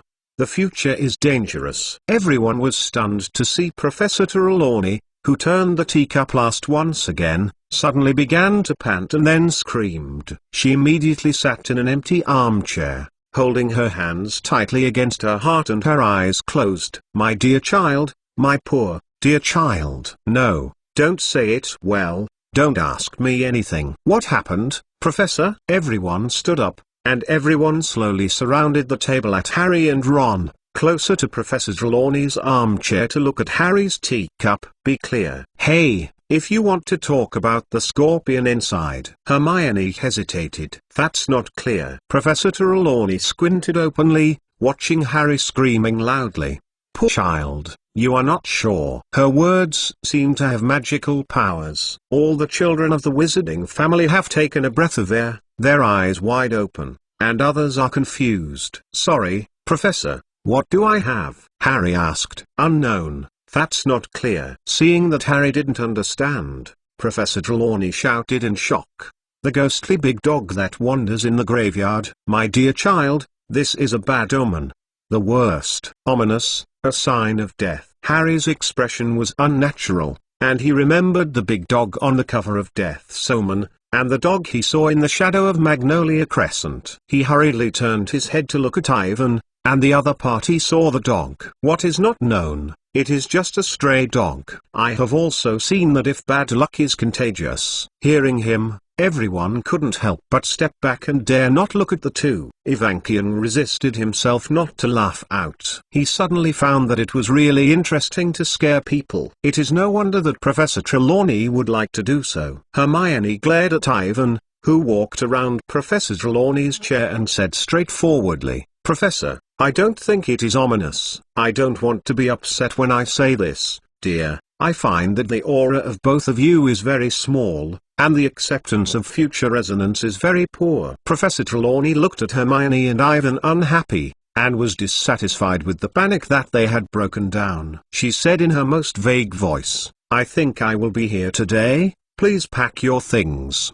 The entire class silently returned the cup to Professor Trelawney, who closed the book with a dignified look and picked up the bag, and even Ron did not dare to face Harry. Everyone is thinking about what Professor Trelawney said, and the Harry cup is not known. Hermione seems to want to continue the debate with the other side, and Evan hurriedly pulled him out of the classroom. In the corridor, only Harry and Ron were left. Ivan's bad luck will spread and make everyone nervous. They all lowered their heads and ran down the stairs at the fastest speed, as if there was any plague on the attic. Ivan, Harry, Ron, and Hermione stood alone at the top of the building, watching the back of their hurried escape. No one knows what to say. A second later, Ivan turned back and found that Hermione had disappeared. Chapter 80 Bloody Omen. Harry and Ron then rushed to the defamation class, and Ivan went to the curse class. In just a few tens of minutes, what happened in the divination class has spread throughout Hogwarts,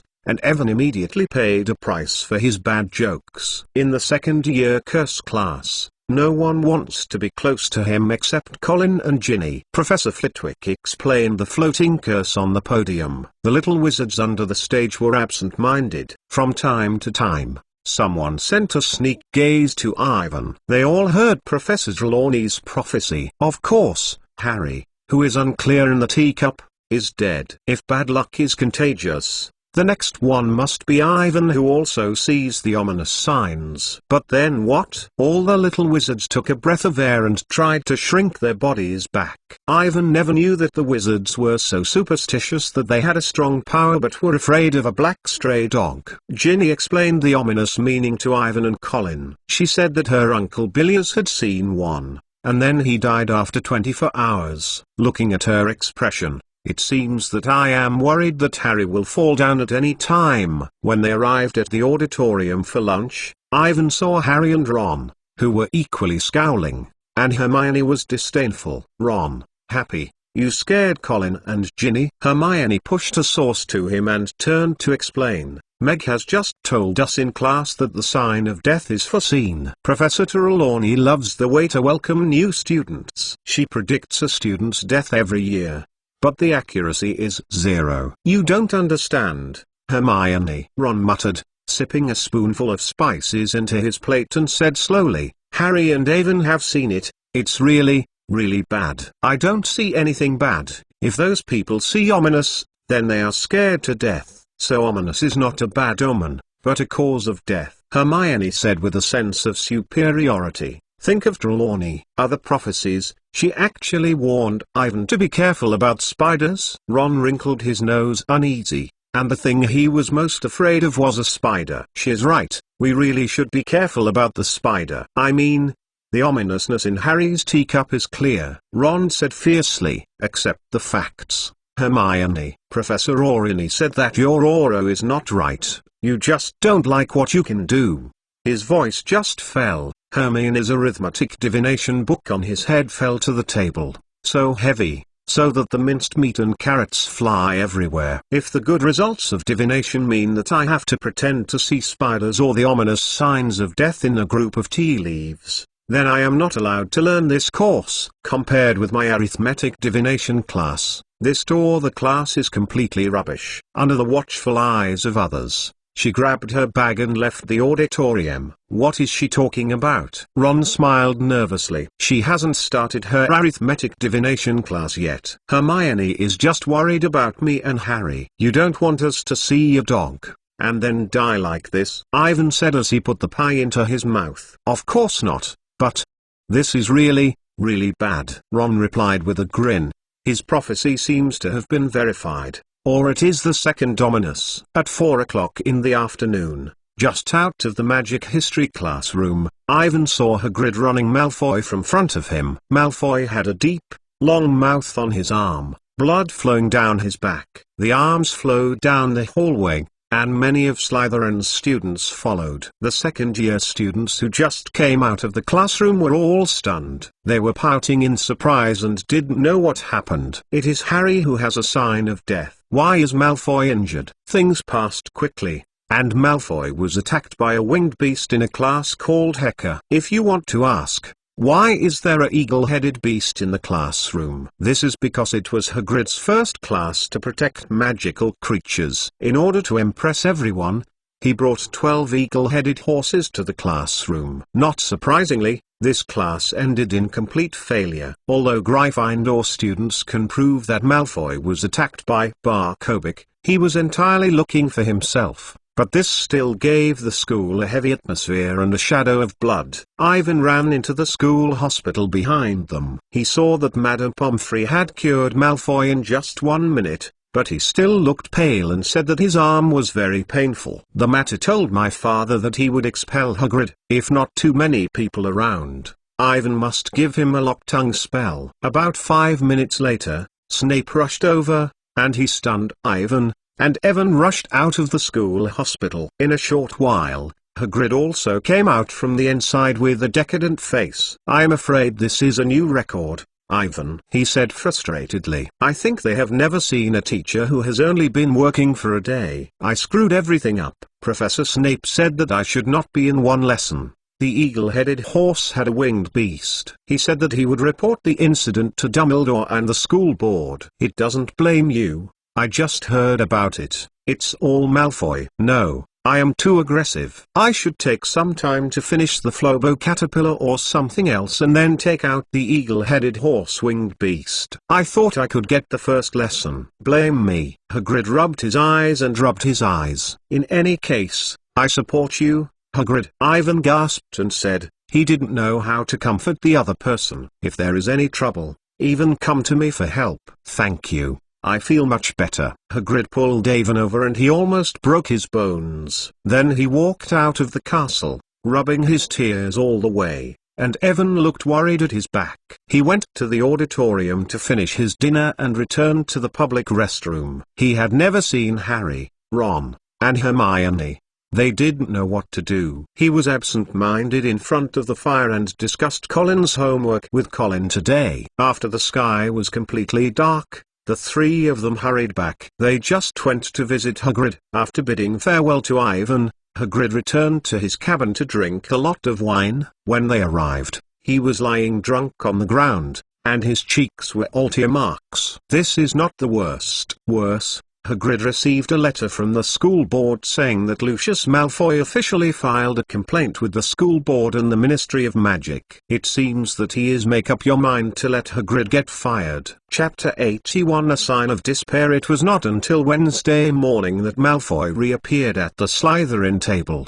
He walked into the auditorium in the Slytherin student cheers, his right arm wrapped in a bandage, hanging from his neck with a sling, like a hero who survived a terrible battle. Seeing him in this appearance, Harry and Ron looked disdainful, but Malfoy himself was proud, and he made a grimace to both of them. Harry turned his head aside and tried to restrain himself. As a provocation, without seeing Malfoy, he found everyone around him looking down at today's Prophet Daily. "What are you looking at?" Harry asked strangely. "It's about the latest news about Sirius Black," Hermione whispered, stuffing a newspaper with him. Harry saw it. Black was seen by a mole somewhere not far from Hogwarts. When the Ministry of Magic arrived, he had left and was currently in the process of hunting. It is assumed that Sirius Black is trying to enter the Hogwarts School of Magic. Harry swallowed, and Sirius Black entered Hogwarts. "Is it really like Mr. Weasley said, he wants to kill himself?" Exclamation mark. At the thought of being stared at by such a madman, Harry suddenly had no appetite. What made him feel disgusting was that he relied on the Dementors outside the castle to protect himself. "It's terrible, he appears somewhere not far from here." Ron worried. "This Black, how did he escape the Dementors' pursuit? Maybe a patron saint?" "It's impossible. He doesn't have a wand." "There are 200 Dementors outside," Hermione said quickly. "Do you know what it means?" Seeing that Harry, Ron, and Hermione were whispering, Avon did not participate in their discussion. The question he needs to consider now is how to control the little dwarf Peter and get in touch with Sirius Black. These two things are easy to say, but they are full of difficulties. The easiest way is undoubtedly to find Dumbledore, telling him that Ron's mouse streak is changed by the little dwarf Peter. With Dumbledore's mastery, if you get these news, you will be able to understand the whole incident. The problem is that this is the same as last year's dealing with Tom Riddle's diary. Evan doesn't know how to explain to the other party. How does he know that the streaks are changed by the little dwarf Peter? It is very bad to know everything, but nothing can be done. Ivan sighed. It seems that everything is still on his own. Sirius Black is not in a hurry. First try to control the little dwarf Peter. He remembers that there is a useful potion in Powerful Pharmacy. Just as Evan was thinking, Malfoy suddenly walked over the long table. He stood behind Harry and his eyes flashed with a malicious light. "Have you seen your partner Hagrid recently?" "No one cares about him." Harry and Ron clench their fists and try to restrain themselves. "It's pathetic. I'm afraid he can't be a teacher anymore." Malfoy pretended to be sad and said, "My father is very upset about my injury." "Before I flatten you," hurried away. Malfoy, Ron snarled. "If I were you, I wouldn't be so impulsive. It wouldn't be of any benefit to you and your good partner Hagrid. You will know it soon." Malfoy's eyes fell on Harry's hand in the newspaper, and continue. "How, Potter? Do you want to single-handedly try to catch Black? What does this have to do with you?" "Of course. If I were you." Malfoy's thin lips bent out with a mean smile. "I don't want to be a child at school. I will go looking for him everywhere." "What are you talking about, Malfoy?" Ron said rudely. "Don't you know, Potter?" Malfoy's pale eyes narrowed and he gave a low sneer. "If I were you, I would choose revenge. I will find him personally." "What the do you want to say?" Harry said angrily. "It really disappoints me. You may not want to risk your life. I hope that the Dementors will deal with him, aren't they?" "Malfoy, if you have something, just say it out, or just get out of it." Ron pulled out his wand. Gryffindor deducted 5 points. Snape walked over without a word of silence, smirking and said, "Weasley, put away your wand. I don't want to see you spit out those disgusting slugs everywhere." Ron's face turned red, and Malfoy smirked and followed Snape. Harry looked at his back and didn't know what he was thinking. Awful.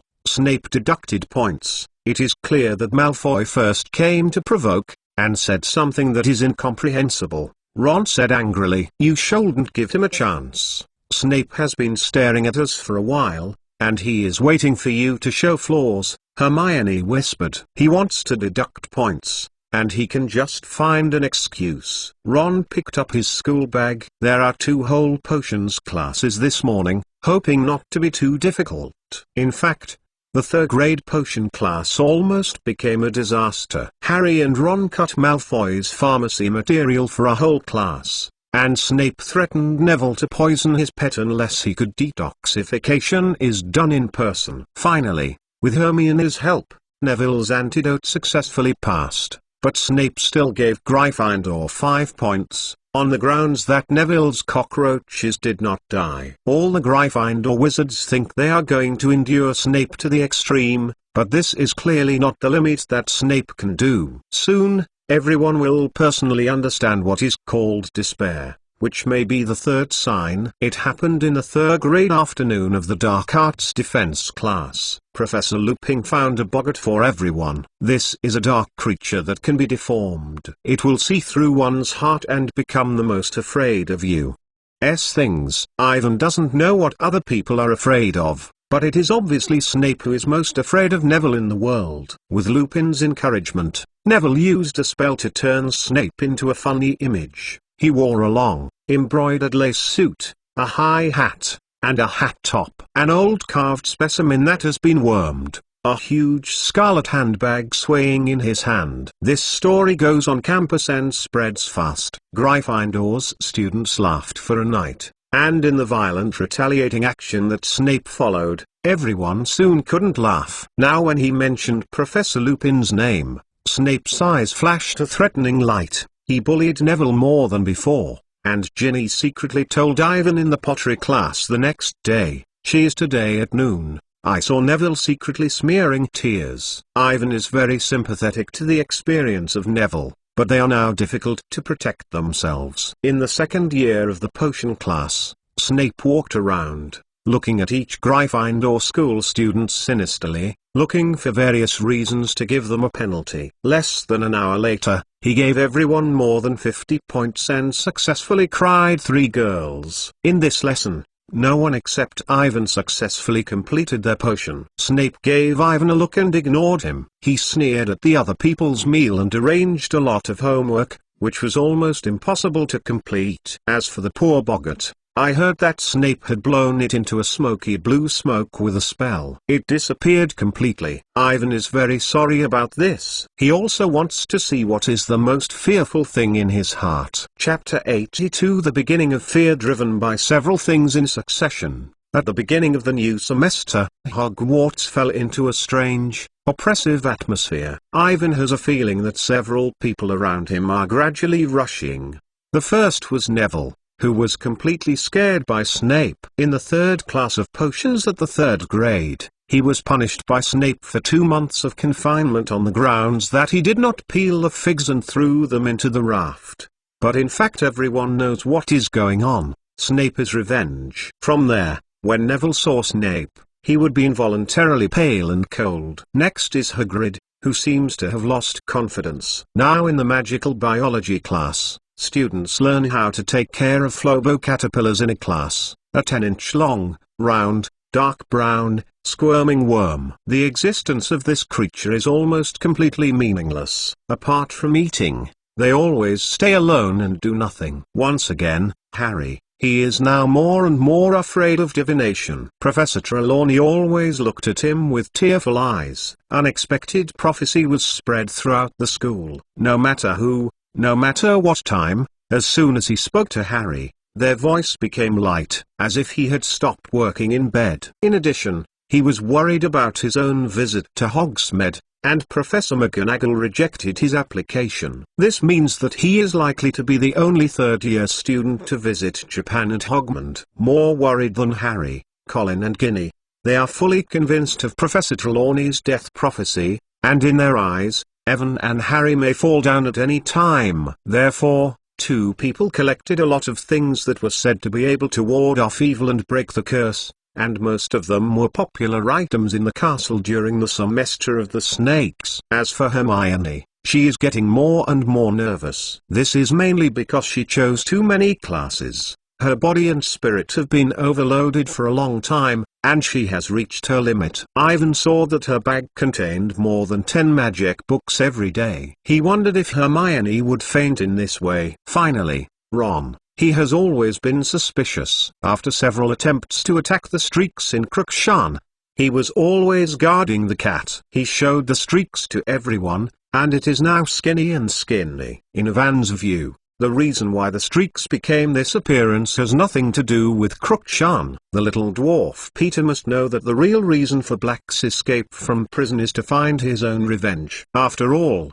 he sold the Porter couple. He was afraid, and as Black moved closer to Hogwarts, panic gradually occupied his brain. He wants to run away, but he doesn't know where to go. Hogwarts Castle is currently the safest place, and there are so many horrible Dementors guarding the outside. It stands to reason that Black has no reason to break in, but since the other side can escape from Azkaban, then entering Hogwarts seems to be only a matter of time. The mental torment made the little dwarf Peter become very embarrassing. In fact, not only a few of them, Ivan is also busy during this time. In addition to preparing newspaper articles, he focused his energies on the potion, which he prepared for the little dwarf Peter. A tracking agent he found on Powerful Pharmacy. As long as Peter takes this medicine, within a certain range, he can sense its position with special magic. In this way, you don't have to worry about him becoming a mouse to escape. Ivan's plan is to mix this tracking agent in the mouse tonic,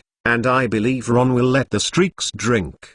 The only problem now is that the tanning process is too time-consuming, and although he has already made enough preparations, the pharmacy can only be completed on Halloween. On Halloween, Harry pitifully sent Ron and Hermione to Hogwarts. Ivan refused Colin's suggestion to play the wizard chess. He ran to the 8th floor of the castle alone. After seeing no one pay attention to himself, he quickly walked back and forth 3 times in front of a wall and entered the room. The room he requested was similar to the Snape office. The central long table was filled with glassware of various shapes, 2 tin enamels and a heating device, and the cabinets on both sides were filled with medicinal materials. These things are all bought by Ivan from Diagon Lane. Since last year, he has been here to curb the pharmacy he needs, review the contents of the potion class in advance, and so on. Long practice has made Ivan's technique very skilled. He placed the prepared materials in the sputum in turn according to the formula above the Powerful Pharmacy. After about 5 hours, he finally finished the tracking drug,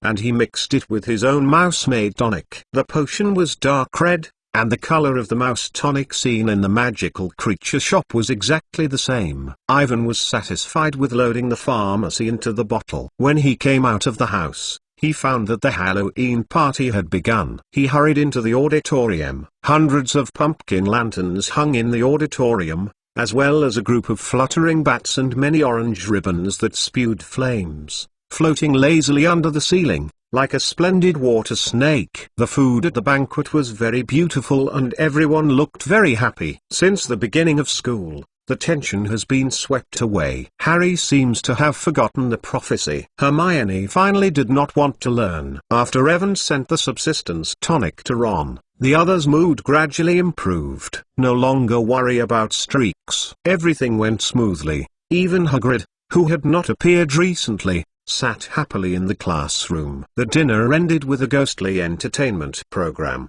and the ghosts suddenly appeared on the wall and on the table to make a lineup. The ghost of the Gryffindor's ghost almost succeeded in recreating that he was killed. The situation of the head. Everyone felt that they had had a good night, but less than 10 minutes after the dinner ended, everything reversed. A little bit of happiness accumulated at the Halloween party disappeared, and the atmosphere of panic re-emerged in the castle. When the whole thing happened, Evan, Harry, Ron, Hermione, Colin, and Ginny were slowly returning to the Gryffindor Tower along the usual route. They will almost dinner. Every food has to be served twice, and the stomach is swollen. When they reached the portrait of the fat woman, they found that the corridor was crowded with people. What happened? Why didn't everyone go in? Colin asked curiously. Maybe they forgot their passwords, Ron said with a smile. How is this possible? It is impossible for so many people to forget the password. Ivan saw the Pippi ghost jumping on the top of the crowd. It was very happy. He suddenly had a bad feeling in his heart. The Pippi ghost only saw the destruction, and the sorrowful scene will reveal this expression. It will not be. Before they could squeeze into the crowd, Professor Dumbledore, who got the news, hurried to him. He hurriedly went to the portrait of a fat woman. The students at the Gryffindor were crowded together to let him go. Ivan, they were more dependent. Tightened. I want to see where the trouble is. Oh, my God! Hermione suddenly screamed and grabbed Avon's arm. In front of them, the portrait of the fat woman was vandalized. The portraits and canvas pieces were everywhere on the floor, and the large canvas was completely removed from the frame. Professor McGonagall, please go to Filch right away and tell him to look for that fat lady in every painting in the castle, Dumbledore said quickly. You will be lucky. Pippi Ghost grinned. What do you mean, Pippi? Dumbledore asked calmly. Sorry, Mr. Headmaster. The Pippi's smile faded a bit. He didn't dare to laugh at Dumbledore. He turned to a slick tone. She didn't want to be seen. She was messed up. Seeing that she ran across the landscape on the 5th floor, sir, hiding in the middle of the trees, crying and saying something terrible. Poor thing. Pippi added a sentence, but there was no pity for others. She said who did it? Dumbledore asked quietly. Oh, let's say, the professor's head. Pippi's look was like holding a big bomb in his arms. She won't let him in. He is very angry, you understand. His temper is really bad. This Sirius Black. Chapter 83 Second Contact with Stray Dogs. When I heard the Pippi Ghost, everyone took a breath, and Sirius Black broke into the castle and even tried to enter the Gryffindor common room. This is terrible, but fortunately it is Halloween. Everyone is not in the tower. Professor Dumbledore asked all students to return to the auditorium immediately. To ensure safety, the instructors conducted a thorough search of the castle. Ivan followed the others and hurried downstairs. Everyone whispered about what had just happened. Do you say that Black is still in the castle? Hermione asked anxiously. Look at Dumbledore's meaning. He obviously thinks so. Ron whispered. I want to say that he has chosen tonight. It is our luck. Yeah? Colin nodded uncomfortably. He nervously looked around, as if the little Sirius Black was hiding in a corner, ready to pounce. I guess he was a fool of days, because he has been fleeing. He didn't expect it to be Halloween, or he wouldn't come in. Ron's words were recognized by everyone. Besides, everyone was asking each other the same question. How did he come in? Maybe he knows how to shape. This is impossible. As long as you read the book The History of Hogwarts School, you will know that this castle is not only protected by walls. Hermione quickly said, the castle has also been used in various ways. Magic, in case the outsiders secretly come in. The light submarine shape can't get in. And, I want to see what kind of costumes can fool those Dementors. These guys guard every entrance. If he flies in, they will also see. Filch knows all the secret passages. They will seal these passages.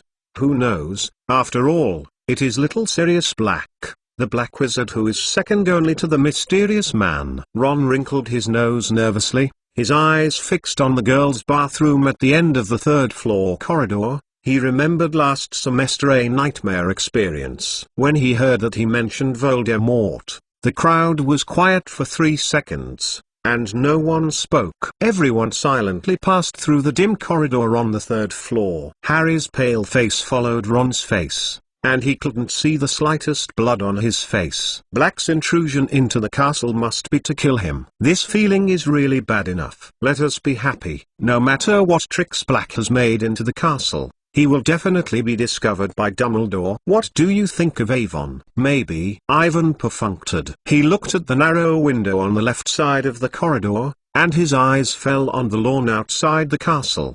There was a huge black dog with thick hair, Sirius Black. Not far from Black, is a ginger called Crook Mountain. They are sneaking through the lawn. Seems to feel something. Black suddenly looked back in this direction. The next second, along with Avon's gaze, Harry saw the two creatures on the lawn. He rushed to the window and widened his eyes. "You look at the outside. Are you seeing something? That dog?" "Harry, you won't see ominous again?" Ron came over uncomfortably, and he muttered vaguely, "It seems like the cat." "You mean Crookshank?" Hermione followed, and worried. "What is Crookhill doing outside the castle? And Black may be in school." "Please, Hermione, Black won't kill a cat. The purpose of his entry into the castle is—" Ron slammed down and looked at Harry nervously. Harry didn't seem to understand what he meant. He said eagerly, "That dog, it was just beside Crookhill. Didn't you see anyone?" "It's so dark outside." "You might be wrong. Maybe it's just a big tree or a stone." Ron swallowed and he saw other people staring at them. "Impossible. Ivan, did you see it too?" Ivan did not answer. He secretly calculated the distance between the lawn and the outside. "As long as you are fast enough, you can still get it from here. Maybe this is a good opportunity to get in touch with the other side." "You go first, I go to the toilet," Ivan said quickly. Under the gaze of others, he turned and walked into another corridor and ran towards the gate of the castle. When he was sure that there were no one around, he gently read, "Animagus." As soon as the voice fell, Ivan's body quickly turned into a black cat. He passed through the deep marble foyer at the fastest speed and sneaked out of the castle. The cold wind of the night came in, and Ivan made a nap. Tonight's Hogwarts castle is particularly gloomy. Under the dark moonlight, the strange statues on the field reveal a bit of strangeness. Several bats slid from a low altitude, and the owls infiltrated from time to time. Around the wall in the distance, the figure of the Dementor is looming. The land there is already ridiculous, and all the plants are dying. Black couldn't walk in the direction of the wall. Ivan hurriedly turned to look at the Forbidden Forest. Through the moonlight, he saw that the big dog that Black became and the Crook Mountain disappeared into the shadow of the Forbidden Forest. The text hastened to catch up. Just entering the shadow, a figure suddenly rushed out from behind a tree. It was a sudden attack! Exclamation mark. Evan felt the hot air from the opposite side. He looked up and saw the big dog that Sirius Black became. He was screaming at himself with an inch of teeth. With a bang, Black rushed to him with a powerful impact. Ivan fell down and his body rolled back on the lawn until he hit a big tree and stopped. He was dazzled and felt his ribs seem to be broken. He wanted to stand up, but Black didn't give him a chance. He stared at Ivan with a fang, and screamed and slammed again. Looking at the huge figure getting closer and closer, Ivan hurriedly disarmed Animagus, and while his body was restored to his original shape, his right hand pulled out his wand at his waist. The tip of the stick glowed red and hit Sirius Black. Black flew out and fell into the grass, giving a painful mourning. "Enough!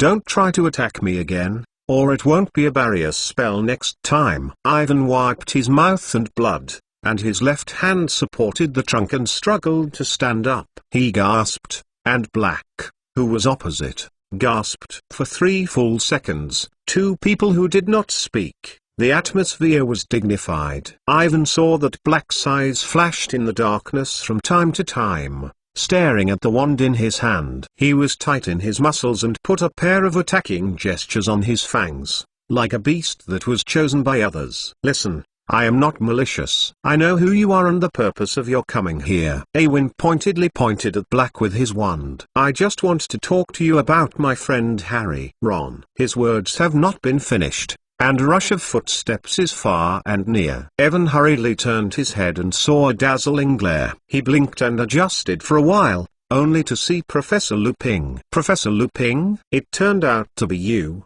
Evan. I heard the sound when I checked the owl room." "What happened here? Why are you outside the castle?" Lupin looked at Ivan in surprise, saying in a careful voice, "Small Sirius Black had just broken into the castle. It was dangerous, and Dumbledore asked all the students to gather in the auditorium."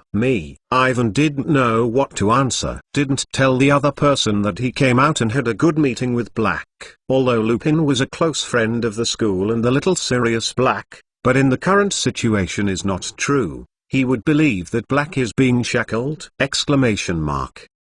Ivan shook his head. Without real evidence, With Lupin's character, even if he believed that Black was innocent, the first thing he would do was to tie his former friend to Dumbledore. Then they are going to catch the little dwarf Peter. If all goes well, then it's okay. If Peter is to escape, I am afraid that I will not wait until tomorrow. Black will be sent to the Dementors. Waiting for him will be a kiss. It was too bad.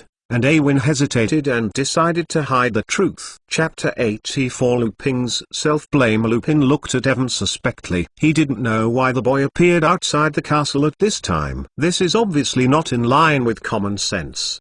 But he does not intend to go deeper. Just like him, everyone has their own secrets. In fact, Lupin's impression of Ivan was very good for more than 2 months of contact. In his own class, the other party always answers all the questions in the first time. From the homework assignments he has arranged, it can be seen that Ivan has a very deep understanding and unique insights into the defense of the dark arts. Lupin has not seen such a good young man for many years, not to mention the relationship between Ivan and Harry is very good. Just like he was the same as James Potter, Dwarf Peter and Sirius Black. Thinking of Black, Lupin was distressed. He never believed that the other side would betray James and vote for Voldemort. They used to be the best friends. He shook his head. Maybe he had been reading the wrong person all the time. Black was also so good that year, but he eventually chose to betray. The more intelligent people, the more accounting in gains and losses. The friendship in their eyes is just a commodity that can be exchanged at any time. So, will this boy be like Black, betray his friends for his own benefit? Exclamation mark. Lupin looked at Evan carefully and hoped to see something from it. The next second, his eyes slammed wide, and he seemed to see a familiar figure in the grass opposite Ivan. The tip of his wand shines a light and flies into the grass with nothing in it. Is it an illusion? Lupin was relieved and relieved. He is now in conflict with his heart. On the one hand, he wants to see Black to ask the whole thing clearly. On the other hand, he is afraid to see each other. Afraid that Black will tell himself how he sold James and Lily to Voldemort. Lupin has not remembered how many times he has been awakened by such a nightmare. Time has passed for a full 12 years, but he has been blaming himself for not discovering the true face of Black earlier, so that he has the opportunity to sell James, and finally kill the little dwarf Peter. This is all your own fault. Lupin thought that this guilt would always be with his life, but Black escaped from Azkaban. Everyone said that the purpose of his escape was to kill Harry and kill him. Son, Lupin can never let this happen again, which is why he accepted Dumbledore's invitation to return to Hogwarts. He wants to protect Harry. Maybe he can also personally grab Black.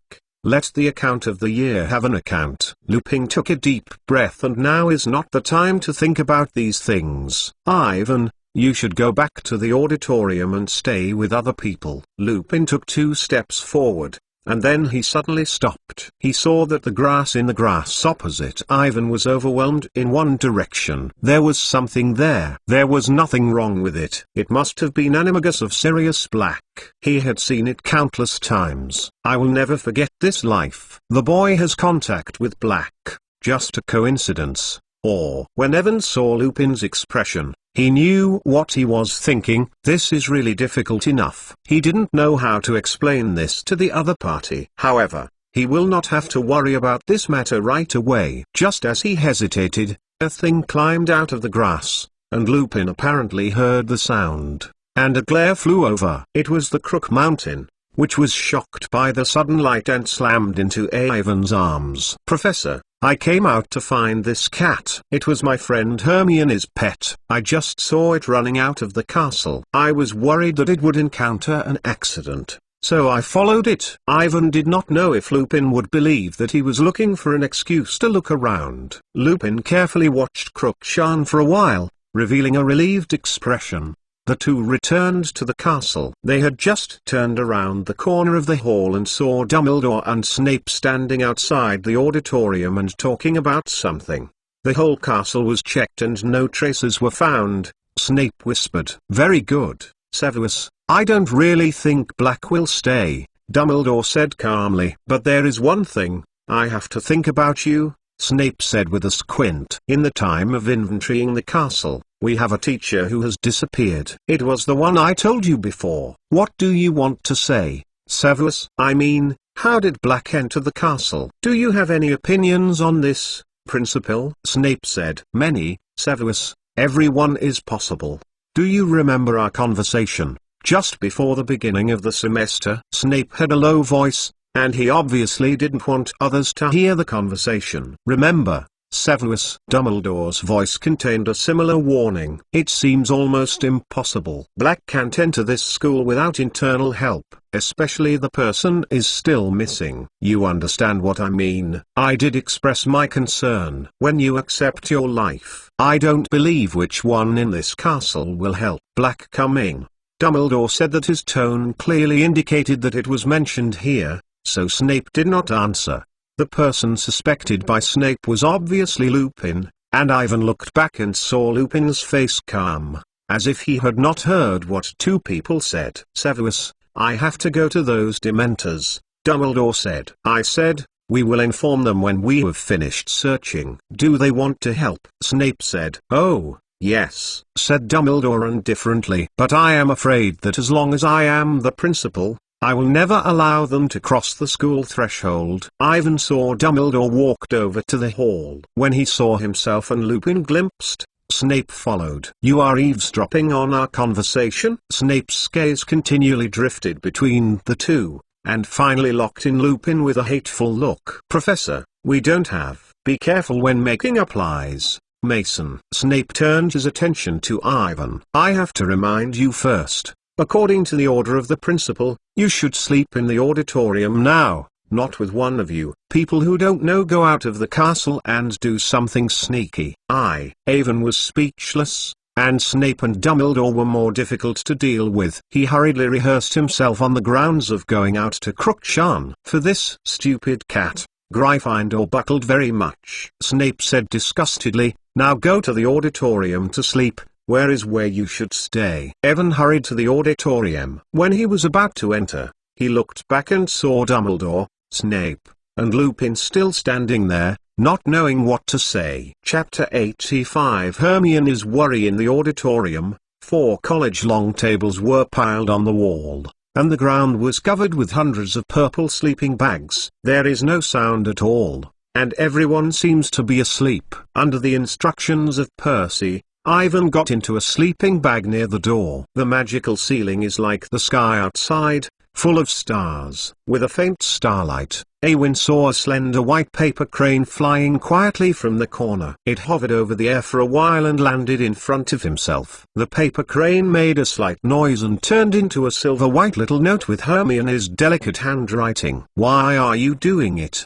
Why is it delayed for so long? The handwriting is slightly scribbled, and the girl's fear can be seen. Ivan thought for a moment, pulling out the wand from the sleeping bag and gently clicking on the note. The black handwriting on it disappeared like smoke, reconverges into new words. I went to Crookshank, I found it in the grass next to the Forbidden Forest. Then he tapped the wand with a wand, and the strip quickly folded, turning into 1,000 paper cranes along the original crease, and swaying back to Hermione. Fortunately, you found it. But you shouldn't run out of the castle. It's too dangerous. Black may still be hidden in school. You can meet him at any time. Don't worry, I just heard Dumbledore talk to Snape.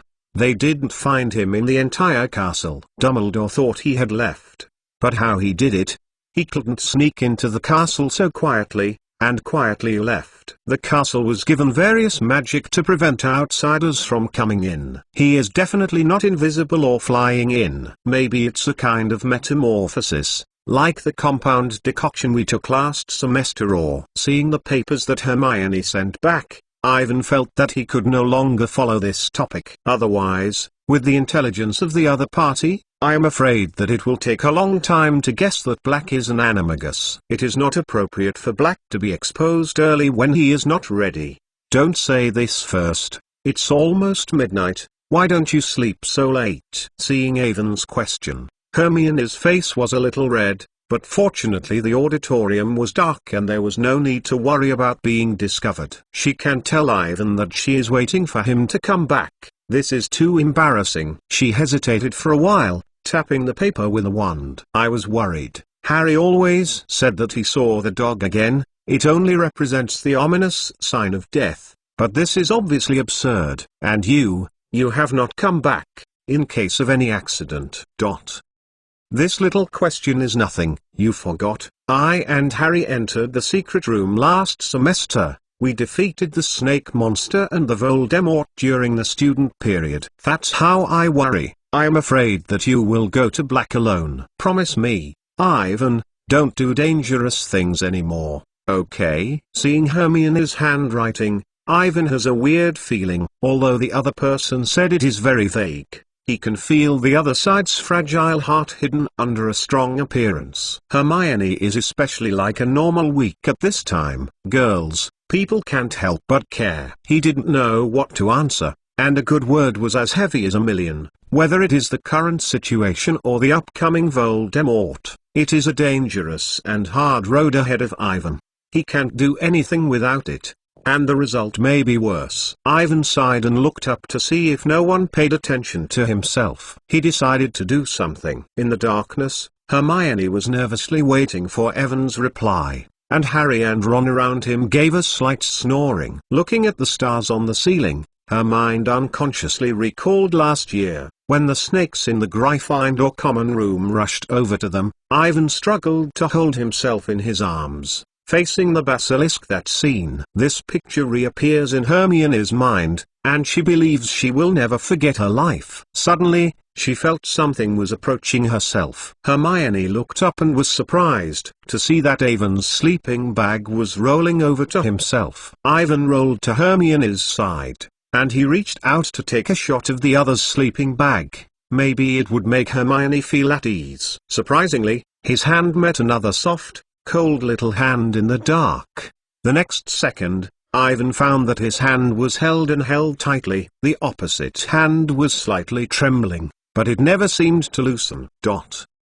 At the same moment, in the secret passage leading to the screaming shack under the beating yew, Lupin carefully moved forward, and through the weak fluorescence of the wand, he looked at the familiar and strange sights around him. He never thought that he had a chance to return here and return to this secret passage he had traveled countless times. Everything is like yesterday. He seems to have returned to the time he went to school in Hogwarts more than 20 years ago, the best day of his life. Before coming to Hogwarts, Lupin never had friends. When he was 4 years old, his father offended the werewolf Finley Greyback. In retaliation, the werewolf attacked himself. Since then, he has also become a werewolf. Because of this identity, everyone is hiding from him. No matter where he goes, he is greeted with white eyes and discrimination. Lupin remembers that he once asked his father why, but his father said nothing, just crying silently with himself. At that moment, Lupin secretly vowed that no matter what happened in the future, he would never cry again. Before the age of 11, his life was grey and there was no color. Lupin thought that he could not go to Hogwarts like other children. Other parents would not want their children to approach a werewolf, but Dumbledore gave hope.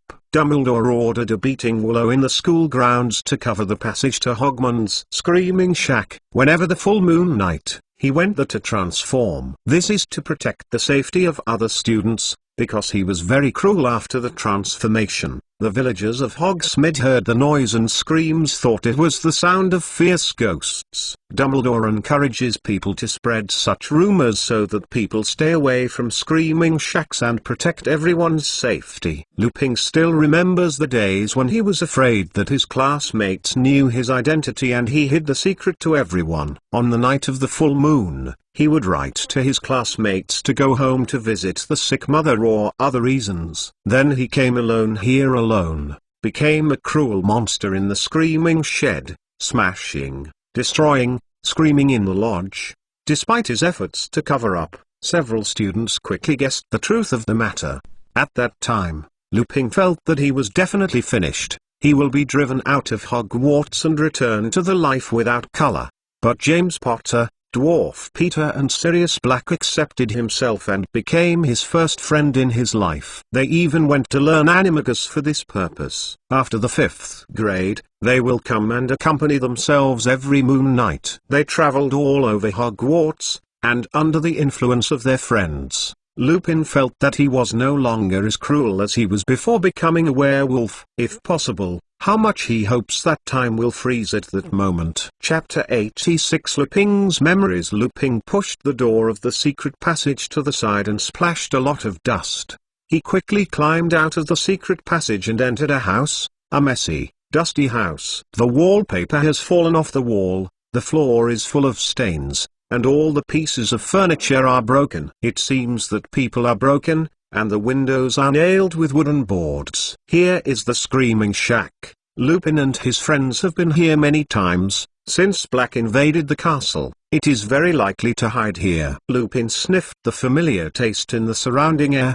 He crossed his wand across his chest, carefully passing through the dark aisle and climbing the stairs that were about to collapse. Like the first floor, everything on the second floor is covered with a thick layer of dust. But this is not the case on the floor. There is something that has recently passed through here. It is a claw mark left by a canine. Lupin looked down and he was too familiar with the footprints. It was the trace left by Sirius Black Animagus. Black must have been here recently, and he is now likely to remain hidden in this house. Lupin tightened his wand in his hand and cautiously looked at a door that was confined at the end of the corridor. Black may be hiding behind this door and ready to throw it out. Although the other side has no wand, Lupin still does not dare to care. He slowly approached, trying not to make a little sound. The whole body magic darkly gathered, condensed without hair, and the tip of the wand made a weak fluorescence. Come out, Sirius. I know you are inside. Lupin stood outside the door and shouted, his voice echoing in the empty room. Nothing happened. The dead silence in the door. Lupin blinked his eyes. The next second, his wand quickly gave off a thick red light and slammed the door. In the room, there is only one luxurious four-poster bed, and the curtains around the bed are all dusty. None of the above people, only he stood alone in the door and gasped. Lupin suddenly put down his wand. Black is not here. Maybe he was there, but after knowing that he saw him tonight, he hid somewhere else. Despicable coward. Lupin whispered in a whisper. Black's performance is not consistent with his impression of Sirius. He is not a man who will run away. In his student days, he was the bravest of them. But when he fell to the ground to kiss Voldemort's robe, I am afraid that the courage of the past has disappeared. Now Black is no longer a heroic and fearless Gryffindor, more like a sinister and sneaky Slytherin, or he is. Lupin stood for a minute at the door of the room, and there was a kind of unclear on his face. He sighed deeply and turned to leave. But he stopped right away, and he saw something left on the bed. A photo. Lupin went over and picked up the photo. There are 4 boys in the photo. From left to right are the students of the student era: James Potter, Sirius Black and Dwarf Peter. The 4 people in the photo laughed so happy, they all laughed and greeted Lupin. Lupin suddenly felt a bit sad. He remembered that this photo was taken on the lawn in front of the castle gate when they graduated. One person is reserved for commemoration. When he collected photos from Harry for Harry in the previous year, he was sent out. James was lost in the ruins that night when he was attacked. Peter should be blown up with himself by Black. The debris. Only Black is left with this photo. He is likely to remain in the Shrieking Shack before when, accidentally left in here. Did not think Blake will always retain this photo. Lupin thought he would have to throw it together and friendship. This looked at the yellowed photos. Lupin's thoughts back to that time they had just graduated, the darkest years of the wizarding world. At that time, led to Voldemort's dark wizards in the wizarding world rages.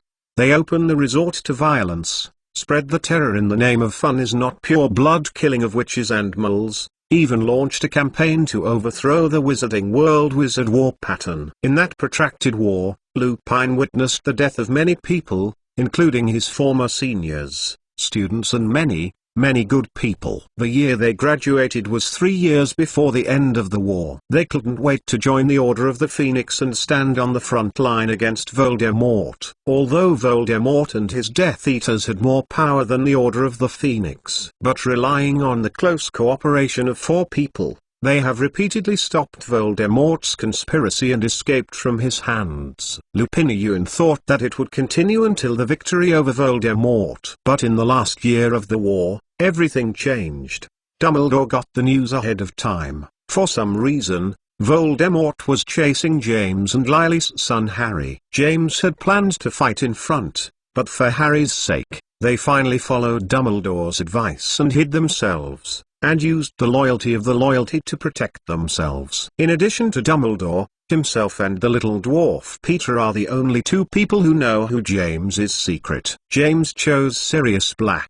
He used to think that Black is his closest friend, and his strength is the strongest among several people. Lupin also used to be naive to think that this is the best choice. But he is wrong. They are all wrong. Less than a week after Black became James and Lily, he sold them to Voldemort. Voldemort broke into their house that night. He killed them, but did not know why he failed in Harry. After knowing this news, Lupin remembered his reaction at the time. He went crazy to find Black. He needs to ask the other side to understand the truth. There must be a problem. Why is James and Lily dead? Why the loyalty will be invalid. Until that time, he did not believe that Black would sell them to Voldemort. After 2 days, Lupin found Black. But he was a little late, and the little dwarf Peter found each other before himself. When Lupin saw Black on the street, he was surrounded by the Aurors, and he broke Peter and the whole street of Muggles into pieces a minute ago. Everything was clear. It was Black who sold James and Lily to Voldemort. In the subsequent question, he killed the little dwarf Peter. Lupin stood helplessly on the corner of the street. He saw that Black was laughing wildly, but he was crying silently in the corner. This was the only time he cried after he made a vow to cry no longer when he was a child. Chapter 87 Peter's Memories. The bright moonlight climbed through the window into the common lounge of the Gryffindor Tower. In the place where the moon is not shining, a small figure is hiding under the chair and shivering. The little dwarf Peter cringed and twisted his hands, and his breath was almost out of breath. For 12 years, what he has been afraid of has finally happened. His former best friend, Sirius Black, escaped from Azkaban. He broke into Hogwarts, just in time, and they were even separated by a wall. Peter understood that he had betrayed the Potter couple to Voldemort. Black came to find his own revenge. He wanted to kill himself. He instinctively wants to escape, but he doesn't know where to hide. He knows Black too well. If the other person knows that he is still alive, then he will never give up. Even if there are hundreds of Dementors here, even if the entire Hogwarts is turned upside down, Black will not back down, and he will not stop until he catches himself. This is Sirius Black, a true Gryffindor, a monster that never knows what fear and cowardice are. Maybe it's the same as 12 years ago, and there is another fake death. This thought just emerged in Peter's mind and he was vetoed. This is not the Mole Street 12 years ago. He is not only facing Black alone this time. Here is Hogwarts, and there are Dumbledore, Snape, Lupin, Professor McGonagall, James and Lily's son Harry, and the boy named Avon Mason, each of whom is better than himself. Smart, more powerful than yourself, have more courage than themselves. It's too hard and too difficult to fool these people like you have cheated on Sirius Black. Besides, after I escaped, where can I go? The Death Eaters who are still alive will not let him go after the wind, and the Dark Lord failed after listening to his informant. Until now, Peter did not understand that the person who was so powerful that even the name could not be mentioned, why was it defeated by a baby? He did not understand that he had chosen the strong side at the beginning. Why did he go to this point now? Everything seems to have returned to the dot, returning to the time when I first entered school 20 years ago. The little dwarf Peter still remembers the entrance ceremony of the branch. He was thin and small, and he trembled toward the branch hat. He put on the hat, the big hat that covered his eyes. He couldn't see the stage. He was too scared. He was like this when he was a child. He couldn't do anything. He was weak, not smart enough, and had no extraordinary magical talent. He was afraid that he would be driven back by his hat. He was afraid to see his mother again. Eyes. Difficult, very difficult.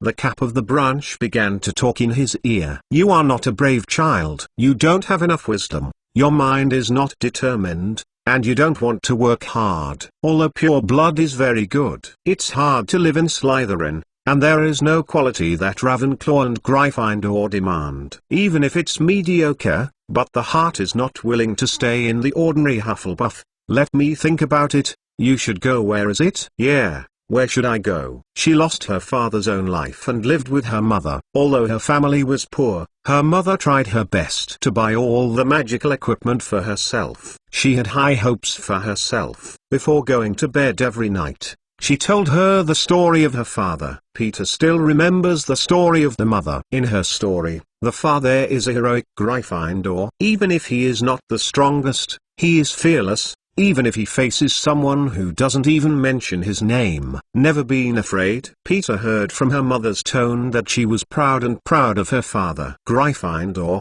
Gryffindor, Gryffindor. I want to go to Gryffindor. I want to have courage. I am a brave man. Peter shouted in the heart of the Yard Hat. I want to change my timid and weak self. I want to be the same warrior as my father. I want to be respected. I can't let my mother down. Gryffindor, the voice of the branch hat is slightly different. You said you were going to Gryffindor. Okay, this may not be the best choice, but I hope that you will belong in the future. In the road, find the courage to bury deep inside. Gryffindor. Peter, the little dwarf star under the chair, smiled happily. It was the most brilliant moment in his life. He seemed to hear the shouting hat again shouting out the moment of his choice with everyone's loud voice. He showed it again. Go to the mother to look at my satisfied eyes. But his smile quickly solidified. And the hat was right. He was not suitable for Gryffindor. He only got ridicule in this college. Everyone laughed at him for being brave. Hogwarts's school made him feel pressure. He found that there was no course that he was good at. The professors looked at their own eyes and had no other feelings except disappointment. He left his mother to himself. The requirements are getting farther and farther. He did not find courage in this college. He found himself more and more ordinary and inferior. Can't go on like this. He needs someone to help himself. Peter quickly discovered the goal. James Potter, Sirius Black, and Remus Lupin are the three best people in his class. The three people who formed the small group are always radiant. Maybe they need a attendant. That's right, you can play this role perfectly. Fortunately, they accepted themselves. The little dwarf Peter once felt hope and happiness for this. He thought he could be as good as them. No, at least, he could become a sense of existence and become proud of his mother! Exclamation mark. For this sense of existence and pride, Peter is willing to endure everything. In the eyes of outsiders, he is a member of this small group. He is a friend of James, Sirius and Lupin. But only the little dwarf Peter himself knows that he is just a follower, nothing more. James sees him as an object that can show off his Quidditch talent at any time. His existence is only to better set off the courage and fearlessness of Sirius. Even the werewolf Lupin, he also looks down on himself. Yes, the three of them have never regarded themselves as friends, but at best they are companions. But more often, he is still a follower who can be called a twill. Weakness to humble, humble to negligible. I am afraid this is also the idea of all.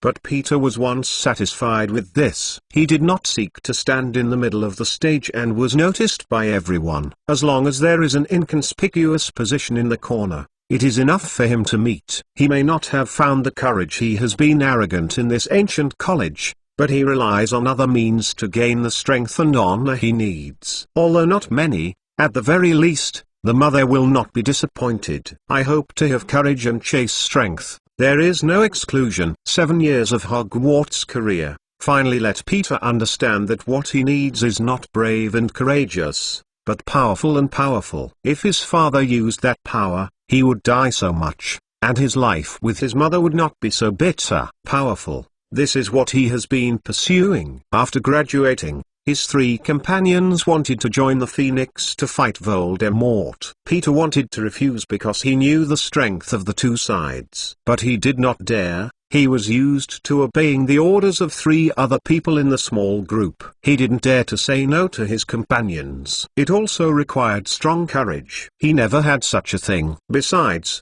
he is also afraid of disappointing his mother. He knows that his mother wants to join the Order of the Phoenix. The mother's expectations of herself have always made Peter feel pressure, but until that moment, he discovered that the pressure had become a heavy burden, and he could not breathe. The little dwarf Peter remembers that day, when James, Sirius and Lupin were happy that they had defeated Voldemort's plot 4 times, and again, he felt a little more fear. He can feel the wrath of the Dark Lord. He can feel the hatred of the 4 people who don't even mention the name. It is like a never-ending nightmare. Can't go on like this anymore. The little dwarf Peter can't see the benefits of continuing to fight against Voldemort himself. Even if he risked his life to do these things, only James, Sirius and Lupin will be honored. Moreover, Dumbledore is gradually aging, his strength is declining, and Voldemort is in full swing. His strength and power are growing stronger day by day. It's time to choose your own loyal camp. For a weak person, the most important thing is not to do something earth-shattering, but to make a wise choice. He couldn't be as stupid as his father, and died for Dumbledore's life and obscurity. This stupid courage has no meaning other than leaving a heavy burden and sadness to his wife and children. He wants to choose his own destiny. He wants to gain a powerful force. The Dark Lord has promised him, as long as he unifies the magic world, he will gain power and status that were previously unimaginable. Although the methods are different, as long as there is such a thing, the mother will be proud of herself again. As for the embarrassment and self-blame of betraying his own companions, Peter never felt this way. Anyway, in their eyes, they are just a follow-up, and they have always been. Chapter 88 Progressive Conspiracy. Now, his weak follow-up class has to reselect the owner. The little dwarf star Peter's mouth has a strange smile. If his companions are killed by the Dark Lord, who knows that they have betrayed? His plan was foolproof. He began to sell the information of the Order of the Phoenix to gain the trust of the Dark Lord. Although Dumbledore suspected him, James, Sirius and Lupin testified for him even though he was only the humblest of this small group. A member. The little dwarf Peter knows his 3 friends too. They don't fully believe him, but the pride and blind arrogance have blinded their eyes. Even if they don't trust him, but in the face of Dumbledore's inquiry, they will still support him. As long as he is still a member of this small group, the 3 of them will support themselves unconditionally. This is the stupid Gryffindor. It is a wonderful and perfect cover. Knowing that Dumbledore began to doubt himself, the little dwarf Peter would no longer disclose intelligence because he was not sure whether the information was deliberately told to Dumbledore. He knows that he must be forbearing, he must wait for an opportunity. Waiting for an opportunity for the Dark Lord to fully trust himself. He still remembers the rainy night 12 years ago. When Sirius, James, and Lily found themselves in Pale, they asked him to be a secret person of James and Lily. This is Sirius' suggestion. The reason is that he is weak enough and stupid enough to not cause Voldemort's attention. This is also their view of themselves all the time. A humble, weak, stupid companion, who has never dared to rebut their follow-up. They think that they are the most suitable secret person. They didn't tell anyone about it, even Lupin and Dumbledore didn't know it. It was just the secret between the 4 of them. That night, the little dwarf Peter felt that he was happy. He has always been rewarded. After he became the secret person of the Potter couple, when he determined that Harry Potter, whom the Dark Lord had been looking for, was in the house, he could not wait to find the Dark Lord. He stumbled to sell the James and Lily to the Dark Lord. As expected, he gained the trust he had dreamed of from the other side. The Dark Lord also told him how to enter the place, the one he had in the ancient relics that James, Black, and Lupin found together in the school's Forbidden Forest. There is a strong dark power hidden in the ruins, and the Dark Lord has definitely been there during the student days. It is said that there may be a strong source of strength for the Dark Lord himself. Certainly not all, but Peter is not greedy to want to be a powerful black wizard like the Dark Lord. As before, As long as there is a negligible position in the corner of the stage, he is satisfied. Before Hogwarts, he relied on James, Sirius, and Lupin to get that position. Now in the magic world, the Dark Lord, the more powerful patron, will help him find his place. The little dwarf Peter thinks so, but who can think of the Dark Lord actually failing and losing to a newborn baby? For a while, he once thought that he was close to success. He was able to see power, and status, and then waved to himself. But this dream was instantly broken, and he had to start his own escape. The little dwarf Peter has no choice. In addition to the wrath of Sirius, he has to avoid the killing of other Death Eaters. The method he chose was a suspended animation. When Sirius' curse came to him, he used a spell to explode the entire street, leaving only one finger for everyone to think he was dead. And Sirius Black replaced him as the culprit of the whole thing. As imagined, the proud Sirius did not explain to anyone at all. He thought he killed James and Lily. He was going to Azkaban. Atonement. He escaped smoothly. His mother lost her son, but received a first-class Merlin medal, although he should have gotten much more than this. The little dwarf Peter had seen the mother buried the medal and his finger at the father's tomb. His tombstone read, "A brave and fearless warrior, a well-deserved Gryffindor. His dark forces against evil." And after giving his life, his father and mother are always proud of him. Yeah, in the mother's opinion, he finally became a person like his father. And she has to pay for life for a stupid reason. She should be satisfied. The little dwarf Peter closed his eyes painfully. For the 12 years since then, he has been hiding in the Weasleys' home as a mouse. He knows he has to keep in touch with the magic world so that he can be in the first place. Know the movements of the Dark Lord. In the year before, he saw the Dark Lord again at Hogwarts. This once powerful black wizard has become a shadow of weakness. To be honest, this makes Peter feel very disappointed. He can't understand what is going on. If Voldemort is no longer strong enough to be scared, what is the point of his own betrayal? He didn't immediately expose himself. He decided to look at Voldemort and see if he was as strong as before. The little dwarf Peter was glad that he had done this. In the following 2 years, he witnessed the failure of Voldemort twice in succession. Seeing that Voldemort failed again and again, the little dwarf Peter was in fear. He did not understand why the Dark Lord failed.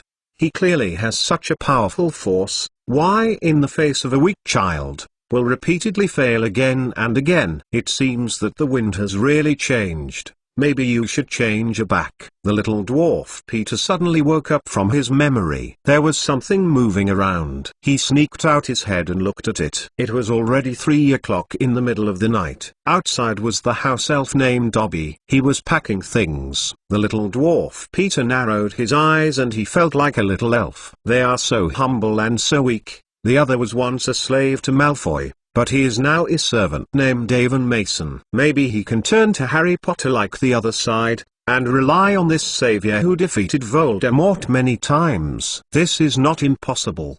The events of the year were only Sirius Black, and 2 of them knew that if they solved Sirius, they would be able to reappear as a hero. The situation has completely changed. Since Voldemort has lost power, his party feathers, the Death Eaters who have not been caught in Azkaban, will not find their own troubles because of the events of the year. It is time to return to the magic world. The only trouble now is only the little Sirius Black. As long as he is solved, no one knows the past. The little dwarf Peter's mouth reappears with a strange smile. Think about it. When you arrive, you can tell others that he has been humiliating for many years, guarding his only beggars, and protecting Harry from evil forces. He can reappear as a tragic hero. He is the greatest hero in defeating Voldemort. He can even apply to become Harry's only guardian. Even if Dumbledore and Lupin suspected, they had no reason to object. This is really wonderful. Maybe the Ministry of Magic will consider reissuing a Merlin medal. He will be able to get back what he deserves. The honor, the power, and the power to hide in the depths of the Forbidden Forest. He must get it all back. The little dwarf Peter knows he needs a plan to completely get rid of Sirius Black.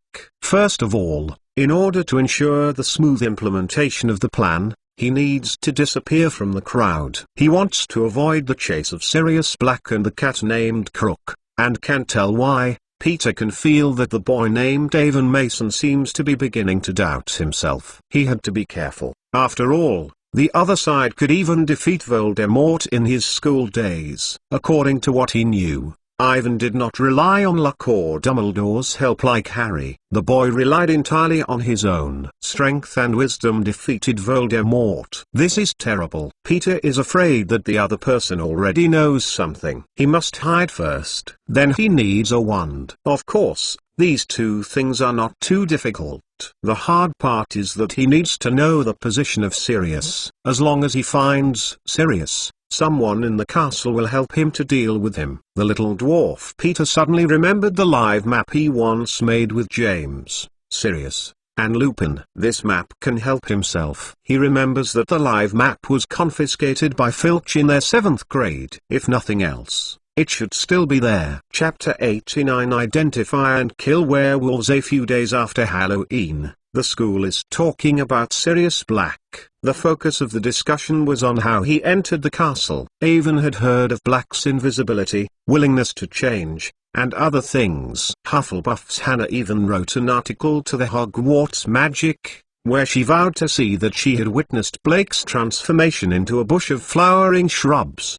This article has not been here to Ivan. It was vetoed by Hermione. Thanks to the introduction of a series of Dementors articles, since the beginning of the school, Hogwarts Magic has been selling well, and the issue of Guardian Mantra has set a record high in history. More than 2,000 copies. In addition to the little wizards at school, many adult wizards also learn to protect the curse through the Hogwarts Magic. Ivan just found out that there were so many people who didn't know the spell before, and he was worried about the overall strength of the magic world. In addition to the rumors of the more and more mysterious, there are many things in the castle that have changed. For example, the damaged portrait of Mrs. Fat has been taken from the wall, replacing it with the portrait of the heavily armed Sir Caddo and his obese grey ponies. No one is happy about this. Sir Cadogan spends half of his time challenging people and asking people to fight him. The rest of the time is spent pondering complicated and ridiculous passwords. During the day, he has to change his password twice. For another example, Harry is now under close surveillance. The professors walked with him in the hallway for various reasons and excuses. Percy followed him everywhere, like an extremely guarding dog. Black invaded the castle, and the most affected should be the little dwarf Peter. Ron and Avon said that the mouse tonic did not play any role, and the streaks now do not eat anything other than drinking water. It huddled all day in the corner of the bed and did not move, as if it was dead. A more accurate description should be waiting for death. Ivan has already tested it. The tracking of the potion has worked. Within 100 meters, he can feel the spotting position at any time. The next step is to find a chance to get in touch with Sirius Black, and then you can end this year's event. But the first 2 failed contacts have made Black wary of Ivan. He became more cautious, and Ivan did not know where he was hiding. According to the original story, Black should hide in the Screaming Shack, but Ivan checked after Halloween. He is not there. On the night of Halloween, Lupin also saw Black. He knew the Screaming Shack. With Black's carefulness, it was impossible to stay there. Just as Lupin did not believe in Black, Black did not believe Lupin. 12 years of Azkaban life left him with little reason. He didn't even believe in Dumbledore. He only thought about revenge in his mind. Black is now likely to be hiding in the Forbidden Forest. Ivan is not interested in finding a dog everywhere in the woods. He decided to design a plan to lead the other. On the lunch table, Ivan saw that Crookshank ran out of the auditorium with a large piece of bread. He suddenly flashed in his mind, maybe he could use it. Hermione is a clever boy, and sometimes Evan suspects that it is also an animagus. It is now definitely a friend with Sirius Black, and the bread that I just took should be sent to Black. Just as Ivan stared at Crookshank, who was slipping past him, he saw Harry, Ron, and Hermione walk into the auditorium with frustration. "You know what Snape told me to do? He actually told me to wipe the chamber pot in the school hospital, and I was not allowed to use magic." Ron gasped and his fists clenched tightly. "Why can't Black hiding in the Snape office so he can give him the result for us?" "No, Ron. Isn't the third year morning a defense against the dark arts class?" Colin asked angrily. "Why would you be banned by Snape?" "Good question, Colin." Ron snorted. "I was banned by Snape in the morning of the dark arts defense class. Then I went to the potion class in the afternoon. I have to endure him once." "But why?" "Because Snape said that Professor Lupin can't go to class. This dark magic defense class is his class." Harry sat down in anger. "It must be Snape's ghost. You remember, I said a few days ago that he had prescribed the syrup to Professor Lupin. What must he put in the potion?" Harry's words were approved by Ron, but Avon knew that Snape had prepared a wolf venom, which needed to be taken 1 week before the full moon night. Calculating the time, these days should be the day when Lupin turned. No wonder one did not see him. "Don't say silly, Harry. Why is Snape doing this?" Hermione took out her dark arts defense textbook. "It's still asking. He always wanted to teach this class." Ron shouted. "Look at what he did in class, criticizing Professor Lupin's teaching method with half a class, with the rest. Half a class time asks us an inexplicable question." "What did he ask?" "It's a werewolf, Colin." Ron turned and said, "Snape has been asking us how to identify the werewolf." Hermione knows the answer clearly, but he doesn't let her answer. "I ask him if he doesn't want to know the answer. Then why have you been asking us this question? And then he will be fined me for confinement." "But there must be a reason. Why does he have to know how to identify the werewolf?" Hermione said thoughtfully. "Whatever is possible. Maybe he was bitten by a crazy werewolf, so his head is so abnormal." Ron snorted. "Look, Snape left us with homework. 1. A paper on identifying wolves and killing werewolves, with at least 2 parchments. He is absolutely crazy." The difference between a werewolf and a real wolf, the symptoms of a werewolf in a human form. Hermione looked at her dark magic defense textbook. "God, Hermione, you don't really want to finish the assignment. Go to an evil werewolf, and kill him." The and the ring finger are the same length. Week, full moon, time to change, fear of things. Hermione ignored him. Her hand swiftly crossed the book, and then she seemed to find something. She jerked her head up, and the beautiful chestnut eyes were full of horror. "Werewolf is not necessarily evil, Ron." Seeing Hermione's look, Ivan knew she had discovered the truth, and he sighed and said, "The sorcerers usually think that the werewolves have no reason and feelings, only know the destruction and killing, full of bloodthirsty desires. In fact, this view is wrong. You have to know that even a person with a pure heart, a person who does not forget to pray at night, will inevitably become a wolf in the full moon night of the black-headed grass." Ivan calmly looked at Hermione. "But he is still kind in nature. We can't trust him because he is just a werewolf." "Yes, Avon?" Hermione asked uncertainly. "I don't know why." She was not so worried about her eyes. "Yes, I believe him." Ivan nodded. Harry, Ron, and Colin looked at them both at the side, their expressions confused, and they couldn't understand what the two guys were talking about. Chapter 91 Quidditch match. Although Ivan said this, Hermione's face is still as gloomy as the dark outside. She can't believe that Professor Lupin would be a werewolf. This news is simply shocking. "I said you two. Is there anything that is holding us?" Ron looked suspiciously at Evan and Hermione. Hearing his words, Harry and Colin agreed. Ivan and Hermione's confrontation. Hermione is not sure whether to tell the news that Professor Lupin is a werewolf. Since both Dumbledore and Ivan believe him, he should keep it secret. What's more, Professor Lupin is particularly friendly, and he is not at all like the legendary ferocious werewolf. Hermione sneaked Ivan's foot under the table, indicating that he would answer Ron's question. Ivan did not think about how to say it, and saw Oliver Wood's face. Anger came over, and other people from the Gryffindor Quidditch team gathered. "Bad news, We won't compete with Slytherin tomorrow, he said angrily. Professor McGonagall just told me that our opponent tomorrow is Hufflepuff. Why? The other team members asked in unison. Slytherin's excuse is that their injured arm is not good. Wood snorted and gasped, but they are so obvious that they don't want to be in such weather. The game, I think this will destroy their chances. Hogwarts has been a squally shower in recent days, and when Wood spoke, everyone heard the thunder rumble outside the castle. Slytherin's finder, Angelina said strangely. It's Draco Malfoy. His arm was in the first week of school to protect the magical biology class, and was injured by Hagrid's eagle-headed horse and beast, Buckbeak. Ron whispered, whispering. But this is exactly what the guy is looking for. If I am Buckbeak, I will give him his head and come to it. Malfoy's arm is no problem at all, Harry said with anger. He is pretending. I understand, but we can't prove it, Wood said painfully. They used this as an excuse to find Professor Snape. I knew it was him. Harry and Ron shouted in disgust. The problem now is that we have been practicing with Slytherin, and the Hufflepuff team is playing against us tomorrow. Their style is quite different. What is more troublesome is that they have a new year. Captain and finder Cedric Diggory.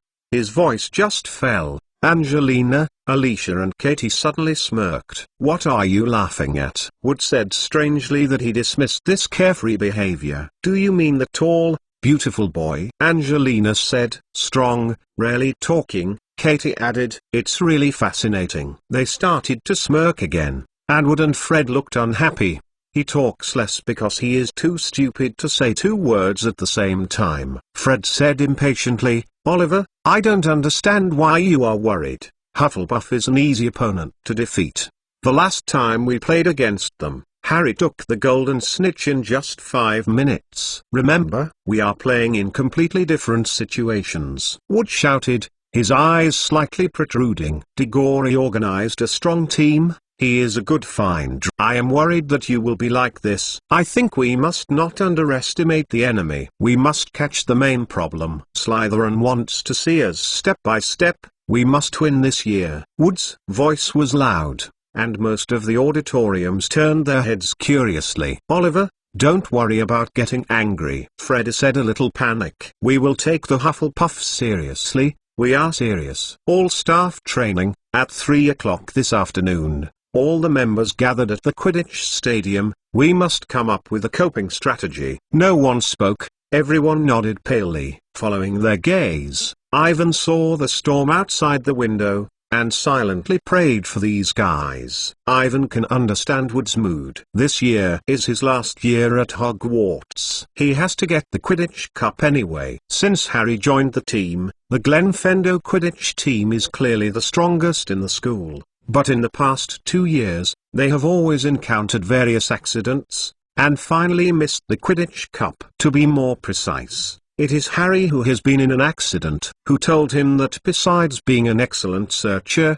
he is also a great job of part-time savior. If this year, he still has no Gryffindor because of his reasons, get the Quidditch Cup, you must not use Voldemort to shoot. Wood can kill Harry. That's right. Kill him by your eyes. The sudden training continued until 7 o'clock in the evening. Avon just persuaded Hermione not to say that Professor Lupin was a werewolf. They saw that they were wet and climbed into the common room. Everyone looked tired. After saying 2 sentences, I went back to the house to clean up and sleep. Early the next morning, about 5 o'clock, Ivan woke up. He was awakened by the sound of the wind outside the castle. He could hear the thunder of the air in the air, the sound of the wind hitting the walls of the castle and the forest in the distance, the sound of the broken tree. He walked out of the bedroom with a sleepy eye and saw that Harry had already dressed and held his light wheel 2000 quietly in front of the fireplace in the common room. There was no light in the fireplace, and the entire public restroom was gloomy. Early, Harry. Avon walked over with a sigh of relief. When did you get up? Good morning, Avon. Harry replied worriedly. About 3 o'clock. I was awakened by the Pippi, who kept blowing my neck. And then you have been sitting here? Yeah. I found that Crookshank wants to sneak into our dormitory. I sit on the stairs that don't let it close to the boys' dormitory. The streaks need rest.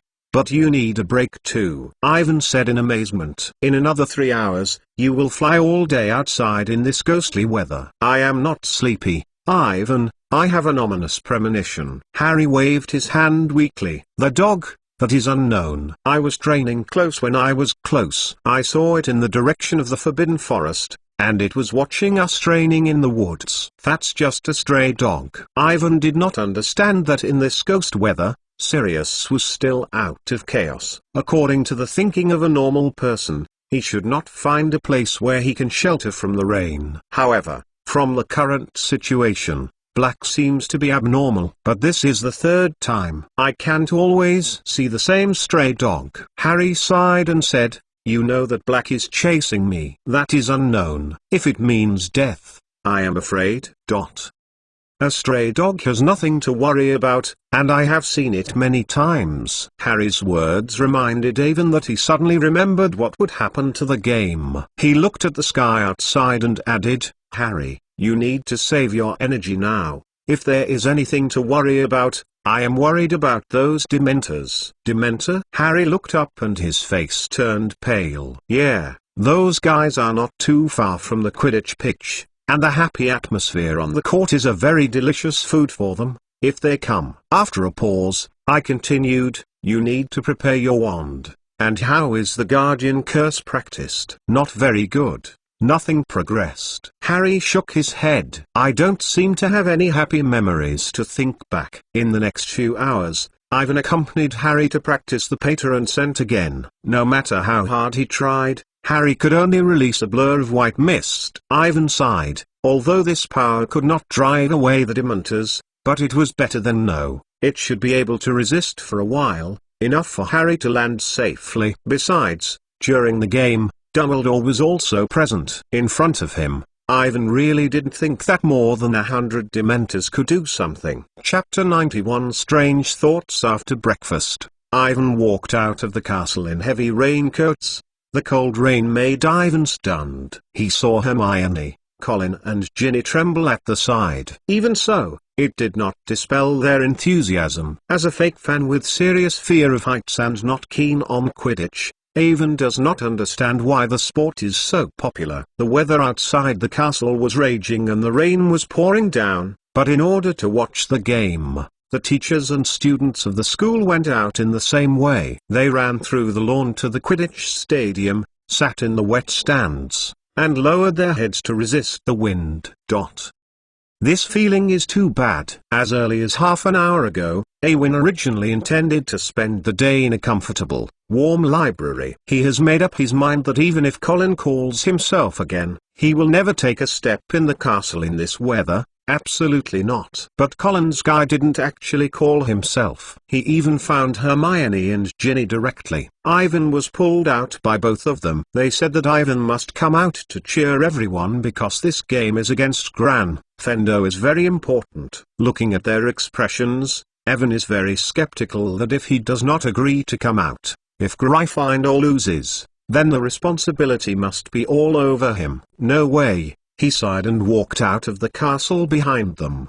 Contrary to his painful expression, Colin, Hermione, and Ginny smiled. Needless to say, Colin is a sly smile. The contact for nearly 2 years has made him very familiar with Ivan and knows where his friend's weakness is. Ginny saw that Ivan's appearance was awkward. After all, Ivan's impression was always too mature and calm. It seemed to be omniscient. It was not like a 12-year-old boy. As for Hermione's smile, it's relatively complicated. Colin and Ginny's reasons are somewhat different, but it's definitely not the main factor. It's just pulling Evan out of the castle. She doesn't know herself. Why do you laugh? She seems to be happy from the depths of her heart. Is this the legendary smirk? Exclamation mark.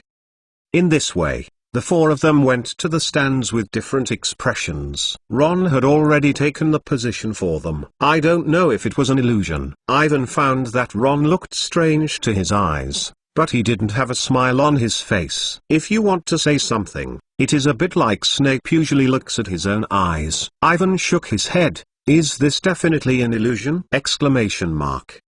In fact, it's true that I'm guessing it. Looking at Hermione and Ginny, who are laughing and walking, and Ivan, who is behind them. Ron's heart doesn't know why there is a weird feeling. Most should be envious and jealous. These two emotions, he is already very familiar with. In the past few years, he has had this feeling for his brothers and his best friend Harry. But now he looks at Ivan. In addition to jealousy, there is a strange sense of disgust in his heart, which he has never had before. Ron suddenly remembered the dream he had been doing all these nights, and the recurring girl in the dream. The girl seemed to be a bit like Hermione. He shook his head. Hermione in your own dreams. Should this be just a coincidence? Exclamation mark. Besides, why did he dream about himself and Hermione doing that kind of thing? Hermione was just his friend, but when she saw Hermione and Ivan sitting together, Ron felt very uncomfortable inside. Intuition tells him that there must be something between Hermione and Irvin that I don't know. These things are the main source of the unknown abominations in his heart. Affected by this sentiment, Ron's attention shifted from the Quidditch game to several people around him. He found that the more he looked at Ivan, the more tired he was. Clearly 1 year younger than myself. Why is it so good? By what? Ron forced himself not to think about it. Ivan saved himself last year. He thought that these thoughts in his mind are not a good sign. He took a deep breath and suddenly thought of other things that happened last year. He thought of the Black One. In the diary, I thought of the words that Tom Riddle wrote for himself in the diary. Although the other party is Voldemort in the student era, although the other party is evil, but deep inside, Ron found that he had to admit that the other side said something quite right. In the face of Malfoy's malicious insults, it is clear that he came forward to protect Hermione, who finally spit for a week of slugs. Facing Snape's unreasonable martyrdom, it was clear that he bravely defended Hermione in class, and was finally fined for a whole night of urinals, facing. These things are all done by him. Why is it that I am sitting next to Hermione? I am not AI, not myself. Is it really like Tom Riddle? No, there must be something wrong, or how can he have these dangerous ideas? Exclamation mark. Ron forced his gaze to move away from Ivan and Hermione. He looked to the center of the field and the Gryffindor and Hufflepuff Quidditch teams began to appear. In the cheers of the audience, Ivan saw the Gryffindor Quidditch players swaying out of the locker room. The wind was so bad that they went all the way to the stadium. He could not even see Harry's thin figure. The opposite of Hufflepuff is similar. Ivan can only see 5 people wearing canaries and yellow robes standing on the field. The guy who is shaking hands with Wood should be Cedric Diggory. Although I have not seen myself, Ivan is very impressed with this name. In addition to remembering that he is the next year's top 3 in the hegemony, the Hogwarts Warriors, and finally killed by Voldemort, this year, Diggory voted a lot of manuscripts for the Hogwarts magic. As can be seen from those submissions, Diggory is a good wizard, and he has a very in-depth study on defamation. But Ivan doesn't know how his Quidditch level is, especially in this bad weather environment. If he and Harry can't see the snitch, everyone is likely to sit in the cold rain. God, that's too bad. A few seconds later, with Mrs. Huochi's whistle, the game started. A blurred red and yellow figure leaping on the court. Ivan did not know the situation of the game. In the case of the wind, he could not even hear the comments. Even if he had a raincoat, he felt that he was drenched and wet. He found himself freezing and freezing. Through the dense rain, he saw Harry shaking at the highest point of the stadium. The situation must be worse than himself. Evan saw that Hermione sitting next to her was shivering, but it looked very good, as if someone had given her a happy curse. It's strange, when Hermione liked Quidditch so much, how could she not know it before? I remember that when Gryffindor played Hufflepuff last year, Hermione took the initiative to give up the game in order to speed up the speed of the compound soup. If there is any difference between this year and last year, it is Cedric Diggory who is the captain of Hufflepuff. He also remembered that Angelina said yesterday that the guy was very handsome. Ivan suddenly became inexplicably nervous. He subconsciously looked up and looked for Diggory's figure. Then he saw that Ron was still looking at himself, and his expression was getting more and more weird. What the is going on today?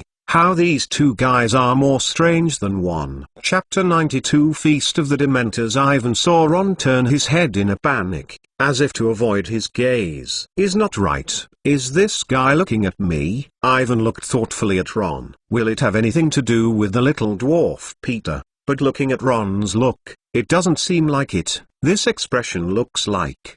The next second, a roar of thunder in the air. Ivan hurriedly turned his head. A fork of lightning across the sky. He saw Harry flying quickly in front of his own eyes. In the air, Harry was cold and numb, and he had to hold his body down on the broomstick, urging the broom through the turbulent airflow and looking for the golden snitch in all directions. He avoided a swimming ball to the right. He saw Diggory sneaking from underneath himself. Diggory was flying in the opposite direction. Did he already see the golden snitch? Exclamation mark.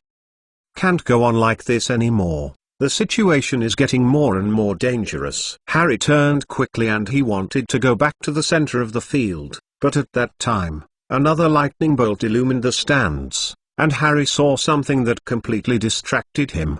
The huge, Shaggy, the silhouette of the black dog. This silhouette is clearly reflected in the sky. It stays in a row of empty seats on the highest level of the Slytherin stand. Harry's numb hands slipped on the broomstick, and his light wheel 2000 fell a few feet down. He opened his wet hair from his eyes and squinted to see the stands.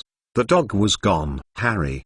Wood's distressed scream came from Gryffindor's goal. Harry, behind you. Harry panicked. Diggory slammed into the stadium. A small golden plaque flashed in the rainy air, flashing between them, and Harry panicked and squatted on the broomstick, spinning and rushing to the golden snitch. Everyone stopped the action and looked at Harry and Diggory, who were approaching the golden snitch. Diggory was closer than Harry, but Harry was faster than him. In the stands, Hermione's cold little hand suddenly held Ivan's left arm, and she screamed in a frightened voice, "Look! Look at it!" Along her gaze, Ivan slammed a little, and he saw behind a dark, black and white sky behind Harry and Diggory. Like the ink that spreads out in the water, more than 100 Dementors are attracted by the cheerful atmosphere on the Quidditch pitch, and they are striking with a terrible cold snap. The Dementors seemed to be invited to a feast. They were dressed in dark grey tattered cloaks, floating around in the air. A pair of rotten hands that penetrated the pus in two directions and slowly shook outside the hood, and the air was filled with rottenness. The smell of meat spoilage, along with the lines formed by the ice in the air. Ivan saw something flying out of the stands and being sucked away by the Dementors above. It was their happy mood. The whole world instantly turned black and white, and there was a silence caused by timidity on the stepped stands around the runway. Although the wind was still as strong as before, it forgot to bark, as if someone had turned off the sound. Evan saw Hermione yelling at herself, but he could not hear anything. He yanked his wand out and pointed at the Dementors in the center of the field. "Call the God's Guard," he shouted, but he could not hear his voice. His wand emerged with a silvery light, swaying in the rain like a flame,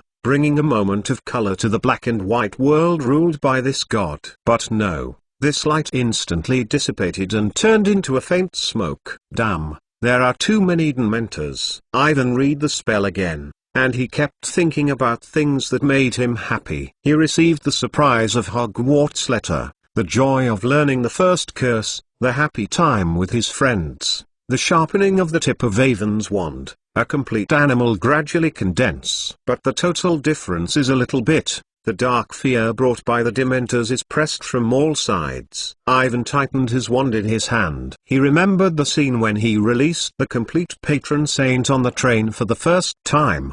At that time, he also couldn't hold it. It was Hermione who gave him hope again. He tried to recall it. Ivan suddenly felt that a trembling weak body was close to himself. He turned his head and saw Hermione staring at him nervously. That's right, it's this feeling. The next second, a dazzling silver-white animal emerged from Avon's wand. The power of the patron saint comes from the inner positive power. In addition to the happy emotions that have been said by people, it also includes the desire to live, and the guardian itself. When you are deep in your heart and show a strong desire to guard against a person, then you will also send out a complete patron saint. How strong the guardian is! How strong the guardian is released. Not a happy memory, but Ivan inspired this spell by Hermione's guardian heart. His patron saint is a cat, but it is much stronger and more ferocious than an ordinary cat. The silvery light with the stripes is like a tiger. Is it a cat or a tiger? All the little wizards in the stands gave a burst of exclamation, and they never seemed to have seen such strange, rare creatures. But Avon knows that his patron saint and Animagus have exactly the same image and are all black cats. At this moment, his deep desire for Hermione's strong guardianship makes this patron saint look powerful.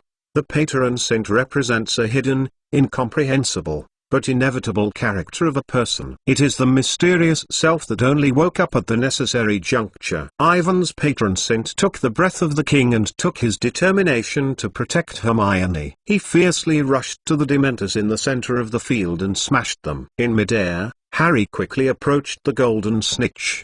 He is only a little bit worse. He is faster than Diggory, but the time around him seems to be completely still. Harry felt like he was entering a black hole that would never fly out. He was helpless forward, the temperature around it was getting lower and lower, breathing began to freeze, and the frozen rain plunged into his body, cutting him. The internal organs. He heard the last time he heard the voice on the train. Someone was groaning and groaning inside his head. It was a woman's voice. "Don't move, Harry. Don't move, Harry. Beg you, don't move, Harry. Let's go, you stupid woman. Go there, now. Don't move, Harry. Please don't. Take me there. You kill me." Harry was full of numbness. What was going on? What he was doing? Why he was flying? And he was getting closer and closer to the golden snitch, but his attention was focused on the woman in his mind. He must help her. She is going to die. She is going to be murdered. Don't move, Harry. Please don't move. Send compassion. Send compassion. Answering her only sharp, cold laughter. This laughter is very harsh in the woman's pleading. Harry felt that he didn't know anything. He couldn't help the woman. He seemed to slide down from the broomstick. Just when he thought he would fall like this, a silver-white animal suddenly flew down from below.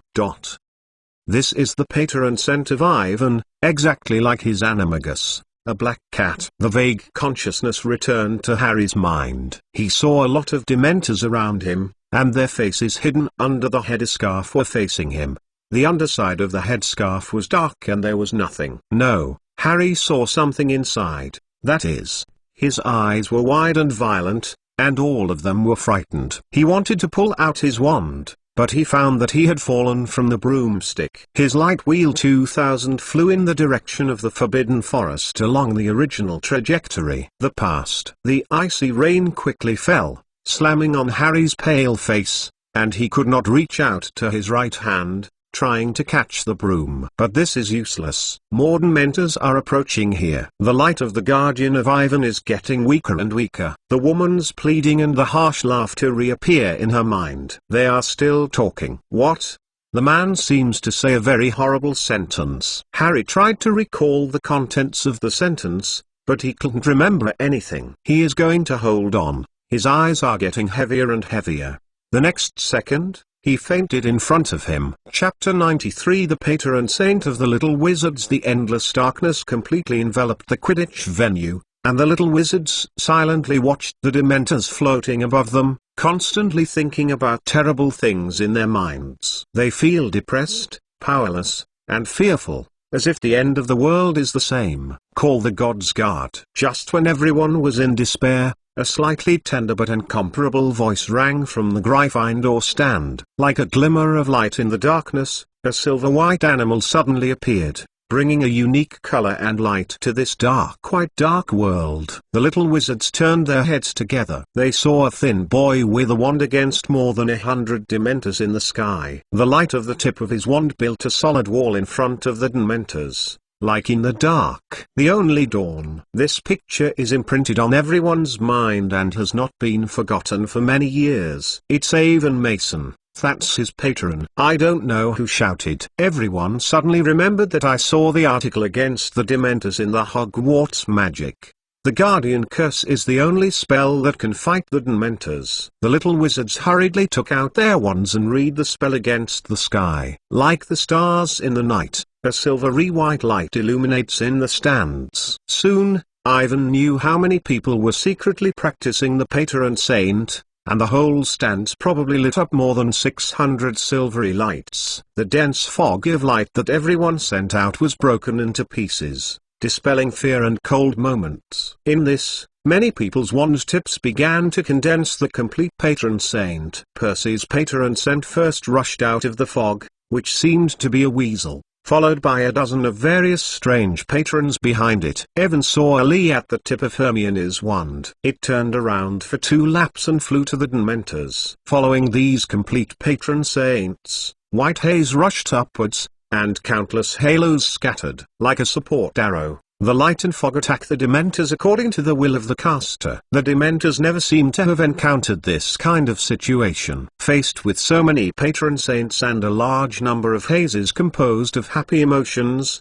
they retreat in horror, originally to the monsters that bring despair and fear to others. Once I felt the taste of fear itself, they instinctively wanted to escape. In the next second, a sweet scream came from the top of the castle. This is the voice of Fox, who once heard it in the secret room of the last semester.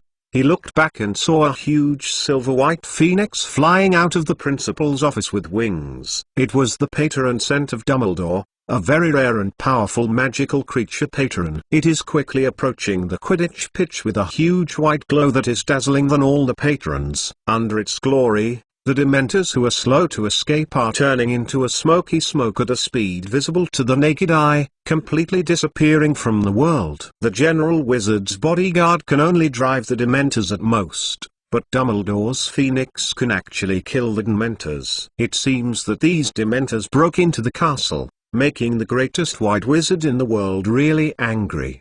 The next second, along the trajectory of the Phoenix flight, Avon saw that Harry was falling from the sky, and he hurried to the center of the Quidditch venue. Ron and Hermione snorted and hurriedly followed.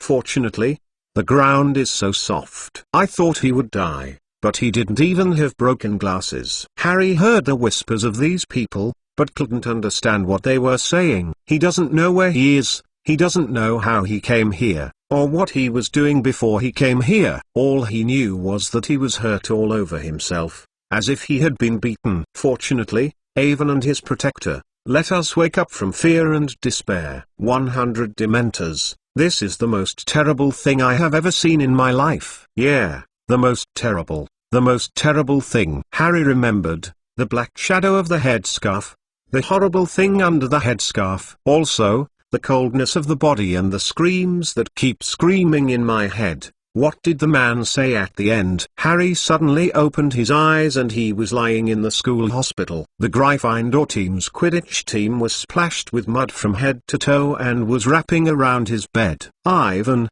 Ron, and Hermione are also watching them, as if they had just climbed up from the pool. Harry, what do you think? Ron's face looked particularly pale. What happened? Harry's memory flew back quickly. He suddenly sat up and scared a few people in front of him. You fell down. It must be, then 50 feet, said Ron. We thought you were dead, said Alicia, who stood by, and she looked trembled. When she heard her, Hermione gave a short, shrill sound. Her eyes filled with blood. But that game, said Harry. What happened? Can we play again? No one spoke, and the terrible fact sank into Harry's heart like a stone. We didn't fail. Diggory caught the golden snitch, Fred said. After you fell, he didn't understand what was going on. When he looked back and saw you fall to the ground, he planned to interrupt the game. I want to play again. But they won the fair, winning the game. And even Wood admitted this. George followed. Where is Wood? Harry looked around and suddenly noticed that Wood was not there. It's still in the rain, said Fred. We think he is going to drown himself. Harry buried his face between his knees and grabbed his hair with both hands. Well,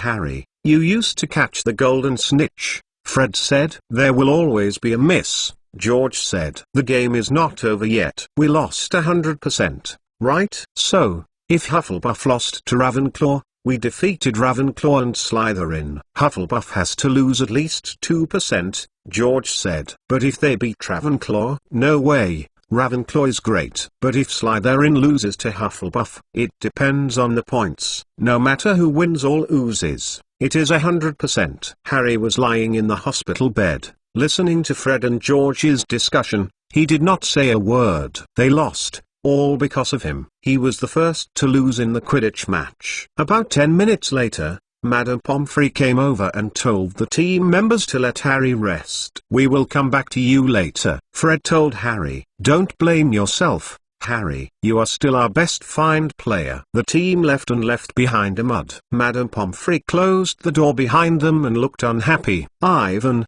Ron, and Hermione looked at each other and stayed. Chapter 94 Filch office. He needs a break. And you three don't stay too long. Mrs. Pomfrey was dissatisfied with the three people, Evan, Ron and Hermione, who focused on the water and mud that fell on their clothes. "And, you sent someone to take over his nutrition with me, which will help him replenish his strength." "I will go." Ivan saw that Ron seemed to have something to say to Harry. This kind of life couldn't let a girl go.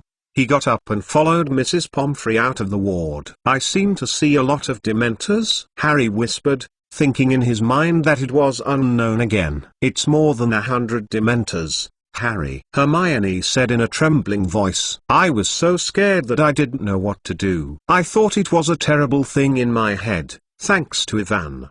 His patron saint is to wake everyone up." She suddenly thought of Avon's patron saint, exactly the same as the strange black cat that he encountered at the Cauldron Bar that night before the school. There will be any connection between the two. Hermione remembered that Ivan had told me before that he learned Animagus in the summer, but he never refused to tell her what his deformity was. When she first saw Ivan's patron saint on the train, she was somewhat suspicious. It was too similar to the black cat she had seen before. Ivan was vomiting at the time. "Is his Animagus form? Is that strange black cat?" Exclamation mark.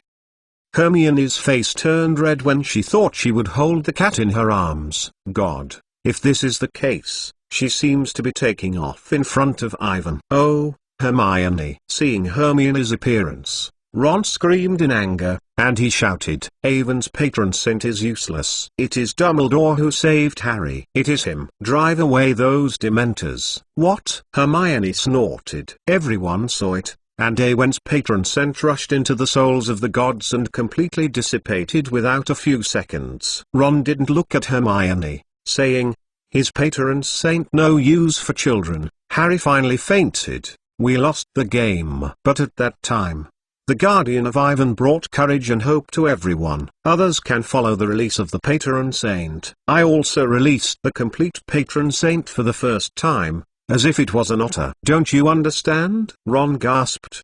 "There are so many Dementors there. If it is not the guardian of Avon, maybe Diggory will faint. If so, Granfendo will not lose." "What are you talking about, Ron?" said Hermione in amazement. "If it wasn't for Avon who had one time, Harry might have fallen." Seeing Hermione's appearance, Ron became more and more annoyed. There was an inexplicable temper in his heart that he wanted to send out. He was at the Quidditch stadium, and only let the wand shine a little, and immediately disappeared. It is a far cry from the complete patron saint of Ivan. Even Hermione is better than nothing. This made him feel very uncomfortable. He shouted, "He is helping out, and saying that without him, Percy is only slower than him." "Okay, can you both quiet me for a while?" Harry whispered. Ron's voice went down and the room was an embarrassing silence. Harry didn't understand what happened to Ron and Hermione.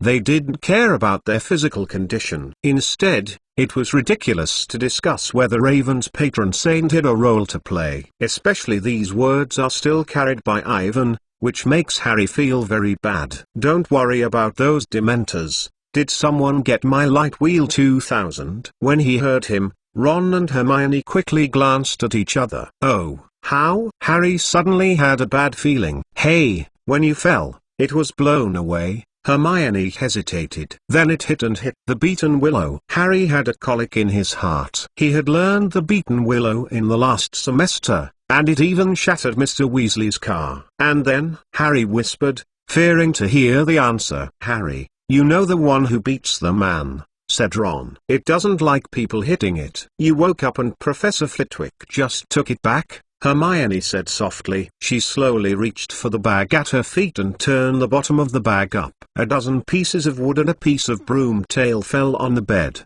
the wreck of the faithful flying broom that Harry was finally defeated. When Ivan returned to the ward with the nutrient, I saw 3 people who did not speak, and the atmosphere was terrible. Harry sat on the bed staring at his flying broom fragments, and Ron and Hermione were silent in the chair, as if they had just quarreled. Don't be sad, Harry. Ivan put the potion on the table next to him and comforted him. You can use my light wheel 2001. I gave it to you. You know that stuff is coming to me. Say it is useless. Since receiving the broomstick, Ivan threw it under the bed. He had not moved before he was borrowed several times by Ron. Thank you, Avon. I am just... Harry looked at the fragments of his light wheel 2000 and didn't know what to say. This flying broom can't be repaired. He should throw it away. But Harry didn't want to do this. He felt like he had lost a best friend.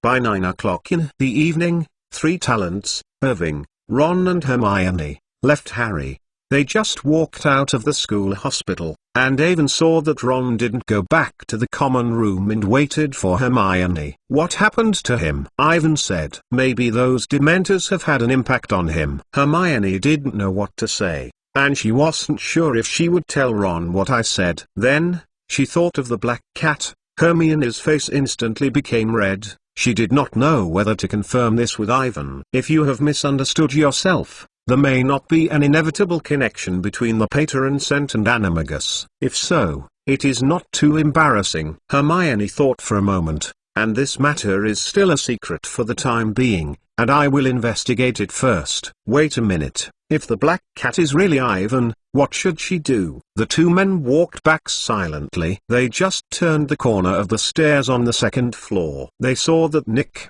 who had almost no head, suddenly got out of the wall. His long hair was buckled with a very fashionable, feathered. The hat is worn on a knee-length tunic with a wheel-shaped wrinkled collar.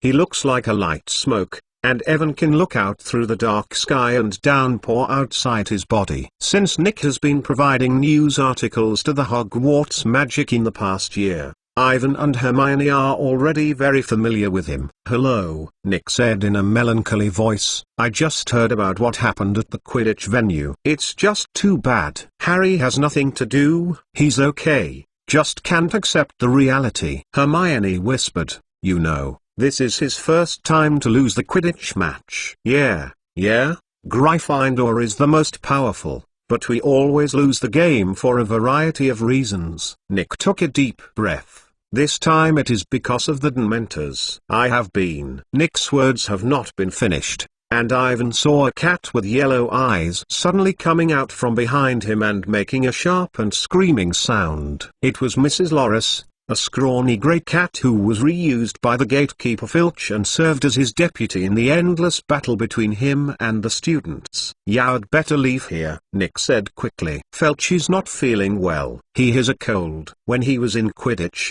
someone turned his office upside down. Everything was thrown everywhere. He looking for the murderer in the castle. You are right. Avon pulled Hermione hurriedly to the top of the stairs, and was about to go to bed soon. He didn't want to be blocked by Filch. But it's weird, who will go to the Filch office to mess up? Fred and George may do this kind of thing, but they are still in the Quidditch competition. Obviously there is no time. Pippi Ghost is also possible, but it should not be him. After the chaos, he will not run away without his name. Style. Who else besides them? Nick said that the Filch office was turned upside down. Maybe someone wanted to find something inside. Filch had confiscated a lot of things from the students. Chapter 95 Streak Death. Evan pulled Hermione and panted back to the Gryffindor common room. Although the time is already late, the public lounge is very lively. Everyone did not go to sleep. They were discussing the Dementors' attack in the Quidditch venue. Gryffindor lost the game. Everyone is very upset. But in addition to the Quidditch players and a few fans, most people put this matter behind their heads. Anyway, as long as it is not lost to Slytherin, losing to Ravenclaw or Hufflepuff is not a particularly unacceptable thing. Now, they are more interested in communicating with each other how to cast a Patron Saint, and several students who cast a complete physical guardian curse are surrounded by people. For example, Percy. He is proud to show off his Patron Saint to a dozen lower-level students. When Ivan and Hermione just entered, they were warmly welcomed. The atmosphere at the scene reached its peak. Everyone surrounded them in the center and asked for the use of the guardian demon. Especially Ivan. Many girls want to see his patron again. Everyone is very excited, except for Ron. He saw that Evan and Hermione were welcome, and it seemed even more unhappy. He stared at the two men for a long time before they turned back to the dormitory with a sullen face. In the next second, everyone heard a shout from the male dormitory building. The atmosphere was stagnation. No one spoke in the entire public restroom, and everyone stared at the door with fear. The hurried footsteps were getting louder and louder, and then Ron jumped into everyone's eyes and covered a sheet of paper with him. Look at this, take a look, he growled and strode to Hermione, shaking the sheets in front of her. Ron, what are you looking at? Hermione said confusedly. Spot, look. Streaky. Ron rudely stretched the sheets to Hermione's eyes. Hermione avoided Ron and was completely at a loss. Ivan looked at the sheet that Ron was holding, with some red things on it. It looks terrible, like blood. Ron yelled in everyone's panic silence. It's dead. Do you know what else is on the floor? No, don't know. Hermione's voice was shaking. Ron threw something in front of Hermione, and everyone leaned forward, and they saw a long piece of cat hair scattered on the floor. Ron, a few cat hairs can't explain anything. You should go to the bottom of all the boys' beds to find spots, maybe, Hermione said palely. Enough, Ron shouted, scaring everyone away. I'm fed up with you, Hermione. You have always been like this, never taking the idea of Crookshank to eat. When it's the same thing, I'm never willing to bother to observe the Crook Mountain. The streaks are now dead, and you are still pretending to think that Crookshank is innocent. These cat hairs may have been there since the beginning of school. You have been prejudiced since Crouch Hill jumped into your head in that magical animal store, Hermione said stubbornly. Prejudice? Ron waved his arm in madness. The monster, it jumped over my head. I want to praise it, right? You know that I don't mean this. Hermione's voice lowered again, and tears swirled in her eyes. Don't think I don't know what you are thinking. Ron didn't mean to bypass Hermione at all. He continued to shout. You always think of me as a fool or an idiot who doesn't understand anything. I protected you in front of Malfoy. Obviously I helped you to sneak in the classroom. It was me.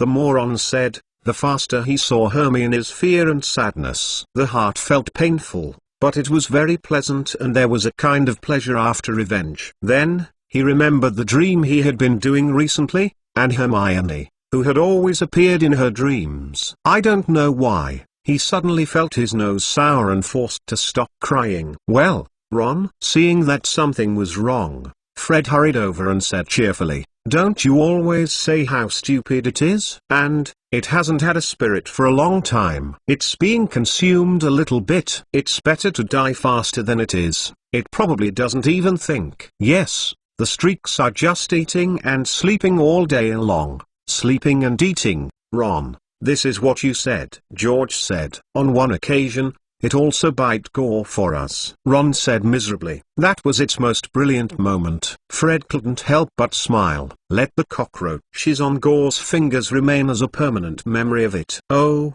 okay, Ron, and Hermione. Reconciliation, by another mouse, and lament what is the use? But Ron lowered his head and wiped his tears with his sleeve. In fact, I think Hermione's idea is right. The streaks may not die. It just hides somewhere. Ivan suddenly interjected. It is impossible for the little dwarf Peter to die like this, and it is even more impossible to be killed by Crook Mountain. He was just afraid of Sirius Black and wanted to run away again with a suspended animation. By tracking the help of the pharmacy, Ivan could feel the streaks hiding in the right corner of the common room, watching the good movie in front of him. He was ready to pick him up in the past. Just 2 steps away, Ron stopped him. His words seemed to rekindle Ron. "Do you think the streaks are not dead?" Ron looked at Evan in anger, panting, as if he was ready to rush. "I know you will stand on the side of Hermione. It's your fault. If not, you suggest that Hermione buys Crookshank and the streaks won't die." "What?" Ivan said differently. All day today, he felt that Ron seemed to be wrong. "Yes, it's your fault. You are killing the streaks." Ron clenched his fists, his eyes full of tears and red eyes. "It was the same at the Quidditch stadium. If it wasn't your ridiculous guardian, the curse, Gryffindor will not lose. Evanson is in place." He does not know how Ron came to this conclusion. Ron's head must be mad. It's too ridiculous. The reason why Gryffindor lost the game is actually because of his patron saint! "Ron, it is the guardian of Avon who saved everyone," Colin whispered as he stood by. "Of course you think so. You are just a ridiculous follow-up to this guy." Ron shouted at Colin and quickly turned to look at Ivan, as if he was hypnotizing himself. His mouth was vaguely whispering. "Tom Riddle said that it is true that you killed the streak. It is your Gryffindor who lost the game. You took Hermione. She should have belonged to me." There was no sound in the common room. The younger students were afraid to shrink backwards. Everyone looked at Ron silently. No one could hear what he was saying. Ivan took another step forward. He wanted to find out the streaks. Maybe seeing it would make Ron calmer. He just moved, and he saw Ron standing opposite and suddenly rushed toward himself. Chapter 96 Reappearance. The scene was a mess, and everyone did not understand what was going on. They saw Ron squinting into Avon's body, and the two fell to the ground and twisted together. "Stop, stop, Ron!" Hermione screamed loudly, trying to separate them. Ivan didn't respond, and he slammed his fist on his stomach. He used his knees against Ron, and his right hand subconsciously touched his wand around his waist. The next second, a thick red light flashed, and Ron flew out. His body collapsed over the table, fell to the ground, struggled twice, and wanted to stand up and continue to rush toward Ivan, and Fred and George hurriedly took him. "Ron, what are you doing with Avon?" Fred said in amazement. "Yes, do you know what you are doing?" George said. Ron gasped and his eyes glared at Ivan. Everyone held their breath and looked at Ron with a stunned look. The atmosphere in the common room was dignified. Ivan's clothes were messy. His right hand clasped his wand and pointed at Ron. His left hand patted Hermione's shoulder gently, and Hermione stood beside him and whispered, "What the are you doing?" Percy walked over the crowd and glared at Ron. The look looked like Mrs. Weasley. "Ron, I know that you lost the mouse, but it's not Ivan died of streaks. It's him, it's him." Ronford shouted. He asked Hermione to buy the cat. Without the cat, the streaks would not die. "It's not Crook's Mountain to kill the streaks," Hermione weakly argued, tears in her eyes. "Ron, you are crazy." "For a rat, you are." Ginny came over and whispered Hermione, turning her head and looking at Ron in anger. "What kind of mouse? Streaky is my friend." Ron interrupted Ginny, and he snarled in anger. "The streaks are dead. My best friend is dead. They are too, and that abominable cat dead, but you have been defending them all the time. Hasn't anyone considered my feelings?" The dead silence in the common room, except Ron's roar, did not sound. "In fact, your mouse is not dead at all, and no one touches it." Evan handed Hermione to Ginny, who quickly walked to the corner of the lounge and took a struggling rattle out of the crack and threw it to Ron. Looking at the trepidation in his arms, Ron slammed quietly. He seems to be stunned. He wants to say something and doesn't know what to say. He can't explain to others. The streaking is just a fuse. When he just got angry and rushed to Ivan, he thought about it in his head. When and Hermione pulled back to the public gallery. "Well, Ron, the investigation was clear, and the streaks were not dead at all," Percy said arrogantly. "Hurry up to apologize to Ivan and Hermione." When he heard Percy, Ron was bored. He gasped and stood in the cold and staring at Evan and Hermione. Reason tells him that he should apologize, But there is a voice in his heart that has been whispering that he does not need to do this, and why he apologizes. Obviously it is their fault. He suddenly remembered what Tom Riddle had said to himself last year. His fists were getting tighter and tighter, and the whole body was trembling because of the past force. If he can choose, he would rather save another game with Ivan. Say, sorry, Ron, Ginny whispered anxiously. Ron screamed awkwardly. He saw everyone looking at himself. He took a deep breath and said vaguely, yes, sorry. When he finished, he turned and ran back to his dormitory. In the dimly lit bedroom, only Ron was alone. He lay on his four-poster bed and pressed his head under the pillow. The tears flowed out uncontrollably. He must have been fainted, and he would yell at Hermione and actually go to play Ivan. Ron couldn't tell why he was doing this. Maybe it's too sad to suddenly lose the streaks. Maybe the words of Tom Riddle last year played a role, or the feelings that appeared during the day were mixed with envy, jealousy and unknown hatred. The strange feeling of emotion is at work. In short, the more he looks at Ivan, the less pleasing to the eye. Thinking of everyone's maintenance of Ivan, Ron has a strong sense of loneliness. Others will forget, but there are Percy, Fred, George and Ginny, all of whom are his family members, who are not on their own side. And Hermione. Ron was distressed, he thought. Ron tried not to think about Hermione. He thought of Harry, his best friend. If Harry is here today, will he support himself? Ron hesitated. He had a firm belief that Harry would support himself, but this is not against Malfoy. Harry and Evan are also very good. He may also support Evan like everyone else. He has lost Hermione, and when he thinks he will lose Harry, Ron is inexplicably annoyed. He has always regarded Harry as his best friend, but does the other person think so? He is a famous savior, but also a strategist of the Quidditch team. He is so close to other people, and he is so mediocre. Why should he become a good friend with Harry?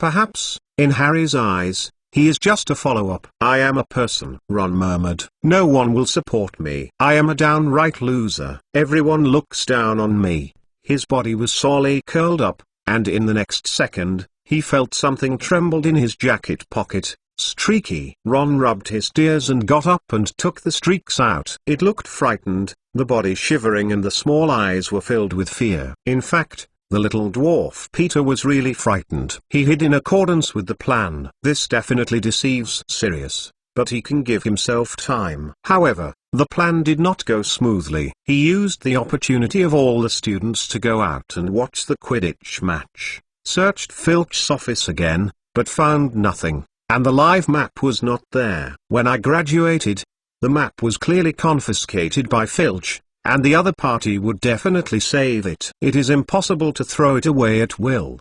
But after all, it was 20 years ago.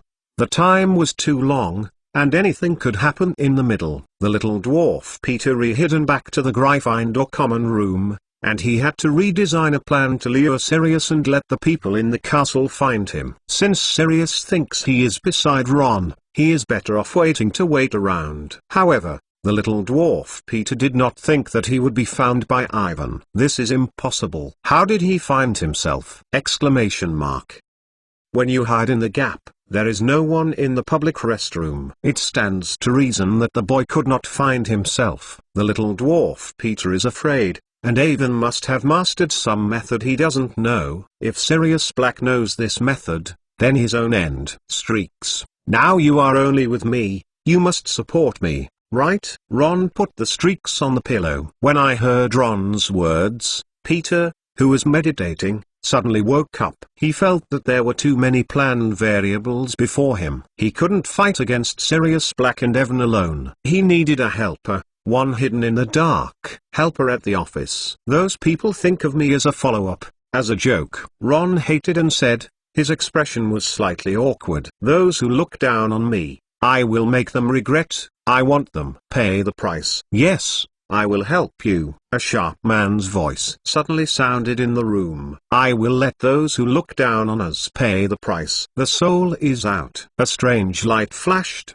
and the bedroom quickly recovered calm. Only Ron was silently crying in the bed. but his eyes were full of confusion and hollowness. Chapter 97 Hagrid and Buckbeak. In the next few days, Harry was successfully discharged from the school hospital, and life seems to return to everyday life. But losing the Quidditch game and what happened in the common room, but it has an impact all the time. The students of the entire Gryffindor College did not appear to have much vitality, and everyone's will was very depressed.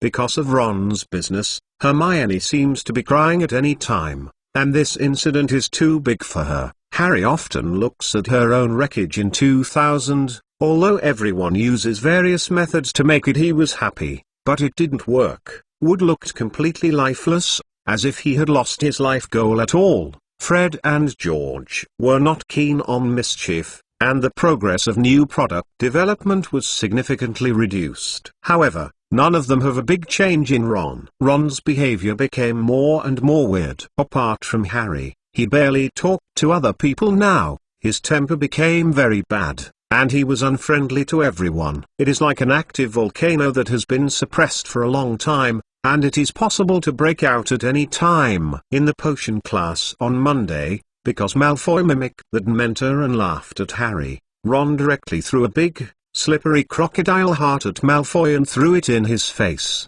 Snape. Therefore, the Gryffindor is deducted 50. I don't know if it is an illusion. Ivan always feels that Ron is like a person.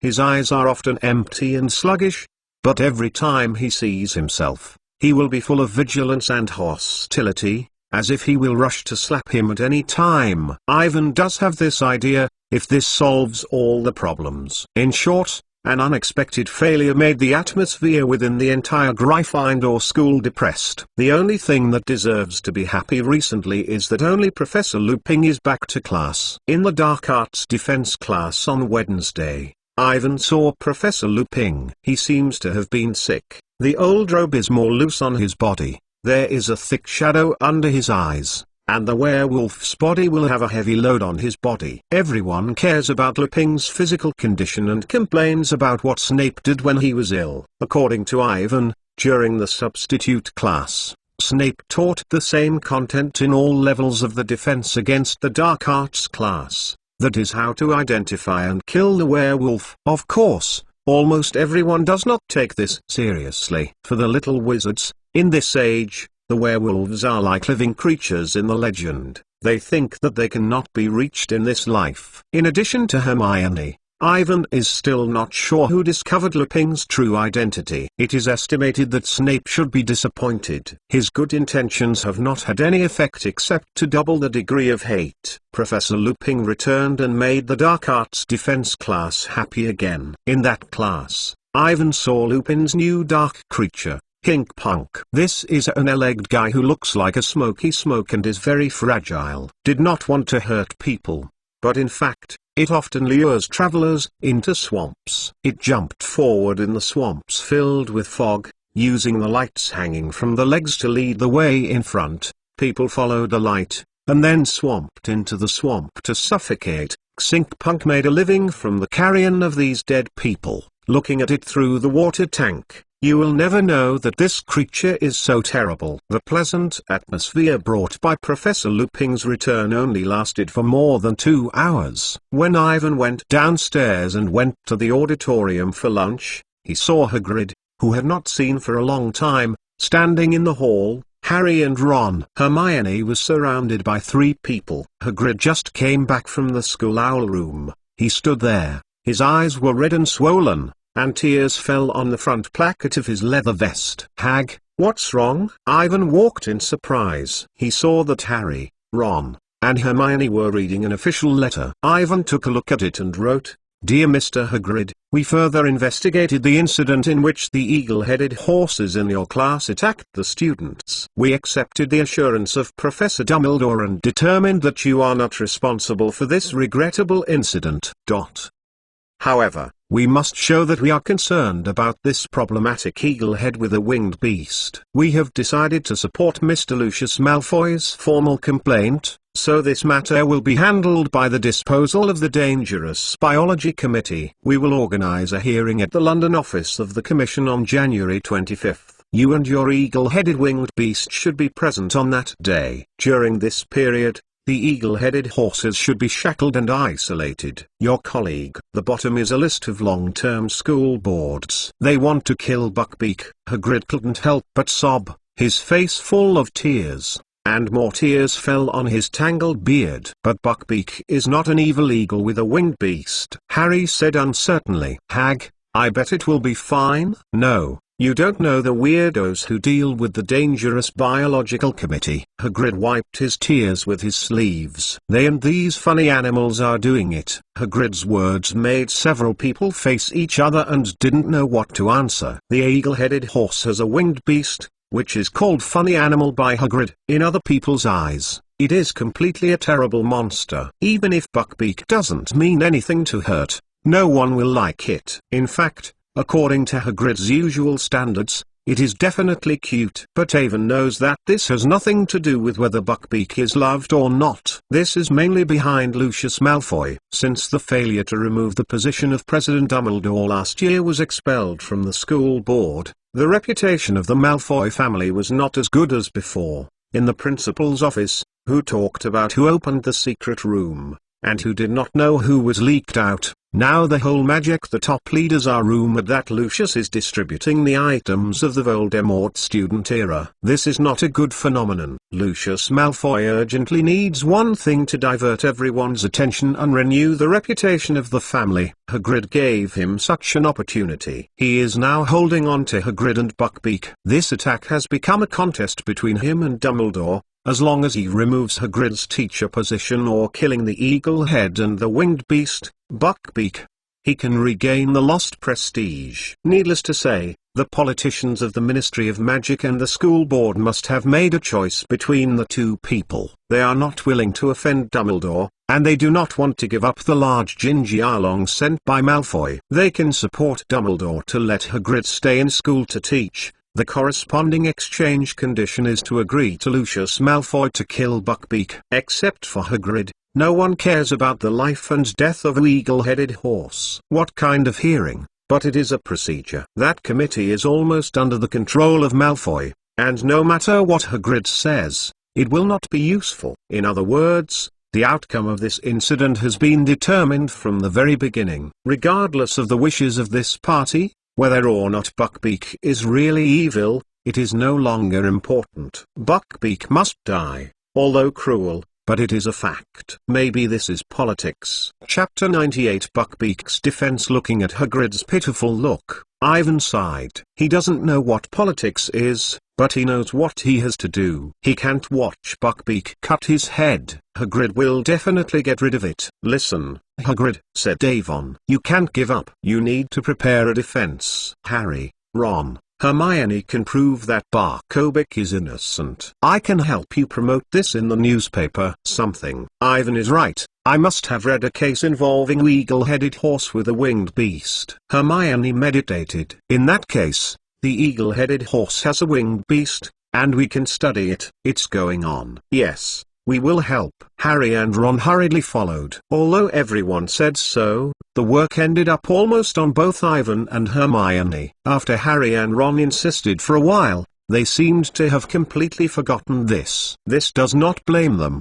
First of all, Harry, who is too busy recently. In late November, Ravenclaw defeated Hufflepuff. This incident made Wood full of energy, and the Gryffindor team still had the chance to play, although they could not lose another game. He now asks the players to train day and night, and Ivan has seen Harry flying around in the cold and icy snow of December. Fortunately, since the last incident, there have been no traces of Dementors on campus. The lessons learned last time and the anger of Dumbledore seem to have completely restricted them to positions at the entrance to the school. In addition to busy with Quidditch training, Harry also learned the Guardian Curse with Professor Lupin. He wants to cast a complete Patron Saint as soon as possible to ensure that there are no more accidents in the next game. As for Ron, his recent state is getting more and more abnormal. He now has almost no communication with everyone, and is not close to both Ivan and Hermione. While Harry was training, he was alone in the city. In order to guard against Crookshank,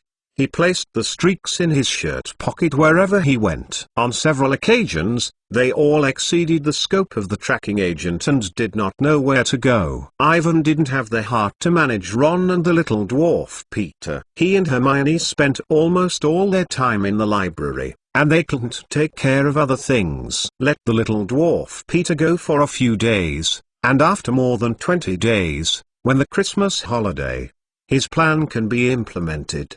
At that time, there were the fewest people in the castle. You can bring out Sirius Black and solve the whole incident with a bang. What is more urgent to solve now is to find a way to save Buckbeak. He and Hermione found a lot of materials and files in the library, and prepared the defense words of Buckbeak with reference to the famous cases recorded above. The titles of these files are, Summary of Magical Animal Cases, Handbook of Winged Animals with Eagles, Poultry or Monsters, Study on Barbarian Sexuality of the Eagles, etc. Each of them is very thick.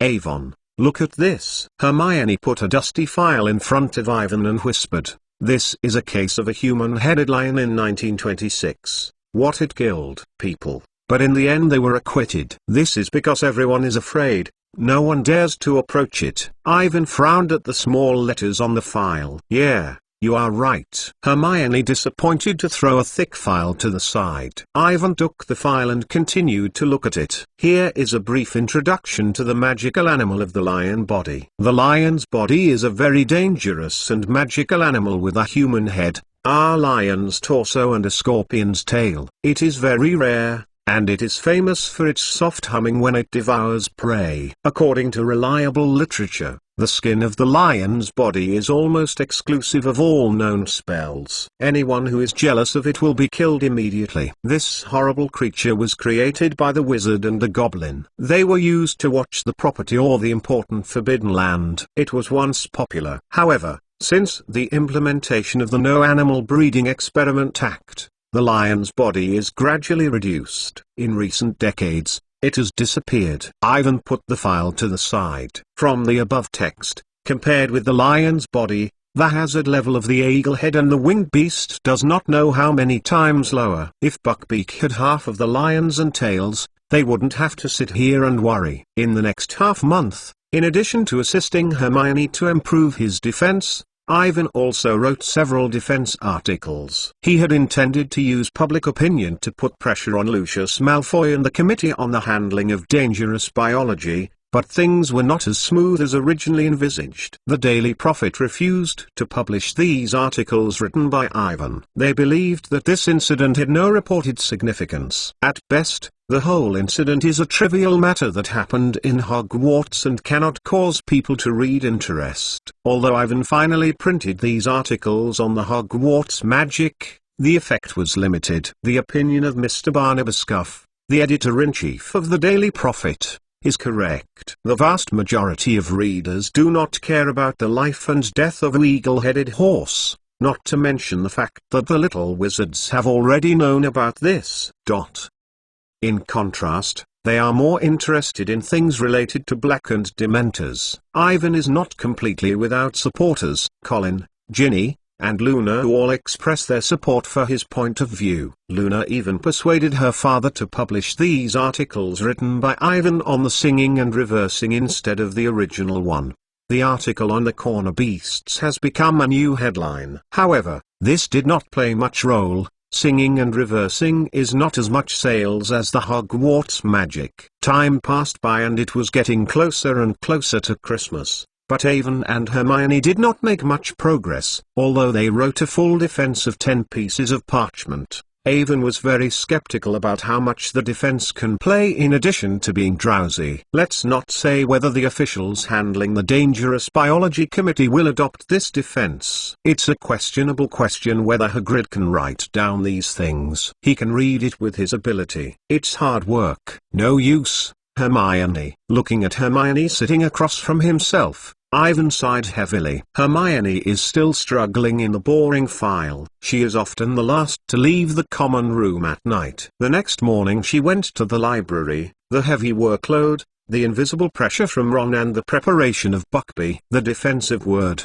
these things superimposed together, has made her have a shadow under the eyes like Lupin. What are you talking about? Hermione raised her head from the information. Our idea seems to be wrong. For whatever reason, Buckbeak did hurt Draco Malfoy, isn't it? Ivan said slowly. We can't justify Buckbeak's innocence, as long as Lucius Malfoy bites this, and Haig's hope of winning the case is very embarrassing. What do we do? Like Harry and Ron, do nothing. Hermione looked a little annoyed, seeing Buckbeak killed, then waiting for Hagrid to break. No, I mean, we should change our mind. Ivan's eyes fell on the hand of a Newt Scamander. Where is the magical animal? The author's experience gave him great inspiration. Chapter 99. Lively think about it, Hermione. The duty of the Dangerous Biology Committee is to deal with dangerous biological wounding and to impose penalties on it. Ivan continued. We can't prove that Buckbeak is innocent. It does attack Malfoy. Even if it has a legitimate reason, we can prove that the eagle-headed horse is not dangerous. You mean? Hermione fell into meditation. According to the classification of dangerous creatures in the book, where are the mysterious animals? The eagle-headed horse is of very low risk of being winged, and they can be tamed by the wizard. This docile animal is not in the management of the Dangerous Biological Committee. Ivan opened the book and turned to the author to introduce that page. And we can solve this problem from the perspective of protecting rare species. Mr. Scamander may give us some help. Mr. Scamander. Hermione took over the "Where is the magical animal" that Evan handed over, frowning and looking at the author's introduction. The author of the book, Mr. Newt Scamander, is currently the most prestigious miraculous biologist in the magic world. He graduated from the Hogwarts School of Magic in 1915 and has served as a clerk in the Ministry of Magic's House Elf Relocation Office. He is a researcher with the Bureau of Restriction, the head of the Werewolf Registration Office, and the director of the Department of Magical Biological Management and Control. Mr. Newt Scamander has spent 30 years traveling around the world on 5 continents, recording the shapes and habits of the 75 magical creatures known to the world of magic, for his world-famous work, The Magical Animals. Where to collect information. The book has been revised to print the 52nd edition. Under his leadership, the Ministry of Magic established the Werewolf Registration Office in 1947. In 1965, it amended the decree for feeding for experimental purposes, which effectively curbed the prevalence of creating new, untamed animals in Britain. Thanks to his contributions to the study of magical animals and magical zoology, Mr. Newcasterman was awarded the title of the second-level Magician of the Merlin Jazz in 1979. He established the Cherished Species Conservation Society in his later years to engage in miraculous biological protection. Jobs. As the former director of the Management Division of Magical Biology, Mr. Scamander's influence on the disposal of the Dangerous Biology Committee is very large and definitely much bigger than Lucius Malfoy. Avon explained, and he is the president of the Magical Biological Protection Association. We just need to write a letter to tell him about Buckbeak. I believe he will help us. The idea of Ivan is very feasible. He and Hermione sent a letter to Mr. Newt Scamander that night and received a reply when they had breakfast the next day. Avon, look at what you wrote on it. Hermione said excitedly. Mr. Scamander said in a reply that he is very supportive of our ideas. He is willing to save Buckbeak. He said his mother, once a breeder of an eagle-headed horse with a winged beast, he often contacted these animals when he was a child. Ivan took the letter and saw that Newt Scamander wrote on it, due to excessive killing, the number of winged beasts in the eagle-headed horse has decreased drastically in the past 100 years, and he has been worried about this. Therefore, he promised to modify and perfect the article on the protection of the eagle-headed horse and beast written by Ivan. In addition, he will also contact the Disposal of Dangerous Biology Committee to allow them to handle this case as carefully as possible. Next, things started to develop on the positive side. Thanks to Mr. Newt Scamander's relationship, the Prophet's Daily successfully published an article by Evan and Hermione about the introduction and protection of the eagle-headed horse and beast. The above detailed account of the eagle-headed horse's winged habits, current living conditions, and everyone's understanding of this animal, etc., and the complete narrative of Buckbeak's attack on Malfoy. In the following days, many readers wrote to Hagrid and expressed their willingness to support them. Everyone even launched a Save Backs campaign for this purpose, and officially petitioned the Ministry of Magic for this incident, asking the Ministry of Magic to pardon Buckbeak, and many people participated. The continuous fermentation of public opinion has put a lot of pressure on the Ministry of Magic. The school board and the Committee on the Handling of Dangerous Biology wrote 3 letters to Hagrid. They said that they were cautious and would investigate the incident of attacks on students in Buckbeak before the hearing. Judging from the current situation, Buckbeak is very guilty of being acquitted. With so many people's attention, Lucius Malfoy is thinking about ghosts, but also has concerns. Hagrid gradually recovered, and he appeared more and more in the castle, and he was happy every day. Ivan and Hermione's moods have also eased a lot. With Harry's continued efforts, their tension with Ron has eased. At the very least, Ron can now sit back with them, instead of strolling around the castle with a streak like the time ago. 2 weeks before the end of the semester, the sky suddenly cleared, showing a dazzling egg white, and the muddy ground was covered with a layer of shiny frost one morning. As Christmas approaches, the festive atmosphere in the castle is getting stronger. Professor Foliwai, a teacher of the curse class, has decorated his classroom with a shimmering light source. These light sources are actually true little wings. The students are happily discussing the vacation plan, and most of the students are ready to go home for Christmas because of Sirius Black. In fact, except for Irving, Harry, Ron, and Hermione, other Gryffindor students are almost ready to go home. Alvin is ready to implement his plan. Ron says he can't stand the 2-week stay with Percy, and Hermione insists she is going to the library. Although the 3 had their own reasons, it made Harry very moved. He thought that the 3 of them stayed at Hogwarts for Christmas and must be with him. In the last week of the semester, students in the 3rd grade or above can go to Hogmanay Village once. Everyone was very happy and the whole breakfast table was about discussing Christmas gifts. Ron, where did Harry go? Why didn't he come to breakfast yet? Hermione asked strangely. He's still in the bedroom, you know. He can't go to Hogsmeade, Ron said to himself. The voice was a bit dull. He borrowed a classified broom from Wood and seemed ready to put time is spent on it. This is really pitiful. Ivan remembered seeing Harry's disappointed expression in the common room before going to bed last night. Unsure, maybe I can take Harry through the secret road to Hogwarts. That secret road? I have traveled many times last year, and there should be no problem. It doesn't work, Ivan. Hermione put jam on her bread and said firmly. This year's situation is different from last year.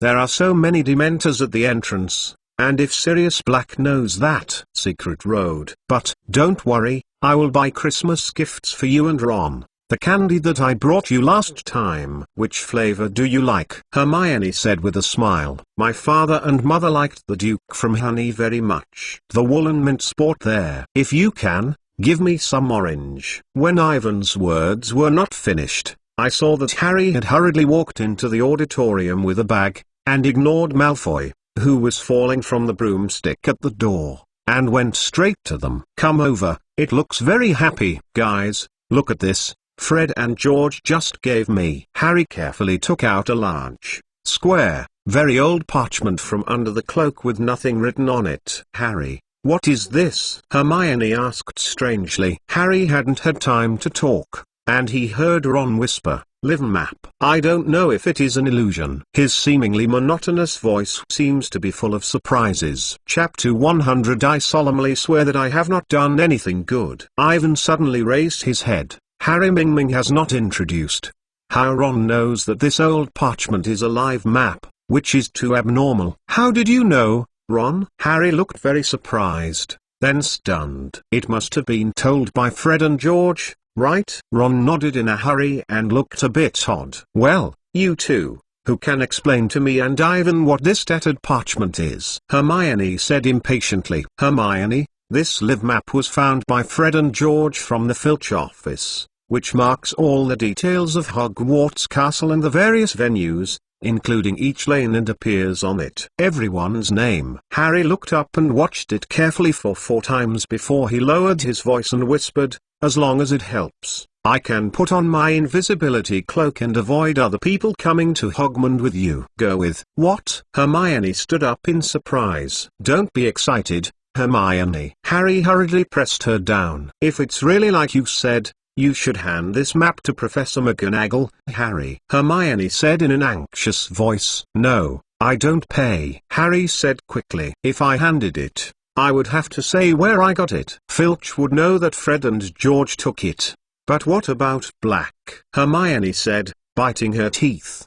"He can use a passage on this map to enter the castle." "The teachers will know. He can't come in from these passages," Harry said quickly. "Fred and George say that Filch knows most of the secret passages, and the few secret passages are also very hidden. It's impossible for Black." "No, you are taking risks. If he knows, Black can't run around Hogmanay, Hermione," Harry said stubbornly. "You told me when you came back last time, there were Dementors patrolling at night, and if Black appeared, they would find him." But Hermione bit her lip, a very worried look. "Oh, Hermione, are you going to sue me?" Harry asked with a smile. "Oh, of course not. But to be honest, Harry, I am going to Christmas soon. Let me relax." Harry took his wand from under the cloak and said with a relaxed face, "Next, I will show you this map. If Black appeared above, we will find him the first time." When he heard him, Ivan suddenly woke up. "Can you just see little Sirius Black?" He can't say it, but the little dwarf Peter is still in Ron's jacket pocket. If Harry uses the live map 8 this time, he will find Peter's name among the 4 of them. Ivan's first reaction was to stop, but then he reacted. It didn't seem to be a bad thing. Why did he stop Harry? He had been entangled before and could not solve this year's incident. The main reason why he couldn't hand Dwarf Peter to Dumbledore was that he could not explain without suspicion. Why did he know that Peter was an animagus? After all, this matter is not known to outsiders. If he recognizes that the streaks are changed by the little dwarf Peter, it is too suspicious. This was the case with Tom Riddle's diary last year. He told Dumbledore unconsciously that he knew it was a Horcrux. Fortunately, he returned to Hogwarts before the millennium before that, and the 4 giants told your own statement can be shirked. Dumbledore is too terrible. Although he is the greatest white wizard in the world today, he is also a thorough conspiracy. Ivan didn't want her own cards to be known by the other party, and then waited at the stupid waiting to be counted. His brain closure hasn't progressed much, so he must be extra careful this year, which is the main reason why he hasn't dared to do anything before getting in touch with Sirius Black. But now with the help of a live map, you can solve this problem perfectly. It was discovered by the 4 of them that the little dwarf Peter was still alive, and then he could take Peter to the Dumbledore. After all the truth is over, go to the Forbidden Forest and look for Sirius Black. No accident will happen. Really stupid. Why didn't you think of this idea before? Ivan glanced at the teacher's seat, and Snape and Professor Lupin were there. He nodded with satisfaction, put his right hand on his wand around his waist, his eyes tightly locked in the pocket of Ron's shirt, secretly concentrated, preparing for the name of the little dwarf Peter on the map, gave him a petrified curse. "I solemnly swear that I didn't do anything good." Harry gently raised his wand and prepared to point to the parchment. "Wait a minute. We'd better not show it here." Ron hurriedly stopped Harry and said in a quick voice, "There are too many people in the auditorium. If they are discovered by others, it doesn't matter. Just be careful. There won't be anything." "I want to see if this map is as magical as Harry said." Ivan looked at Ron with a sense. Ron turned his head and looked at Ivan, and the look in his eyes couldn't tell the strangeness. His eyes quickly left and moved back to the live map. "Ivan is right. We just have to be careful. We won't be discovered," Harry said as he put his wand on the parchment. "I solemnly swear I didn't do good." "Oh, my God!" Hermione grinned in the next second. Everyone's eyes were transferred to the parchment, and Ivan saw the thin ink lines above the spider web, and immediately began to appear where Harry's wand had just touched. These lines meet and cross each other and extend to every corner of the parchment. Then the writing on the parchment begins with the curved green letters. They are an auxiliary supplier to the magic prank maker. The moon face, the worm the tail, the Bigfoot and the pointed fork are proud to present a map of the live. Although already known, Ivan was still amazed. I don't know how Harry's father used to make a live map. According to the knowledge that Awen currently has, he wants to make such a map. In addition to being extremely familiar with Hogwarts terrain, there is also a need for deep knowledge of magic, metamorphology, ancient magic literature, and name magic mechanics. These theoretical knowledge is only the foundation. The most important point is that there needs to be a strong source of magic, so that the idea of the producer can be integrated into this parchment like a hat. Needless to say, the four giants are naturally capable of providing those magical powers. Although the magic required to make a live map is quite different from that of a split hat, it is not something that a general wizard can provide. However, it seems that there is nothing strange about the fact that James Potter, Sirius Black, and Dwarf Peter can complete Animagus in the student era. Ivan, who already knows Animagus, knows that this spell requires extremely large magical support during the first deformation process. He also relies on the magic potion to complete this spell. What do James Bath, Sirius Black, and Dwarf Peter rely on? Especially the little Dwarf Peter. His magical talent does not seem to be very good, but he still completed Animagus, and it has become a rat. Awen originally thought that they relied on a large number of magic-like potions to complete the spell, but now it seems that this is not the case. Simply relying on the potion is not a magic item that can't produce a live map. They must have found other ways. Maybe they can ask Sirius Black later.